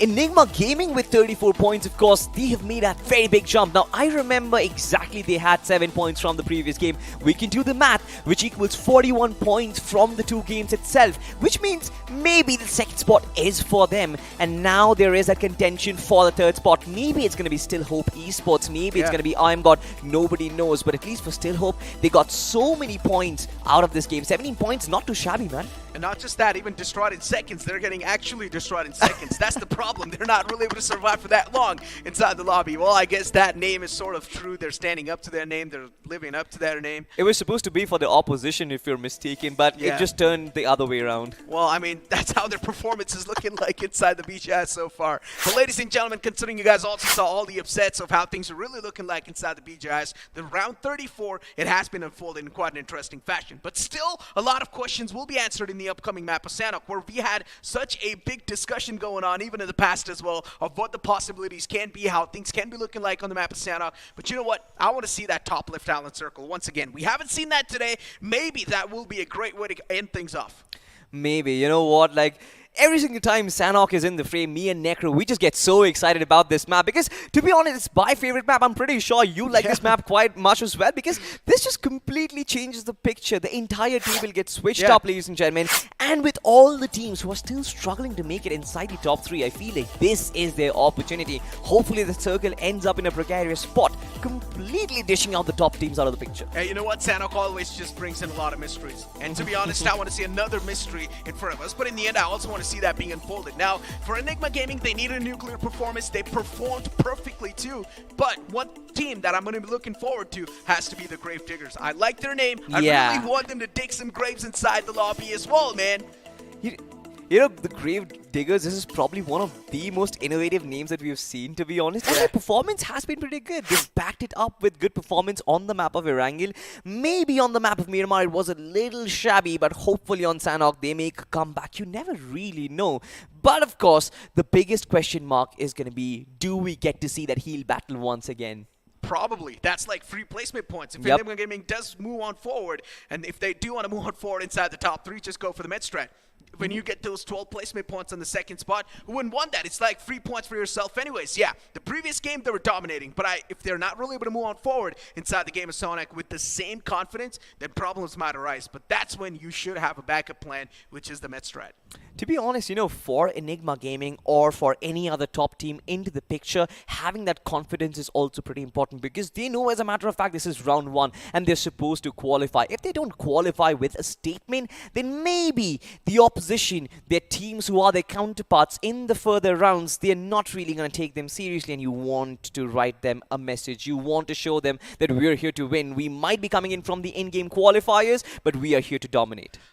You need to put up a stark message, huh? To just let the opponents know that what you guys are really made of. But you know what? Now, speaking about the map of Sanhok, inside the Group 34, things have been quite interesting. Sometimes things start off with quite a passive way, but then sometimes out of nowhere, we just see a lot of actions erupting on front of our screens. And to be honest, my expectations are some aggressive games. What are your expectations? Paradise Resort once again is going to be the resort of hell. There is no way a fight, a drop clash isn't happening on that region. Maybe on the village of Painan as well. Boot camp has been left relatively empty. It seems like the teams are avoiding that region, but Paradise Resort, write my name on it, there is going to be something happening. I mean, Paradise Resort in general is one of the most fearsome places to go to. I do not like Paradise Resort at all. Why? Because there's just so many angles to check at the same time. Come on, man. Even the verticality of that entire area. You never know where that player's going to be. Yeah, you do get good loot, but at the same time, it comes out with a lot of risk. And I feel like if you're going to be one of these teams that is not really doing that great, you should not go to Paradise Resort at all. Just try and drop somewhere in the outskirts. Go for the med strat if possible. Just try and make sure that you're positioning yourself inside the top 3. Now, we saw the latter half of the board as well. salty, and for them to position inside the top 3, it's next to impossible at this point in time. Yeah, this is one of the reasons why the top 3 is such a dicey affair. You might be able to put yourself in the top 8 spot with just one game, but top 3 is almost impossible. You need those 2 consistent games to try and even contest for it. But of course, you know, with one game still remaining, I am still hoping that there are teams who will make it count. The flight, ladies and gentlemen, is almost taking off, and Sanhok is getting dolled up, hoping to see some reptiles, but I'm going to be your captain for the day, and it seems like the flight is starting from the right-hand side of Cow, ending towards Cave. Exactly, as the plane flat pats in front of us, ladies and gentlemen, and soon enough, the players will start to eject out of the planes as well. I really do want to see if we're going to be seeing any type of drop collisions. You mentioned you are expecting a drop collision inside the Paradise Resort, but I also want to see the circle on the Camp Alpha Island. A lot of questions, once again, as I mentioned, when Sanhok enters inside the fray, a lot of questions are there, but maybe a drop collision inside Pinehand can also be the case, and team, if they do want to go on forward for the med strat, they can also try and make that happen as well. And yes, Paradise Resort, there will be a drop collision in there. Yeah, for sure, right? And that is one of the reasons why I am excited yet again. My pupils have dilated, and I'm pretty sure there's going to be some deadly action. Whichever team finds themselves good weaponry, they are going to reign supreme. But look at this. Enigma Gaming, they're already at an advantage. Enigma Gaming, considering they're taking a fight against the opponents like that, they've already managed to find the first knockout, but not the confirmation just yet. They've got a really big advantage inside the fight.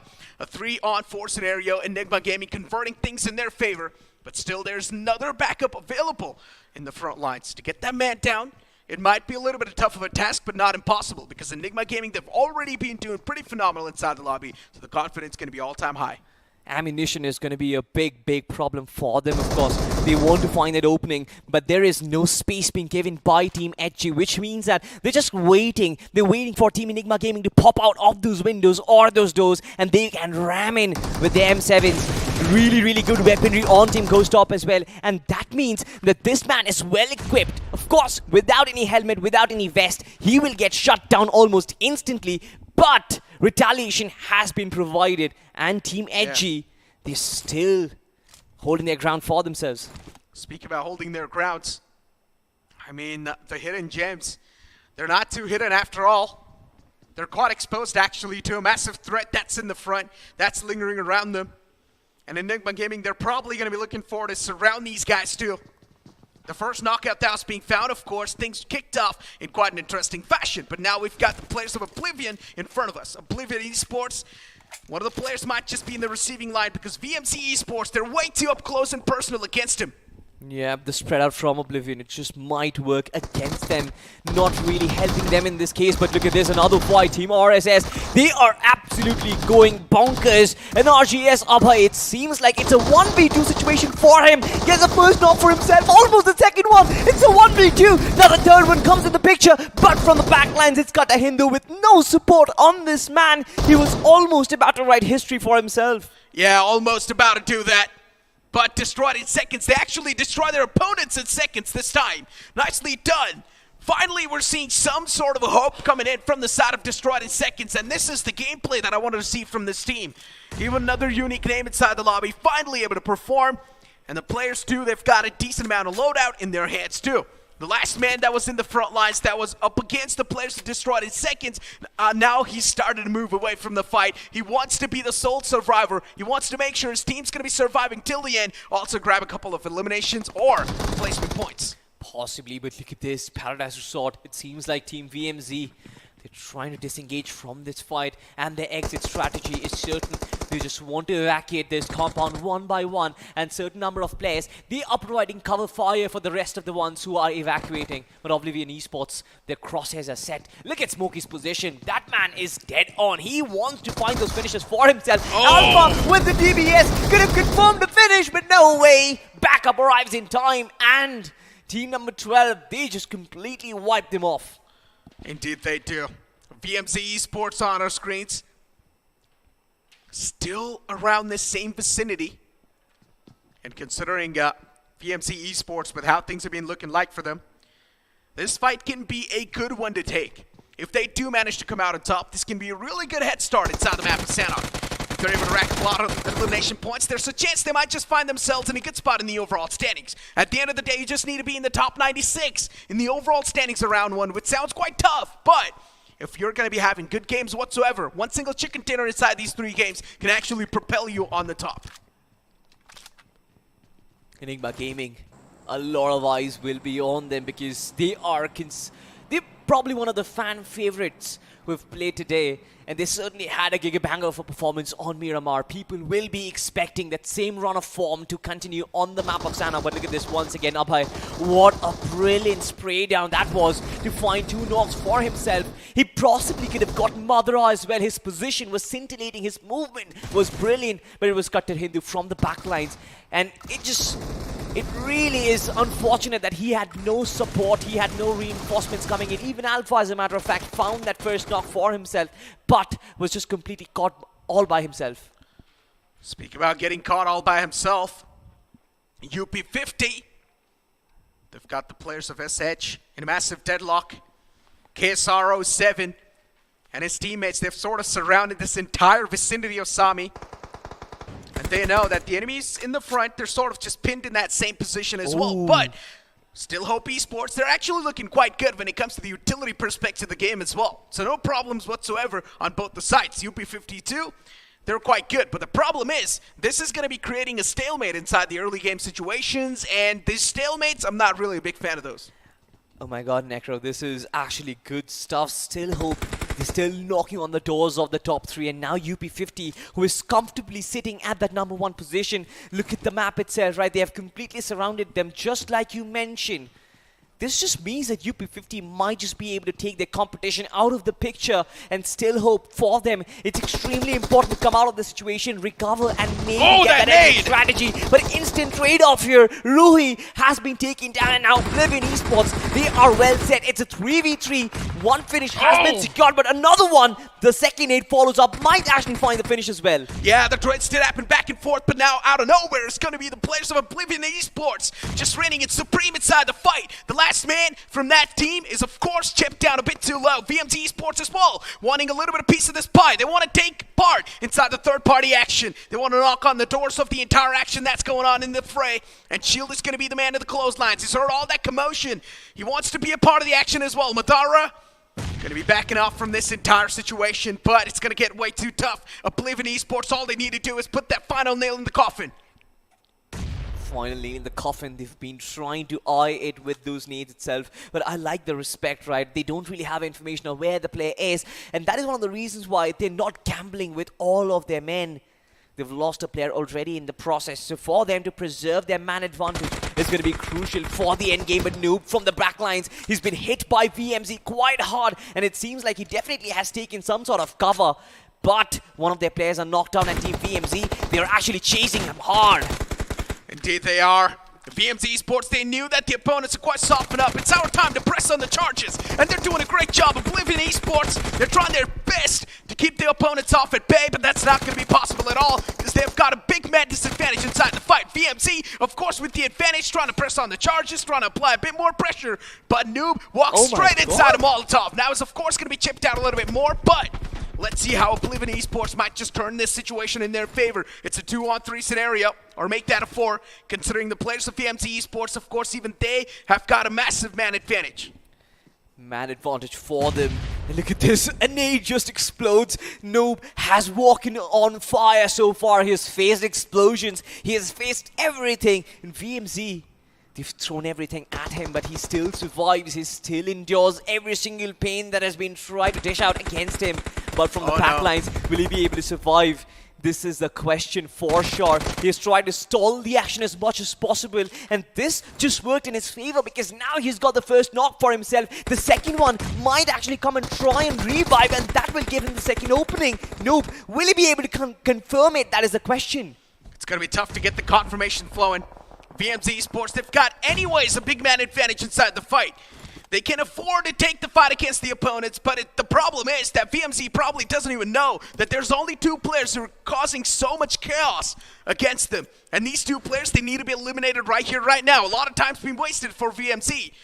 And the problem is these 2 players, The separation that they've got is actually working out quite perfect. The information that's being relayed out there is actually quite perfect as well. And finally, the man in the back gets knocked out. That means there's going to be no cover fire whatsoever for Noob, but he's still getting pounced on. Noob knows that there's Shield closing up close and personal, and eventually Shield is going to put the final nail in the coffin. This was inevitable. VMZ Esports, they were always supposed to win this particular fight. It was just about Noob trying to delay what was always going to happen. And he did it to perfection. He almost tried everything in his arsenal, but that was it. 4v2 is a massive man advantage, and there's nothing that you can do about it. For sure, the initial finishes shouldn't have been given out, but it was a lack of information. But look at this, the circle slowly shifting towards the southern side. Maybe your hopes of that Camp Alpha circle is once again going down the drain, Necro. You just need to pray a little harder to the BGMI gods. I mean, it went down the drain as soon as I saw the first stage. So, yeah, the circle is nowhere close on the top left island. But speak on the top left island, UP15 found the right moment to bounce, and Uvort does a great job. That was a surprise and a half for the opponents. As I said, still, they're going to be in shock. They certainly are in shock, and we talked about this particular fight, UP50. They've completely surrounded, and right now they are gatekeeping the likes of Still Hope from all different directions. And Avert from the backlines is trying to pinch them. One of the players, he thought that there was nobody present, especially with the blue zone in this direction. But who would know that Avert is tanking the damage in order to get those finishes for his team? Speak about tanking the damage, Optic Thunder Esports. They need to tank these shots that are going to be put on them. A lot of shots being taken against them, but the problem is, Spray God, he was softening up a bit too much. Optic Thunder, they're trying their best to fight back. Finis, he misses a lot of shots, will be capitalized instantly. Venom's going to be the last man up and alive inside the fight, and that too, he's only got 1 HP to back himself up. One single bullet inside the body, and that's going to be it. The deal will be sealed against Optic Thunder. The man pushes up close and personal, and there we go. The last man falls down, but another third party comes into play. What a blunder from Team Optic Thunder. They just got wiped off in seconds. And this entire fight, they had no coordination whatsoever. No planning. They just completely rammed in with their vehicles. But errors were committed from Beast Esports as well. They overextended to get that final finish. And now they paid the price. They paid the price in the form of their one man. And they are being slammed yet again. Papa Obi is still going to use his AKM. Jump shots being given. Team Enigma Gaming, they want to get early advantage. And Daljit is going to give them one. Yeah, they've already got the advantage inside the fight. DBS, another pop comes into play. DBS, of course, in the clotheslines. It's going to be an absolute menace. Enigma Gaming right now, they're just devouring their opponents, and they eat them alive from the lobby. What a few seconds of action we've witnessed. Oh my god. Enigma Gaming, they just slammed in once again. But even they are being forced into a third-party situation from the top lines. It seems like team number 7, Team DB7, they're the ones who are dealing the damage, and Team Enigma also have lost a player in the process. Enigma Gaming, Max Kosh in front of us. And considering with how things have been looking like for them, anyways, they've got things in their favor whatsoever. DB7 FS, though, for FS, if they do want to be a part of this fight, they at least need to find one more guy from the side of Enigma Gaming, because these 3 guys, they've got a lot of experience, and also they pack a massive punch, and once they punch you in the gut, it's going to be tough to recover from.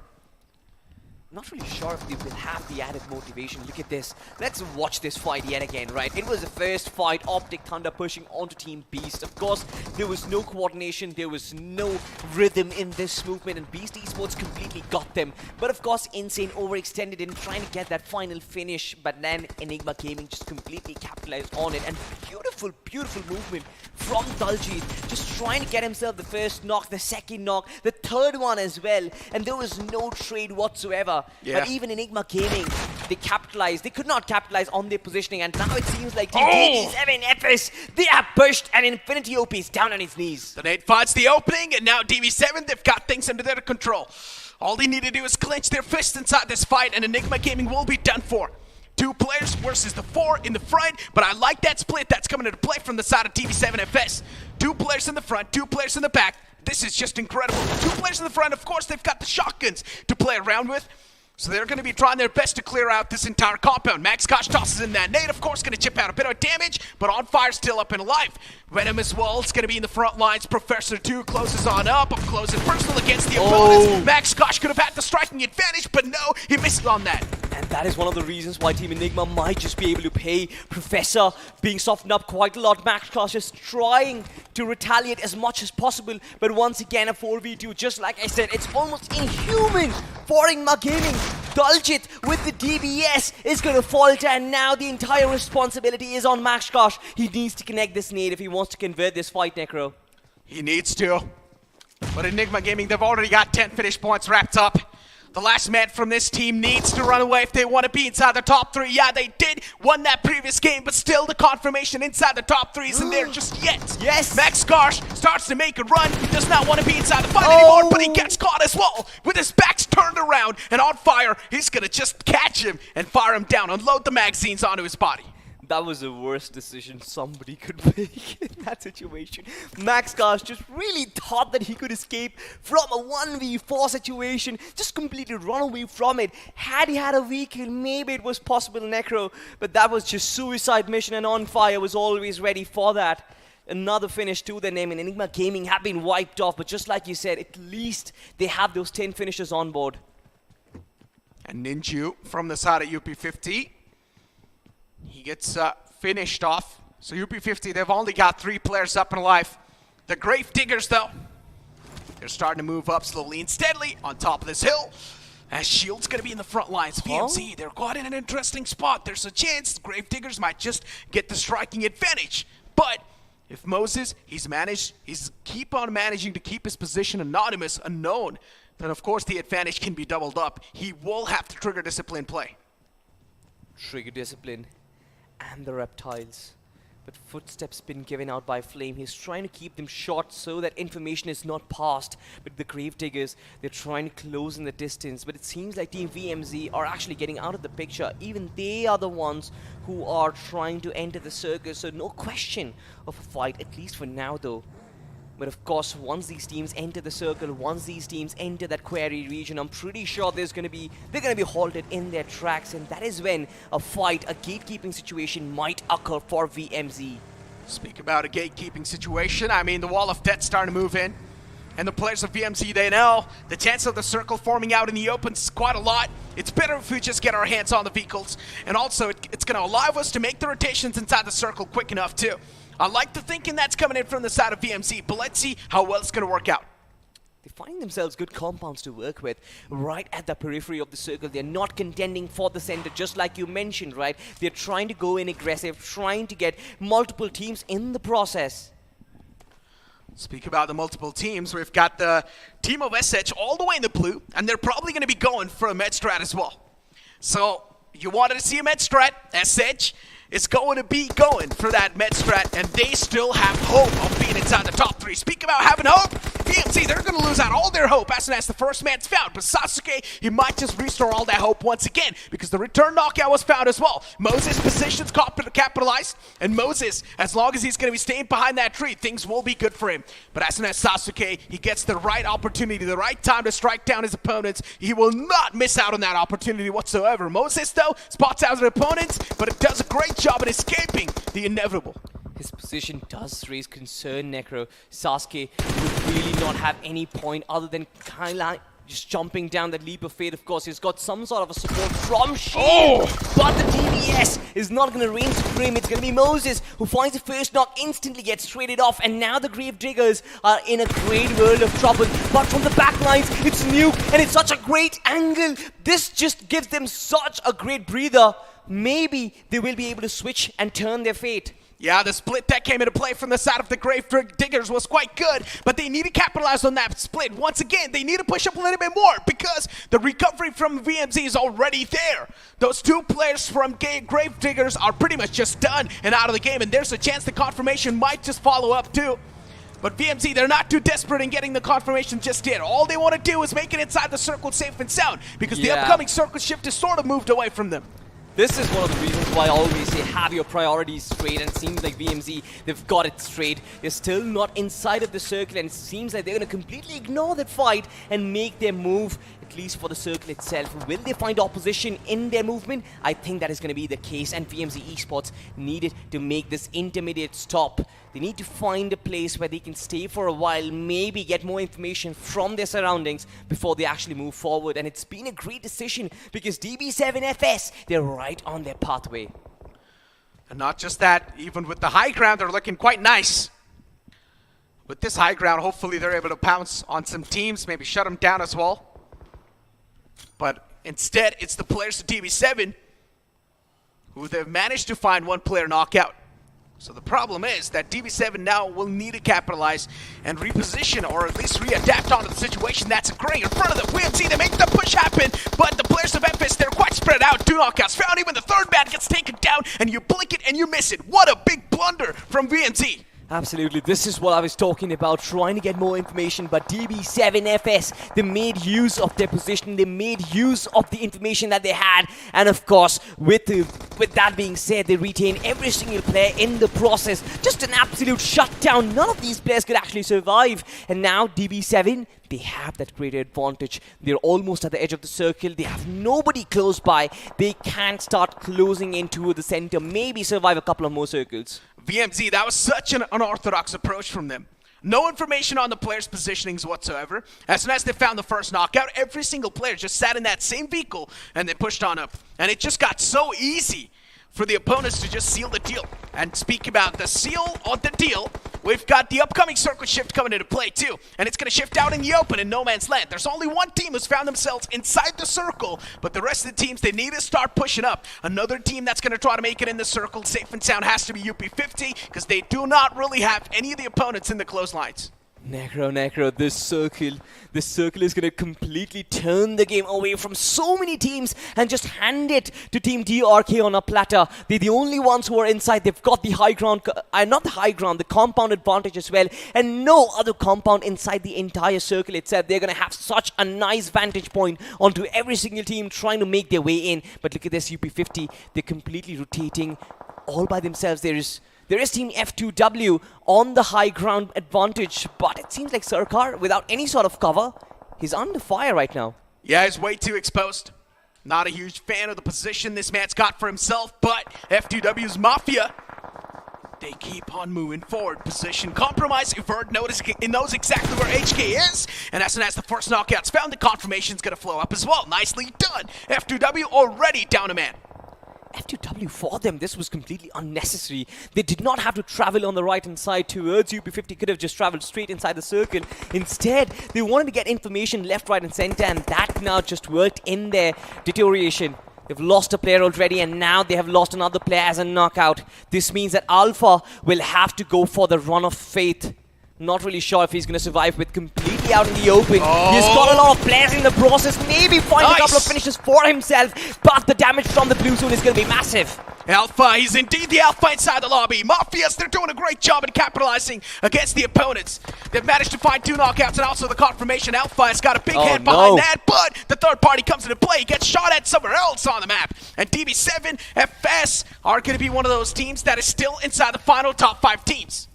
Final top 5 teams, but they are under fire with Team DRK approaching them. I'm not sure if they're aware of this information. 1 nade in the right spot might just work in their favor. UP50 also taking in some shots from the distance, but for them, they're completely out in the open. And I'm not sure, Necro, how do they make their way in? Do they use smokes?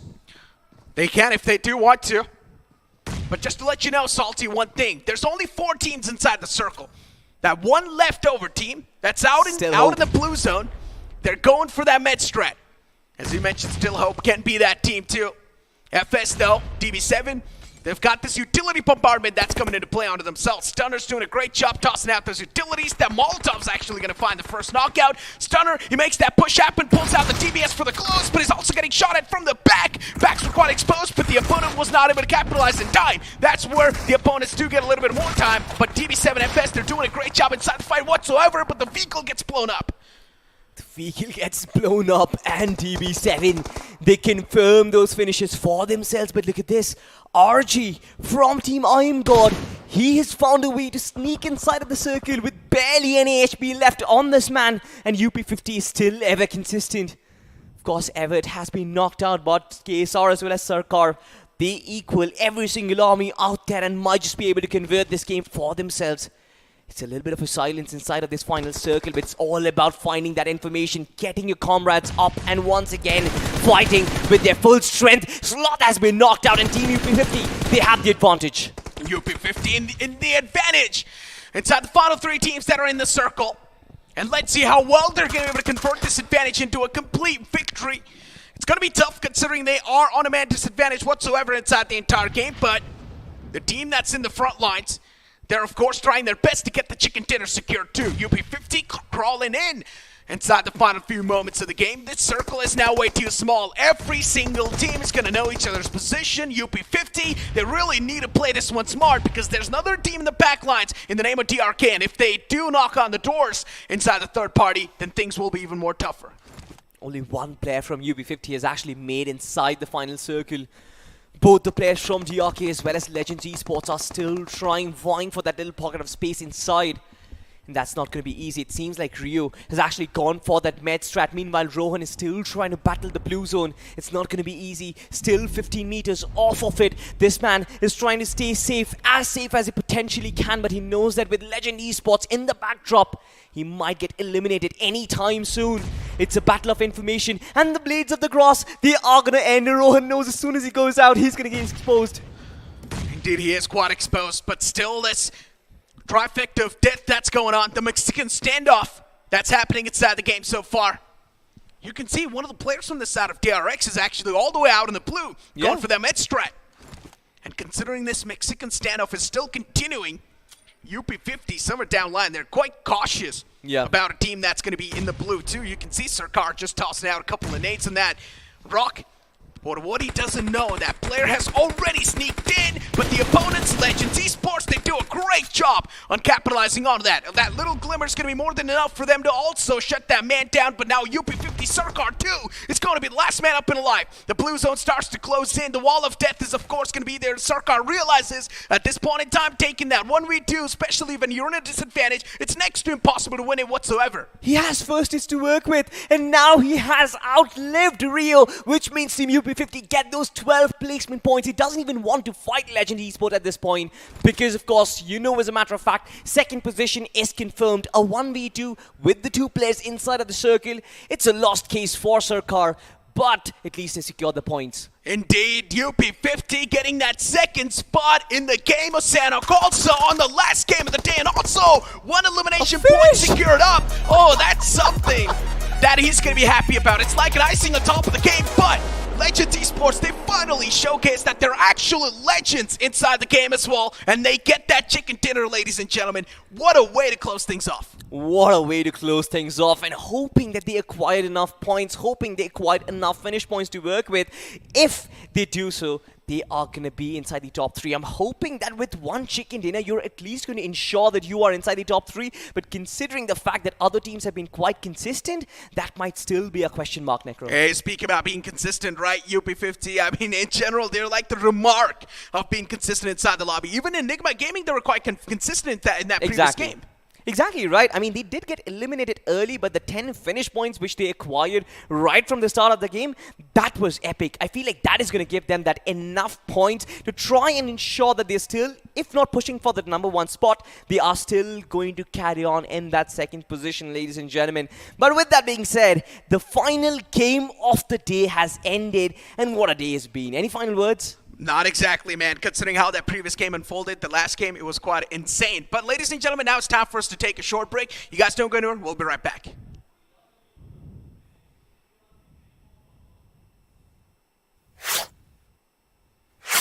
Spew extends quite a lot.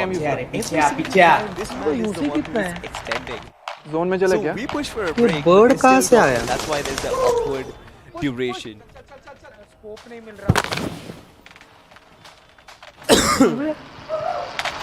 ये कहाँ गया? अरे फिर भाई default से निकल लें। Wait, why do I hear myself? Am I not muted?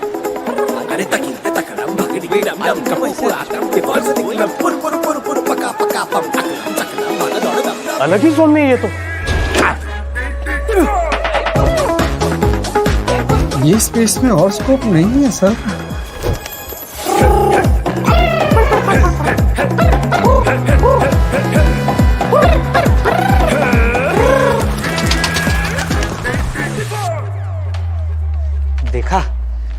Default से निकलना कितना इजी है। ब्रो इतना ड्रामा क्यों? रॉयल पास ले, डिफॉल्ट से निकल ले।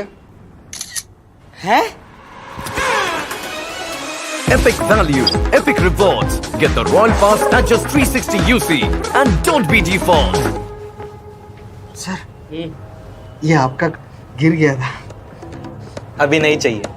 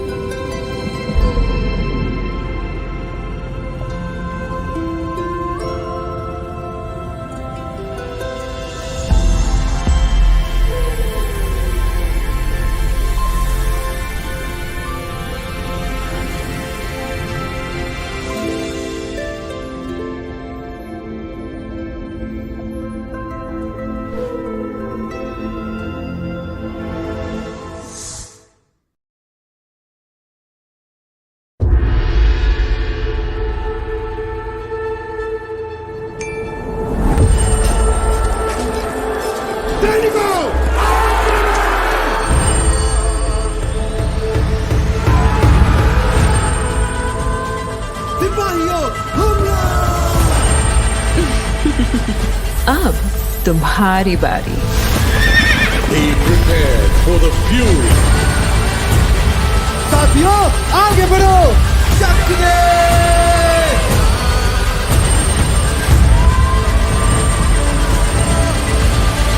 खत्म कर दो!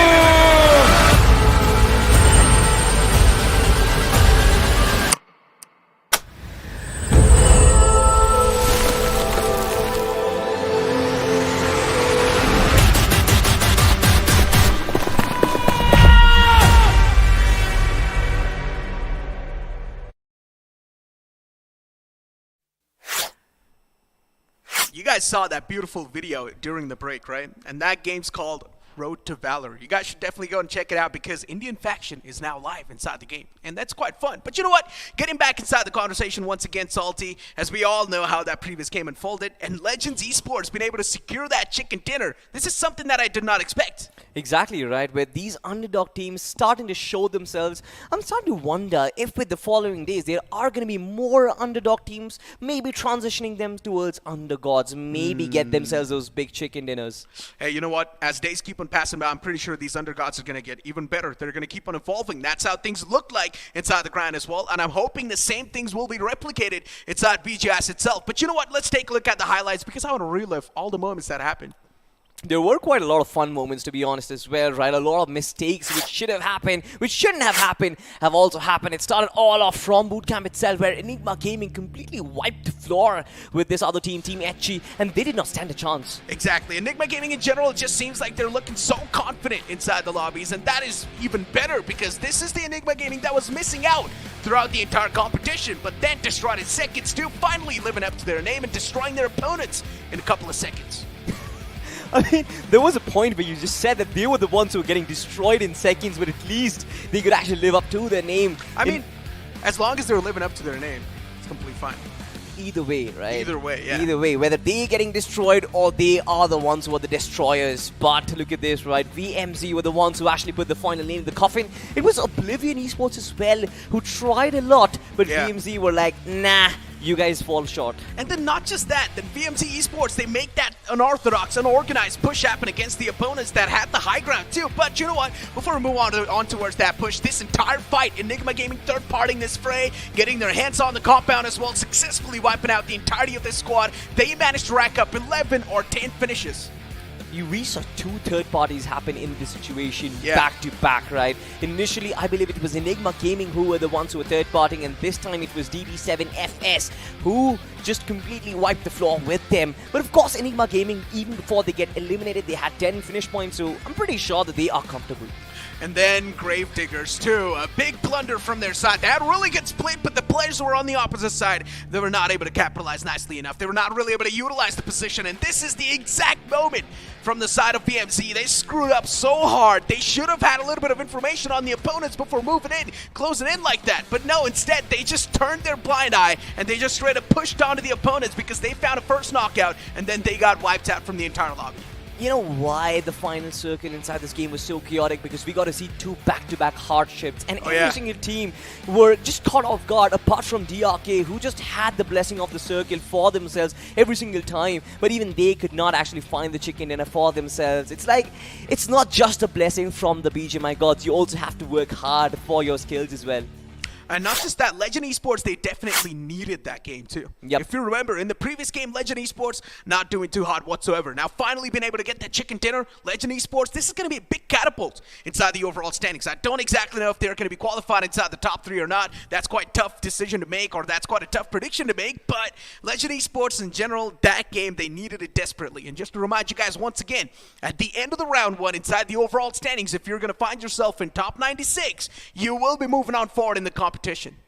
But that's way too difficult because we've got 2,048 teams in the fray. So finding yourself in the top 96 is almost next to impossible, ladies and gentlemen. Top 3 is probably going to be your safest bet. And hopefully Legend Esports, with that game, they're making their mark inside it. But overall standings, we still don't have it. Yep. It's all suspense music. You know what? In this situation, you can just play that BGM. You can play that background music with the suspense tone on it.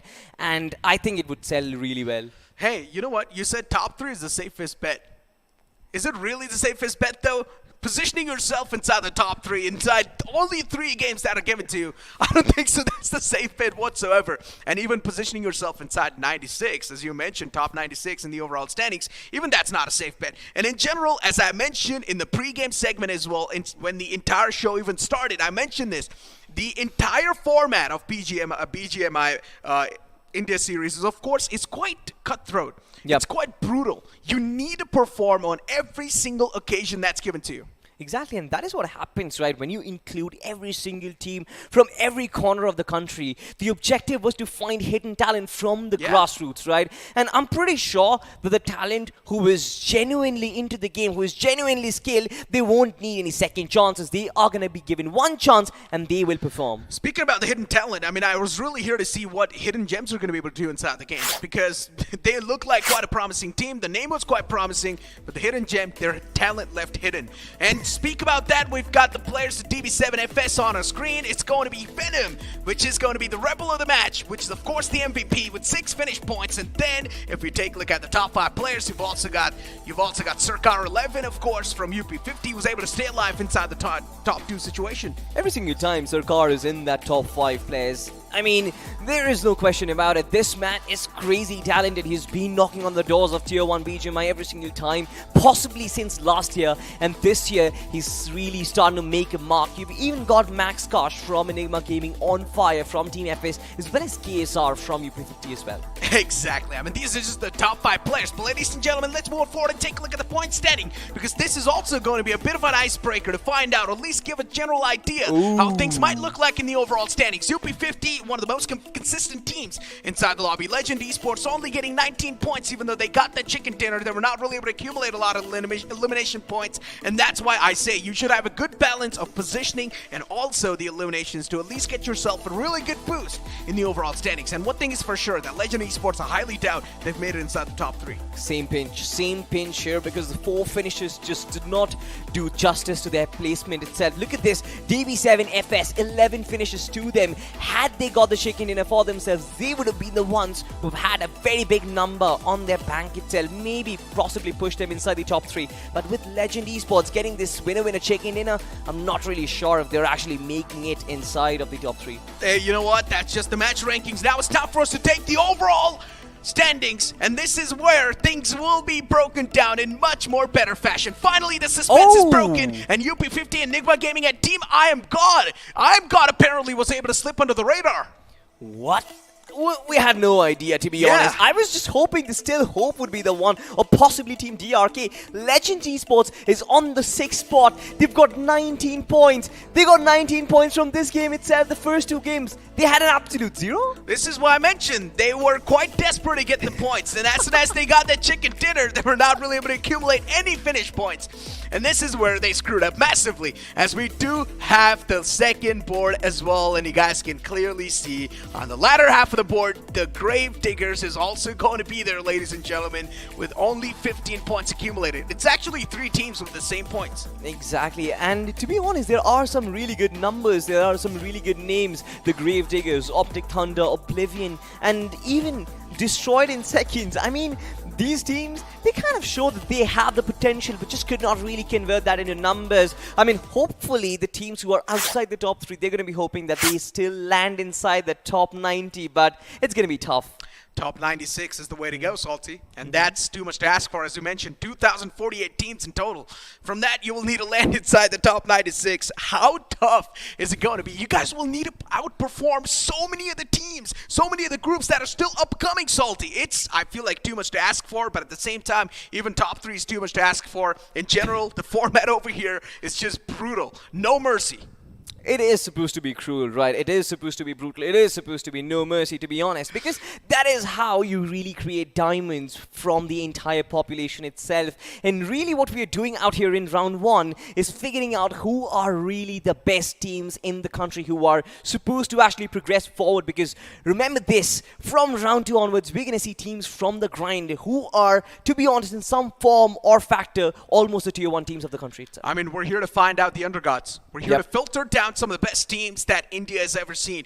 And we pretty much know that the newer talent, that the uprising talent, they've got so much more to showcase. All they need to do is get a little bit more comfortable inside the lobby. As I mentioned, today was just the day 1 of the BGIS. Soon enough, as soon as the teams that are still sitting in the back and looking at all the broadcasts that's happening, they can learn so much from the things that they've seen on the TV screens. Exactly, right? And this has happened in the grind as well, right? Teams who were sitting back waiting for their matches to happen in the end of the week itself, they were the ones who were learning. They were the ones who actually could adapt to what was happening on the first days of the weeks itself. So maybe hoping that the underdog teams who are still yet to play, maybe they will come prepared, turn themselves into undergods of the lobby itself. But so far, it's been that the renowned teams who are already present in these lobbies, they're actually doing pretty good. Exactly. Team Insane just started things off on a fiery start. The way the Group 32 kicked things off inside BGIS Day 1, of course, one of the most remarkable starts that I've ever seen. And then UP50 as well, one of the most consistent teams